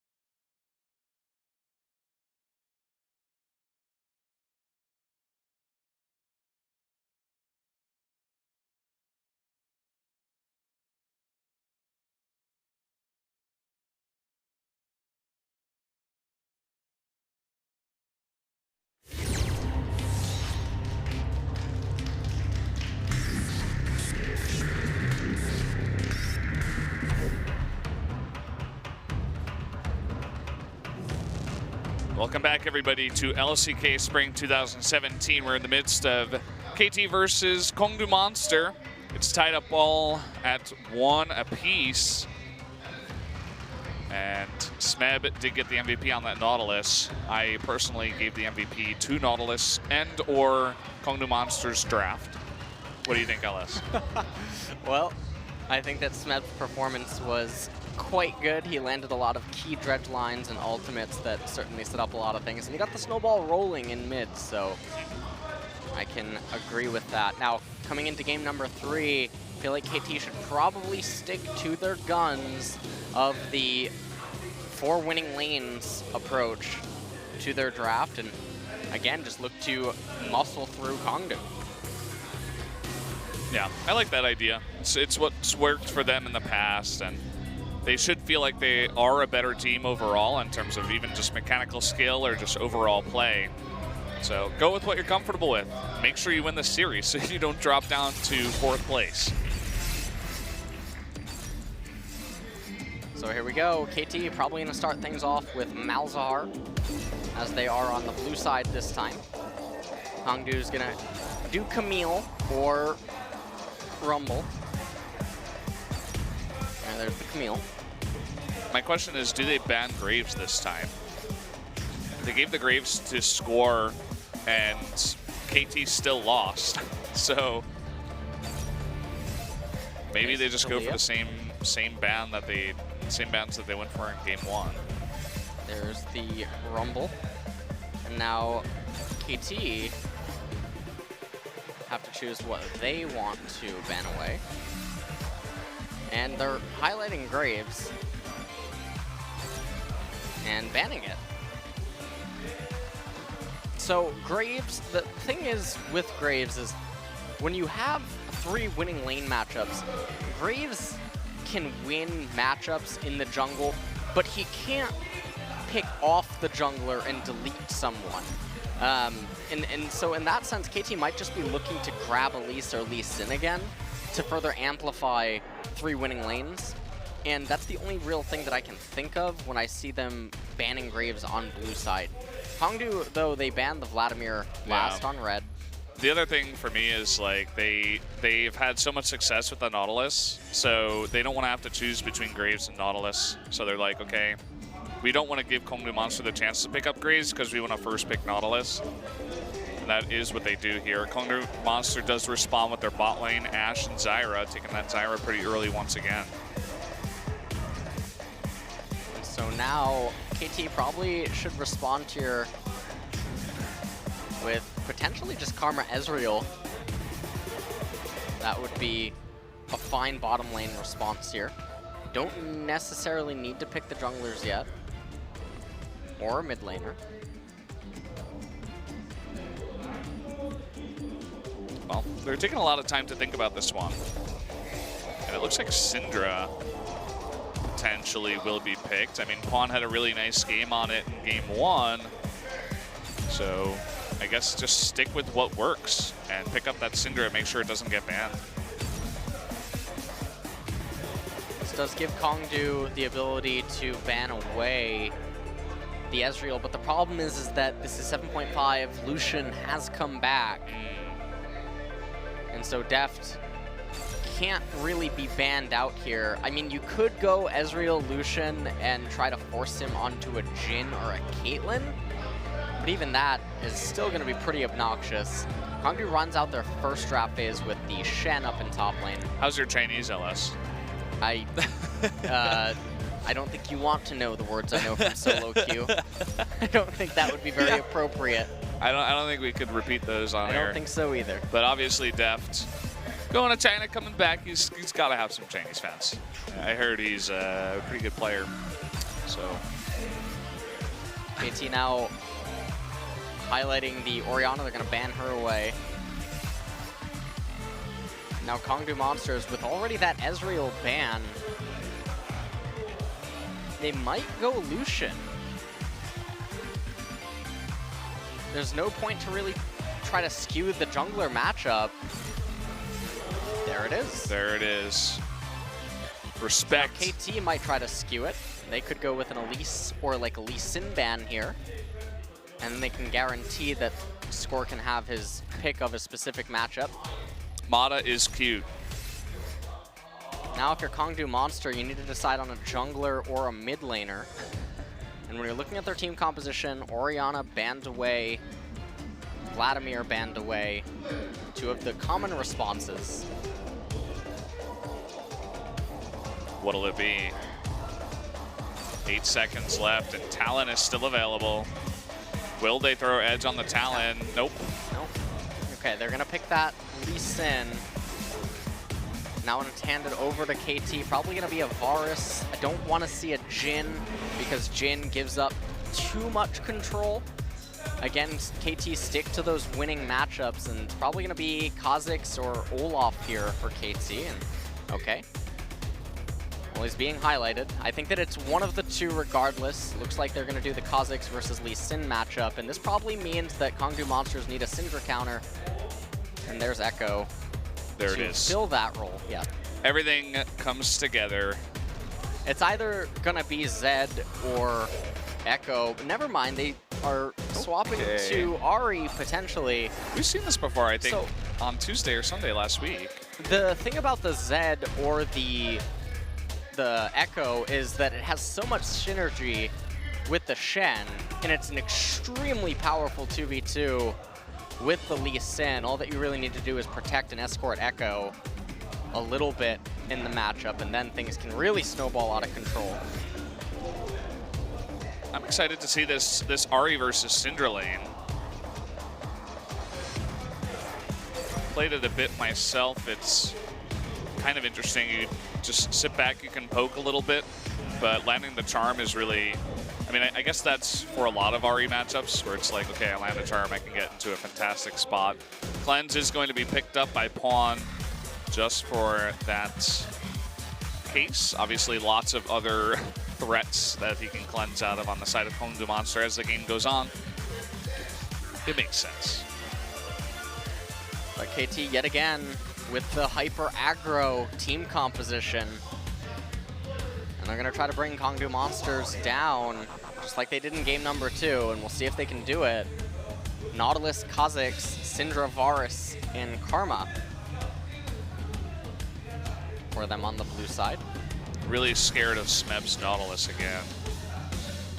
Now Roach on that Shen, Lee Sin, Ari, Ashe, and Zyra. Definitely a nice bit of pick potential on their side as well. And this is going to be the lineups for game number 3. So we'll see if Kongdoo can pull off the almost impossible and take out KT from their position. Or will KT get the 2-1 victory?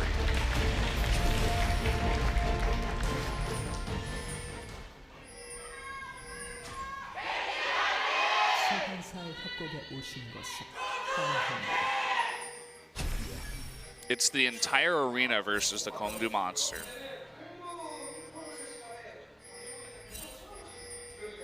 So nothing too big to start off the match. No deep wards have come in just yet. Although as I'm saying that, looks like Pawn might make his way towards the Raptors. Tons of pings. Edge is sitting on a ward right now. May have just been more pings in this 1 minute than in an NALCS match. Uh-oh, Edge. Oh boy. Where are you gonna go from here? He's forced to flash. The slow does come down if he can land that dredge line. This guy's dead meat. He doesn't even need the dredge line. Gonna give this one over to Pawn. That will be first blood at 1 minute and 19 seconds into the game. That is the most disastrous champion for KD or Kongdoo Monsters to have given a kill over to KT on, as Syndra is considered one of the strongest snowballers in the entire game. She gets the lead, she can push it a lot better than most champions. I also now without flash. Yeah. So he's going to be in a ton of hurt for sure, as you were saying. But I also love Pawn's reaction, which is the total absence of a reaction. He's like, yeah, this is just another day on the solo queue ladder. All these shenanigans, I don't really care. Punch is spotted going into the blue, but no pings. Did they actually see him?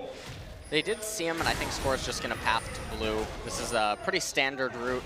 He concedes his left side jungle. He's going to end up getting a lot of pressure on the right-hand side. And Kongdoo Monsters aren't going to have any knowledge of this. And Punch actually isn't even going to take Gromp or Wolves.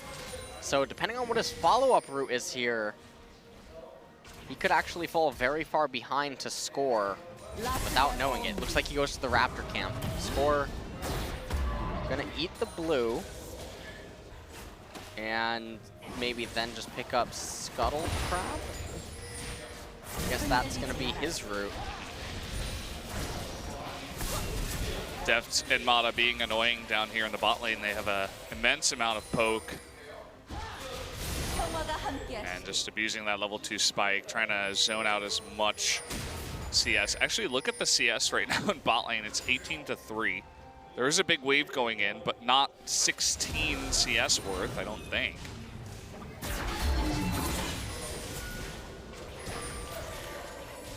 Well, we'll see how much he can actually pick up. Looks like he will get these 3, so like the end result was that he got 11 from that. Continuing to miss CS. Cougar taking so much damage. This is such an annoying lane to deal with. It's going to leave Soul alone for the next wave too. And it looks like actually Mata is going to recall right now, because he knows that Cougar has to recall. He's going to pick up an early 2 control wards with that gold. You can see how much importance exactly is put on vision in competitive matches. Pawn has the double Doran's ring. and Boots eventually get a lost chapter. And I mean, he has level 5, Edge is still level 4. Although he doesn't seem to have any experience on his XP bar, so still a little bit ways away from level 6. About a minute and a half. He's gonna need 2 more waves after this one. Smeb now, though, rotating down, and I really like how active KT are being on the map. He doesn't know that he did just get spotted out by Punch. Interestingly, he immediately recalls, though. I guess because this wave is coming on in, and there wasn't going to be an opportunity for him to find a kill. We'll just go ahead and teleport back up top. By the way, another Infernal Drake start in Game 3 here for KT versus Kongdoo. So Infernal Drake's coming back, just like the heat is coming back to Korea. It's getting warmer and warmer every day. I don't even have to wear my big winter coat anymore. I just go out with a nice spring one. It's only going to last a little bit, Brendan. Yeah, about then one it's more going to be week. unbearably hot, and you're Yeah. going to wish that you could just travel around Seoul without a shirt without looking like an idiot. Oh. Oh, man. He doesn't even have, like, he didn't even go back and buy his items. Like, this is just Syndra. This wave is level 6. Edge has to be so careful. He cannot get hit by a max range stun, or it's going to be lights out. Yeah. But he can't miss this wave either. That's like also suicide. If he just decides to seed it, it's just too much. And he will get most. Just to get level 6, and he's doing a pretty good job at keeping up in CS as well. Speaking of keeping up in CS, bottom lane recovered fantastically, it seems. Yeah, not too far behind. Also picking up a Cullis Soul, so if he can get away with that, then he's not going to be behind.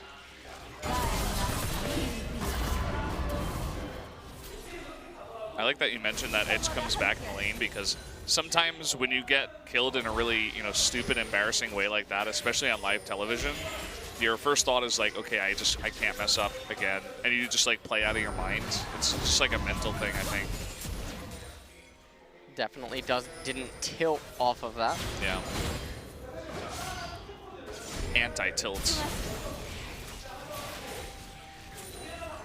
So far, though, KT are actually losing up in the top lane in terms of CS. And mid lane has all but recovered. Yeah. And interestingly enough, Pawn actually went with the Sorcerer Penetration Boots as his first item instead of the Lost Chapter, so not trying to play a bully and sustain game, despite the fact that his blue buff would have been coming up, and it would have had synergy there. Instead just opts for the penetration against the Negatron of Ahri, but he could have played a game where he just tried to force Edge out through attacking his mana. He will have a little bit more roam play available to him now, though, with these boots. Scuttlecrab's trying to get some... Oh. He just wanted a little piece. Yeah. It's not like he's eating the whole thing. So It's a mean. sad story, yeah. Pawn's at 69 CS. Nice. It's a pretty good number. Yeah, I like it. We've seen in the past, when you go for those early level 2 boots, players like to push in a wave like a Syndra can and then go roam. But we don't really see him doing it. It looks like, okay, he's just trying to burst him out. Edge, he's coming in, though. Misses the charm, though, in the totally wrong way, though. But a huge play there by Punch. This should be the pickup. And Standing Eddie coming in onto Edge. Score. Almost getting into a pretty dangerous situation at the same time. But nice response there by Kongdoo Monster. That was a fantastic turnaround. And it almost looked like Score was going to be able to salvage the situation, but in the end, Kongdoo Monsters come out ahead, and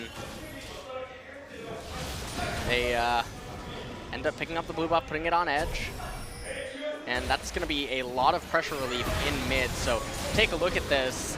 Exhaust came out really late. Edge whiffed on the charm, but Punch said, no, we're going to take this a little bit further. Ends up getting the insec off onto Pawn. Score just shy of being able to get the execution onto Edge there, because of the stand united from Roach. Yeah. There were like 2 or 3 mechanical mistakes there by Edge, but it still turns out pretty nice. I think in that situation, when you have a lot more, I think 2 more charges of Spirit Rush, you just gotta wait for the flash, especially with Lee Sin following up with his flash and your own flash. And then he flashed in. I'm not even sure if he had to flash. He had that one last charge on Spirit Rush. But either way, they do pick up the kill. And that's really what matters here. Scorer, he was getting into a decently dangerous situation, but had his ultimate to survive. Kongdoo wasn't really able to turn anything out of that, just the 1 kill. And even some assistance pings going down at the Infernal Drake by KT. Looks like they have their sights set up for that objective.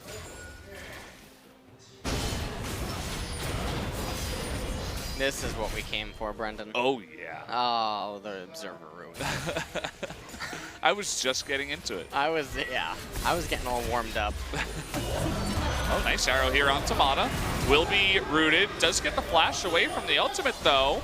Punch coming in. There's the kick and the Sonic Wave. Nice follow-up. Now, can Punch get away is the question. Looks like he should easily be able to. Nice setup there by Kongdoo. Yep. And Kongdoo, they're bringing the heat to KT, actually. Now, if you look at the CS scores, everywhere but top lane have a pretty sizable advantage. And that's why the gold score is still even, despite everything happening. But remember, Soul has the call as well. He will eventually complete that. That's going to give him a little bit of extra bonus gold that KT can't do anything about. And both teams surely going to be wanting to gun for... Oh, no. Uh-oh. Oh, boy. Trying to get that combo, but Punch actually eats too much damage. Pawn is nearby. Teleport by Smeb is canceled, but the stand united there from Roach does also get used. Teleport for stand united. So that will give Kongdoo Monsters the teleport advantage. So now Smeb is going to be locked up in top lane, assuming that any plays try to happen around Dragon.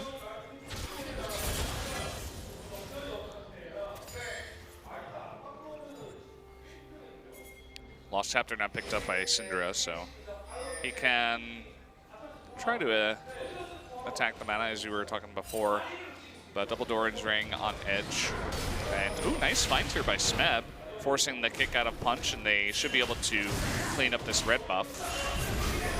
Although, okay, yeah, looks like they should be able to take this. Get the red buff off of him. Nice little victory. Now going back up to top lane, that's what I really want to look at. I just want to watch Nautilus and Shen just go at it. Oh, yeah. I don't want any of this bottom lane or mid lane action. Although blue buff will be up soon, Fawn's desperately going to need that. And when he has that available, Edge isn't going to have the ability to keep up with him in terms of sustain. He's going Abyssal Scepter first. And this does open up for the ability for Pawn to hard shove in mid lane. You have Nautilus shove in the wave and then run down to Dragon. Looks like everyone actually might just be aware. And they're trying to do the same thing that they did in game number 2. Look at where Smeb is. He's trying to set up for the flash ultimate Dredge line. Ahri, though, Not gonna happen. a lot more slippery than Orianna. Oh, yeah. You can Spirit Rush 3 times and even flash if you need to. You can get behind your second mid turret, so he would have been just fine. And there's the Infernal Drake going over to Kongdoo. Next one will be a Cloud Drake, so Kongdoo not as lucky as game number 1.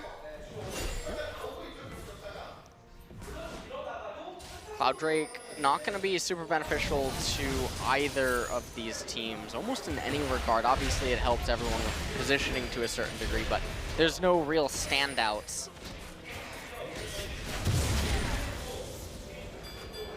So now Punch is going to be recalling Abyssal Scepter picked up first. Reddit is triggered. So unhappy right now. Punch back up in top lane. He has the Tiamat and Spirit Visage now. Secured himself a 20 CS lead. So now the top.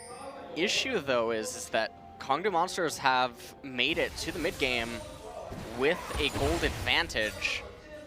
And KT have a pretty one-dimensional team composition. The Nautilus isn't going to be able to match Roach in the split push way later on into the game. And he's certainly not going to be as free as a Shen is going to be, as Shen can conserve his teleport via the Stand United and be a little bit more obnoxious. So KT will certainly be more reliant on having their summoner spells available to them as well.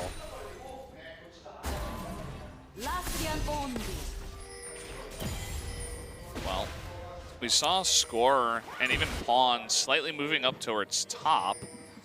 Shen is pretty tanky, especially against the Syndra, and okay, here we go. This is gonna happen. Question is Roach going to identify this? Question mark ping is going down, he sees him, but it doesn't. Okay, it looks like, yeah, he kind of knows here. He's got to taunt away, flashes the stun, the unleashed power come out. Will it be enough? One more hit will do it, yes. It will just barely be enough, so they do get that, but at the same time, first blood turret in the bot lane goes over to Kongdoo.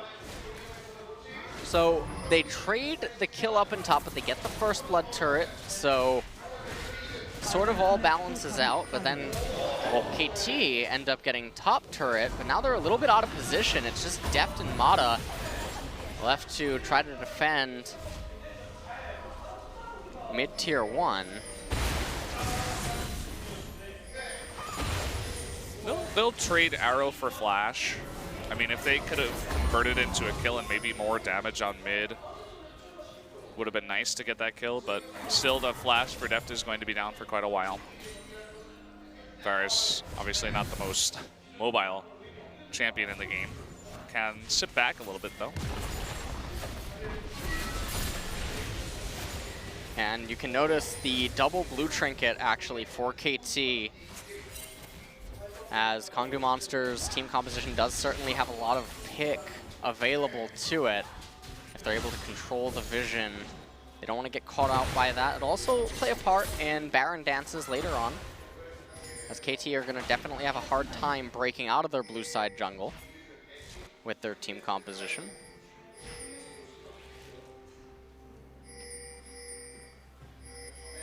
So we are at 17 minutes. The next dragon is Cloud Drake, going to be coming up in a few moments. And we have basically reached a point, though, where Soul and Guger are going to have to be extremely careful anytime they're around Pawn if he can find his R key. Yeah. So both of these guys have no MR. Yeah. They're just sitting here like, okay, avoid the scary purple woman. The bunch of balls floating around her. Stay away from her and you should be okay. I guess she's blue with this skin. This time, the other ADC is going to trade her flash for the ultimate of the other one.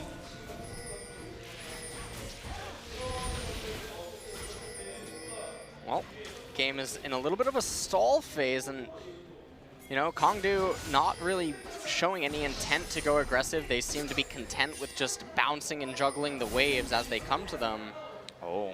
They have that Infernal Drake too, so remember, they have added scaling that KT can't do anything about. Pink Ward, you talked about the life of Pink Wards in the previous game, and you know, it's really unfortunate. So not even just Pink Wards, I mean... Wards in general. Yeah.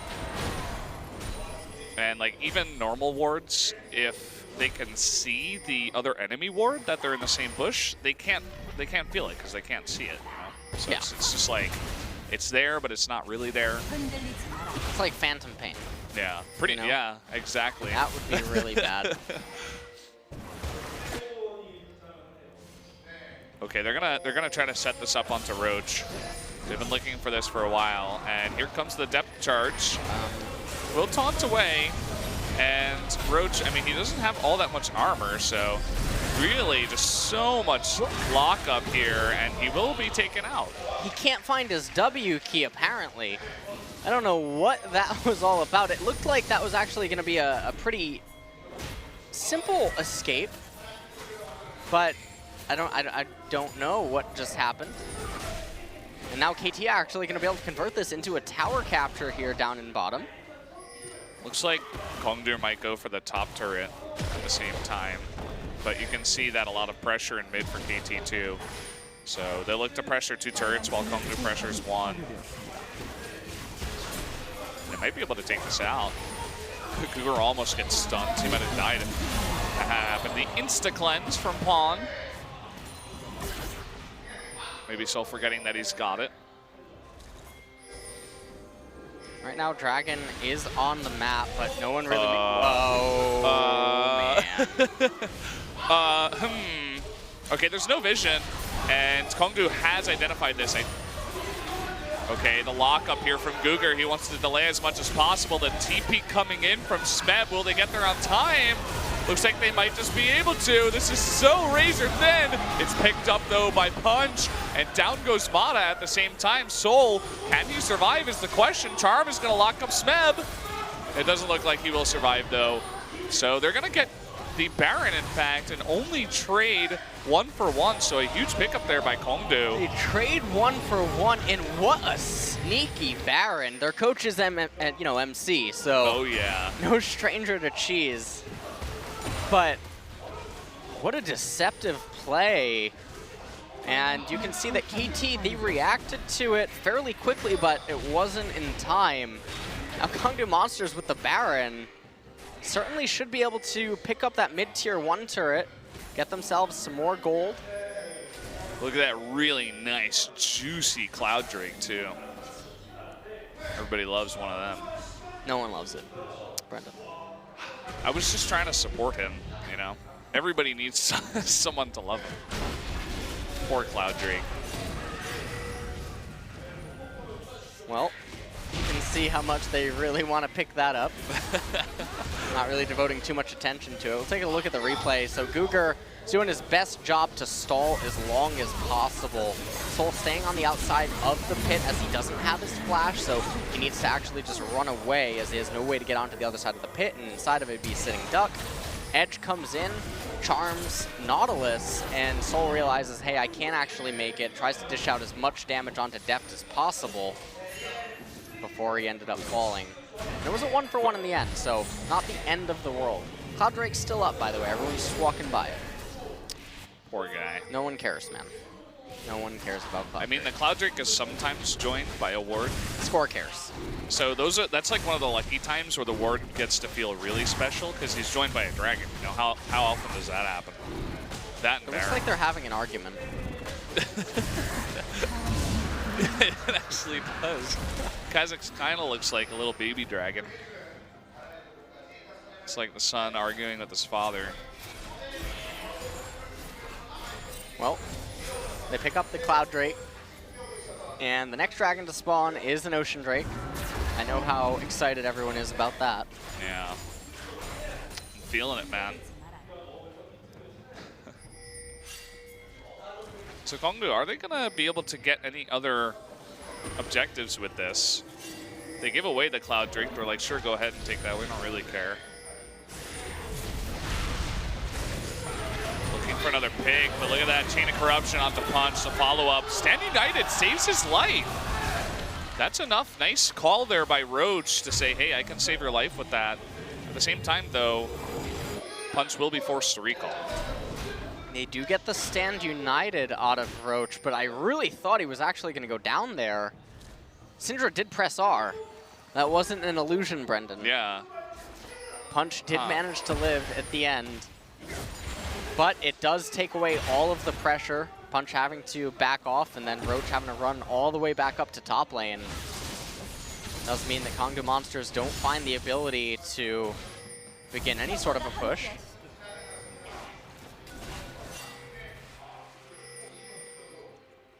Edge, he's sitting here. He wants Pawn. He might be able to get him. If he can land one charm, Pawn unsuspecting, probably would have enough to burst him down, but Pawn playing it very carefully, won't get close enough.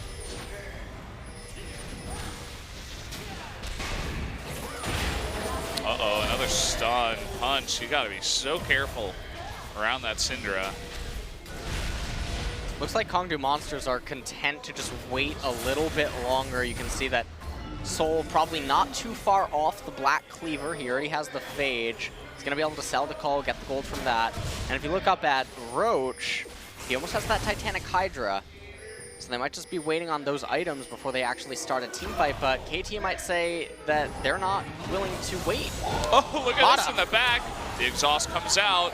It will be enough to stop him. So, oh man, he's so close to going down. Meanwhile, Guger on the other side. Okay, Roach will take out Mata. Deft gets extremely low, and Kongdoo looking for more kills. Here comes Punch over the wall. Will be able to land that Sonic Wave. Deft desperately trying to get away the recall. It's not going to happen. Punch coming on in. Just going to kick him in the face for good measure. That's 3 kills to Kongdoo Monster. He was sending a message right there, and now Roach rotating up to top lane. He's going to begin to split push that. He has the Stand United available. That was a beautiful setup from Edge and Guger, completely eviscerating KT, and now they're going to reward themselves with multiple objectives. Yeah, this is pretty huge. I can almost feel like the disbelief in the studio right now as people are saying, is this really happening? Is Kongdoo Monster beating KT in game number 3? Because you guys better believe it, this is actually happening on your screen. Had that charm hit pawn, well, KT would have been in an even worse spot. 5K gold lead almost now for Kongdoo Monsters, and this is a problem that KT get into all the time. Well, before I talk about that, look at the replay. Mata almost goes down, but then flashes out last second. Guger didn't quite get blown up immediately. Roach came in from behind, ends up bringing down Mata. Def shot an arrow. It was an ode to Godv, as it was not aimed at anyone. Punch came over the wall. Roach didn't have to flash, and then with that, Oracle ends up finding Deft, kicking him into the wall. Just why not? It was a really nice kind of pincer play coming from 2 sides, both Roach and Edge.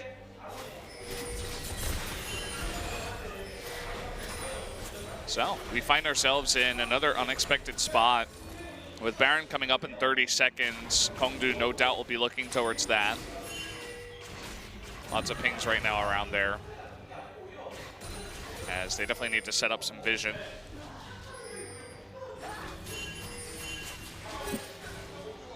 Well, they're going to certainly need to try to stabilize, as Baron is coming up now in 10 seconds.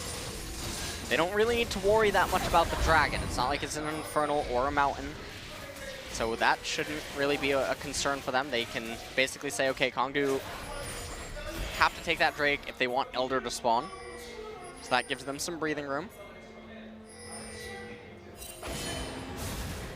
Roach right now with his Stand United. No teleport, and Smeb does have his, so Smeb can match. They're going to be fighting down in bot lane. I wish we could get a look at that. But Soul on that Ashe, he's looking for the depth plays from game 2. He wants that arrow that forces out 3 flashes at once. And once they set up all of that vision, if they can get 1 pick, they can really just, you know, line that up with the Zyra, the Shen, even the Lee Sin can get in there. I get what happened now, Brendan. Kongdoo, they sandbagged the entire season because they were just ramping up for Summer Split to get that seed into Worlds. So they lost everything to go to relegation just so they could stay in LCK and make everyone think that they were bad. Now they're showing up. It's like the biggest hustle of all time. That's not what's happening, but they certainly don't look anything like what they looked throughout the entire season. Yeah. And I mean, what this game means to me is that, I mean, Kongdoo, they lost to Europe, and now they're beating KT, so Europe might be better than KT. Edge, gonna find a flank. Gets a ton of damage. Oh, and they find Deft in the front, the knockup. Will it be enough damage? Just barely it will be, and Roach gets into the back line. Pawn in a lot of trouble here as well. Mata is going to be charmed. There's the Sonic Wave to clean up. Double kill going over to Punch. The rest of KT should follow suit. Double kill to Edge in the mid lane on this Ahri. And unbelievable plays by Kongdoo right now. They're going to be able to push this on and get an inhibitor. Don't think that they can get the game, but they might be able to. They go for it. They have the teleport on Roach. They can lock up a minion. I think they can do this. 10 seconds left on Mana, 12 for Depth. They got They get score. Unbelievable. This might just be the end of the game, and it could be the 2-1. Edge lives, and they're going to be able to do it. The second Nexus turret goes down, and down will go the Nexus. What am I saying? A 2-1 victory to Kongdoo Monster over KT. The Kongdoo Monster guy in the crowd is going nuts right now. Everyone else is silent, but Kongdoo Monsters with the biggest upset in LCK Spring 2017 with a 2-1 victory over KT. This is, I mean, a lot of people are going to see the result and they're going to say, what's happened to KT? They get 0-2'd by Samsung, a fantastic team. And then they get 1-2'd by Kongdoo Monster. But you really got to hand it to Kongdoo Monster. They played a fantastic series that you were even holding on in game 2 from behind, and they almost brought it back. These guys, I don't know what's going on. If they could get more consistent and play like that all the time, well, they can take out teams like KT. They look... Well, Depth looks furious. I just saw emotion for the first time out of Pawn. Smeb looks down, he thinks back. The word rocks goes through his head.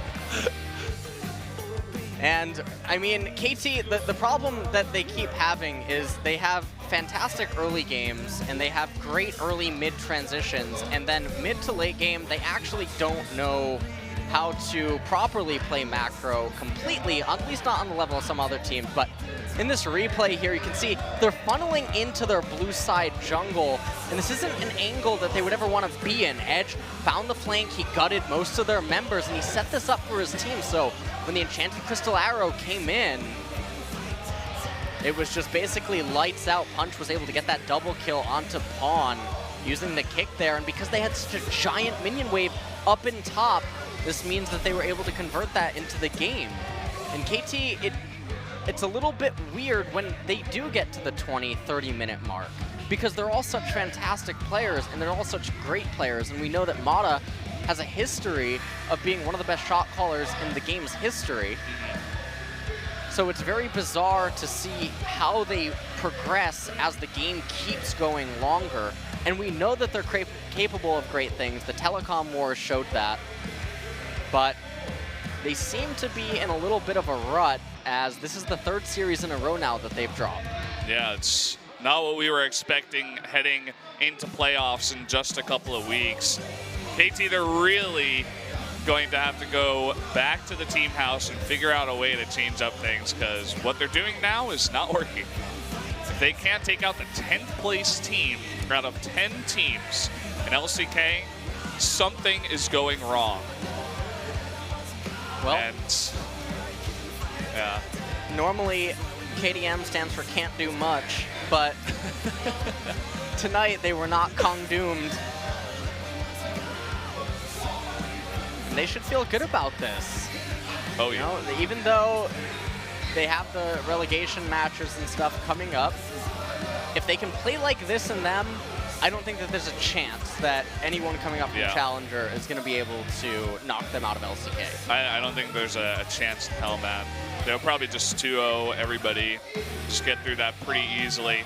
Guys, we're going to go to the MVP interview in just a minute.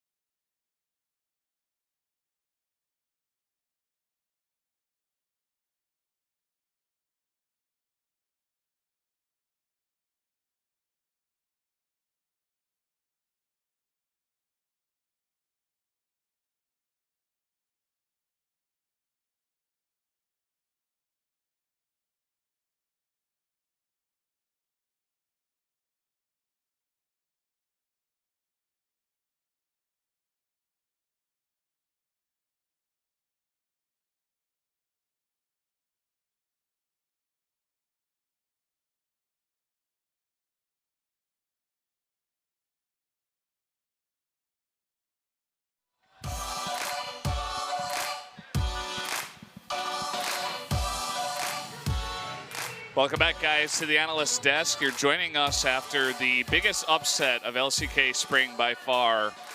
Kongdoo Monster taking the 2-1 over KT Rolster. And we're going to be able to hear them in an MVP interview for only the second time this split. That's right. Whenever these upsets happen, you tell yourself, well, nothing could beat this, but the upsets keep happening, and here we are, a very complicated result.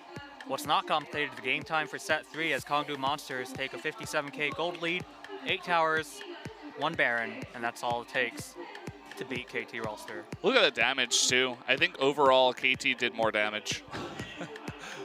That's so crazy. For sure. Yeah, they actually did more damage just looking at the numbers, but they still lost.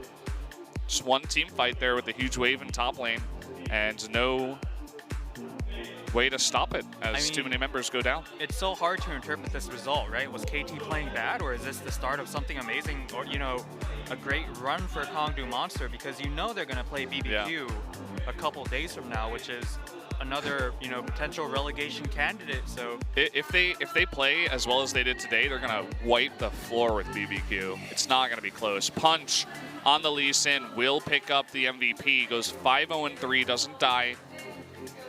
And had a couple of really nice setups in this game. And for how complicated this series was, I'll simplify it by saying this. When's the last time you saw smiles on the Kongdoo Monster players' faces, right? They usually look depressed after games. Unlike Generic Green Wings, who's like, oh, you know, whatever. We're on the team with the most support maybe in Korea. Even the head coach getting in there, you know, racking up the keyboards like, oh yeah, great job today, guys. Even Hyungung is really happy. Yes, we do have Soul and Punch on the MVP interview area. Well-deserved high fives. These guys can't even seem to believe it. They're like, what is an MVP interview anyway?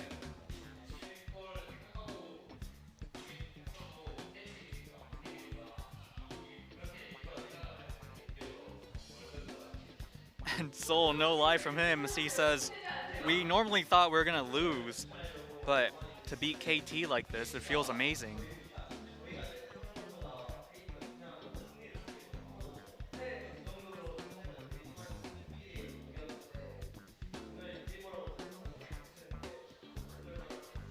And Punch says he also feels like they never would have imagined that they could beat KT, because in so many cases, KT just comes out ahead.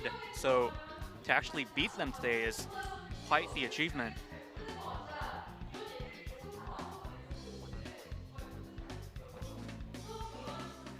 Now, what changed for Kongdoo Monster? And Soul says, I think the coach is a huge change. The addition of, I believe, Zephyr. Really? That's very interesting. And Soul says, with the addition of the coach, we actually improved so much in terms of vision. Of course, Zephyr should be a familiar name to a lot of listeners right now.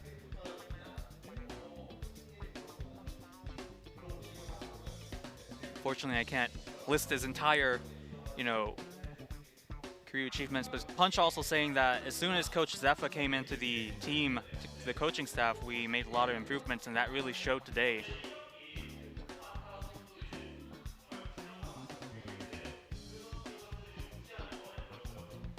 So Soul, you played Lucian against the Def Mata bottom lane. How'd you approach the match today?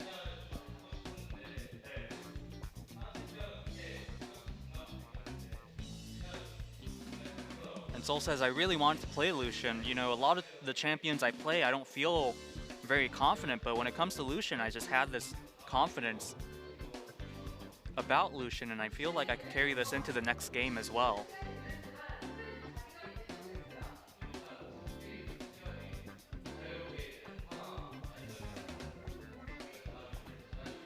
And to elaborate, he says, Lucian's a very flexible champion, especially in the laning phase. There's so much you could do, and a lot of moves you can make. And of course, we should be looking at some of the Lucian highlights by Soul.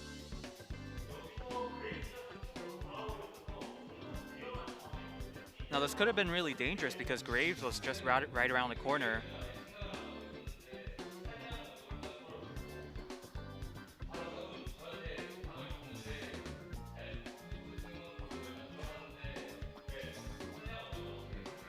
And Soul says, yeah, I had no idea Graves was on his way, but I did know that Talia made the call to come down to the bottom lane, so I wouldn't say I was gonna throw myself in there, but I really prepared for death in a way, as I did make that engagement with my body on the line.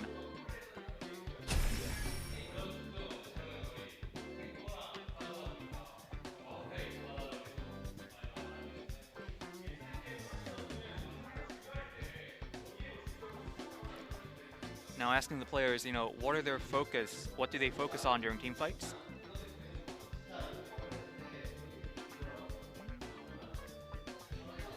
And Punch says, let's stick together, or maybe let's be a little bit careful. And turns out our team actually killed the enemy team, and I thought, well, that's not supposed to happen.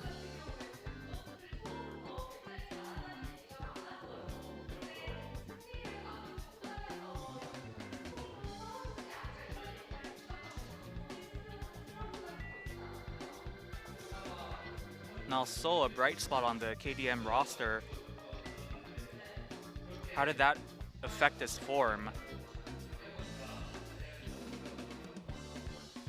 And Soul says, I knew the team was losing a lot of games, dropping a lot of games, but I never let that really get to me. I just thought I should just play better and I should give better performances. Now as an AD carry, what does Soul think of the current patch?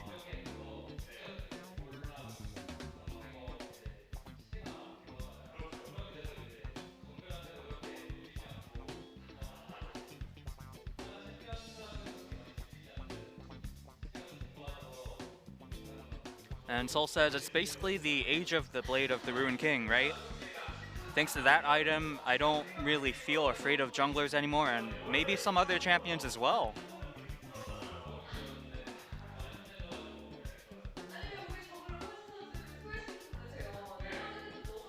So what does Punch think of the changes? Never mind, we're going to look at some of Punch's highlights.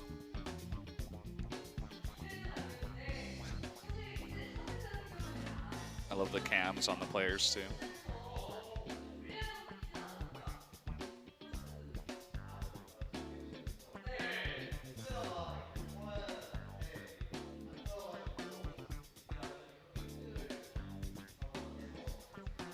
So they did have that early first blood that they gave to KT, and what did Punch think of that? And Punch says, well, Syndra should have really bought, you know, with the gold she had, but she didn't, so we actually thought it was kind of a silver lining there.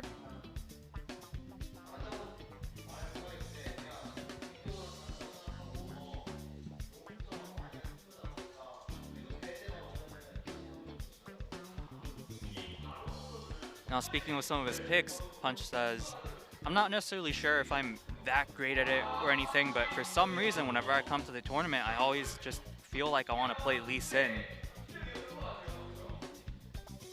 It's pretty fun.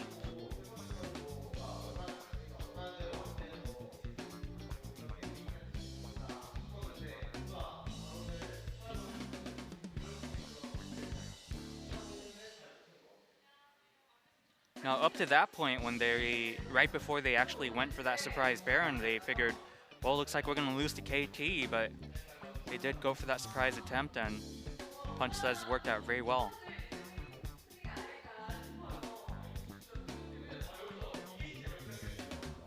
Love this play.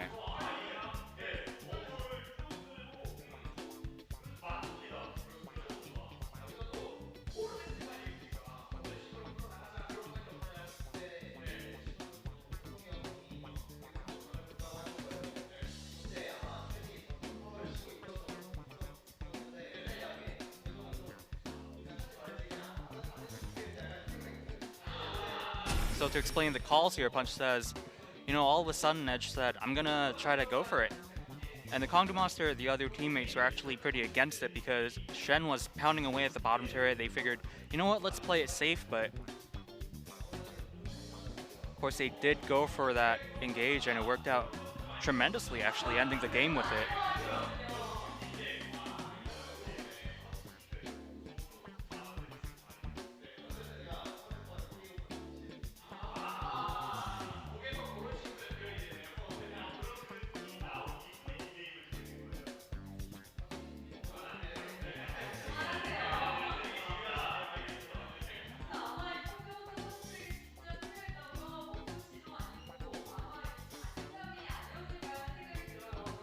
of course, something that the Kongdoo Monster players really needed as well, you know, aside from a coach, is confidence. So how are they going to approach the rest of their schedule? And what would they like to say to the fans?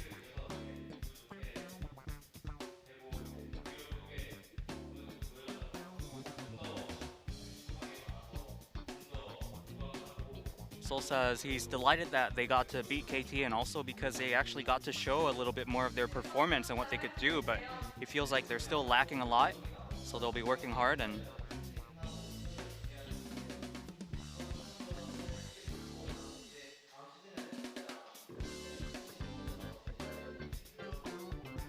Punch says, we're still going to have to prepare for relegations, but after this relegations, we're going to make sure that next season we go back to the Kongdoo Monster of old. And well, that's it for the MVP interview. Yeah, here's to hoping, man. I'm actually excited for their match against BBQ on Tuesday now because, I mean, they showed some really great play as long as they can keep this up. And down at the bottom, you see Afreeca did beat Longzhu 2-0. Early on, they looked pretty good as well, and Kongdoo Monster able to take out KT Rolster 2-1. Never thought I would say that.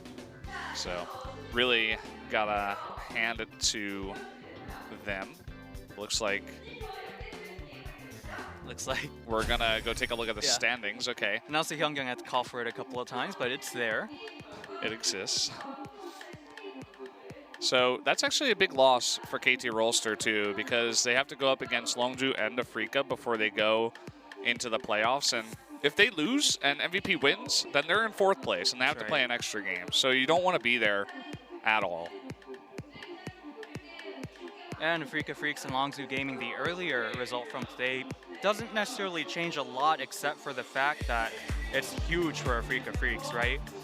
Because they do go into that 5th place, which is the wild card spot, which means they get a tiny toe into the playoffs, and from there, you know, anything could happen. It's also huge for Longzhu. I mean, they were the same score as Afreeca, so Afreeca able to kick down one of their competitors to a game behind them, and now Afreeca really has to mess up in a way to lose that spot.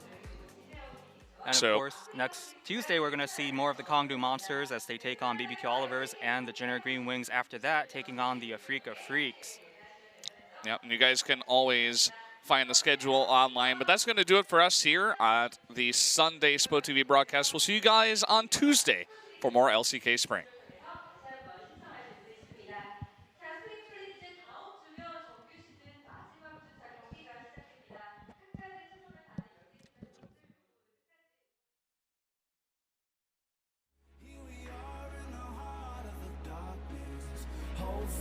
We must be brave in the heart of the darkness.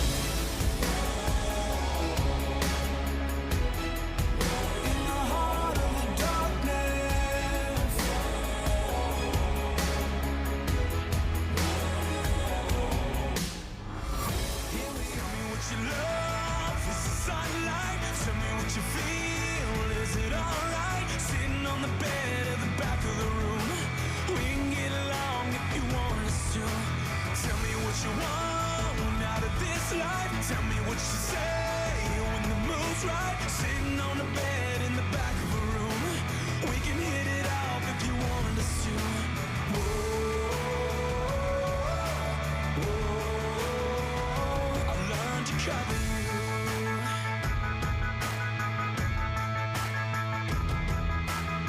Some girls like the boys who are fast. Some girls like making it last. Who are you? Some girls got so much to prove, but those girls got nothing on you. Who are you?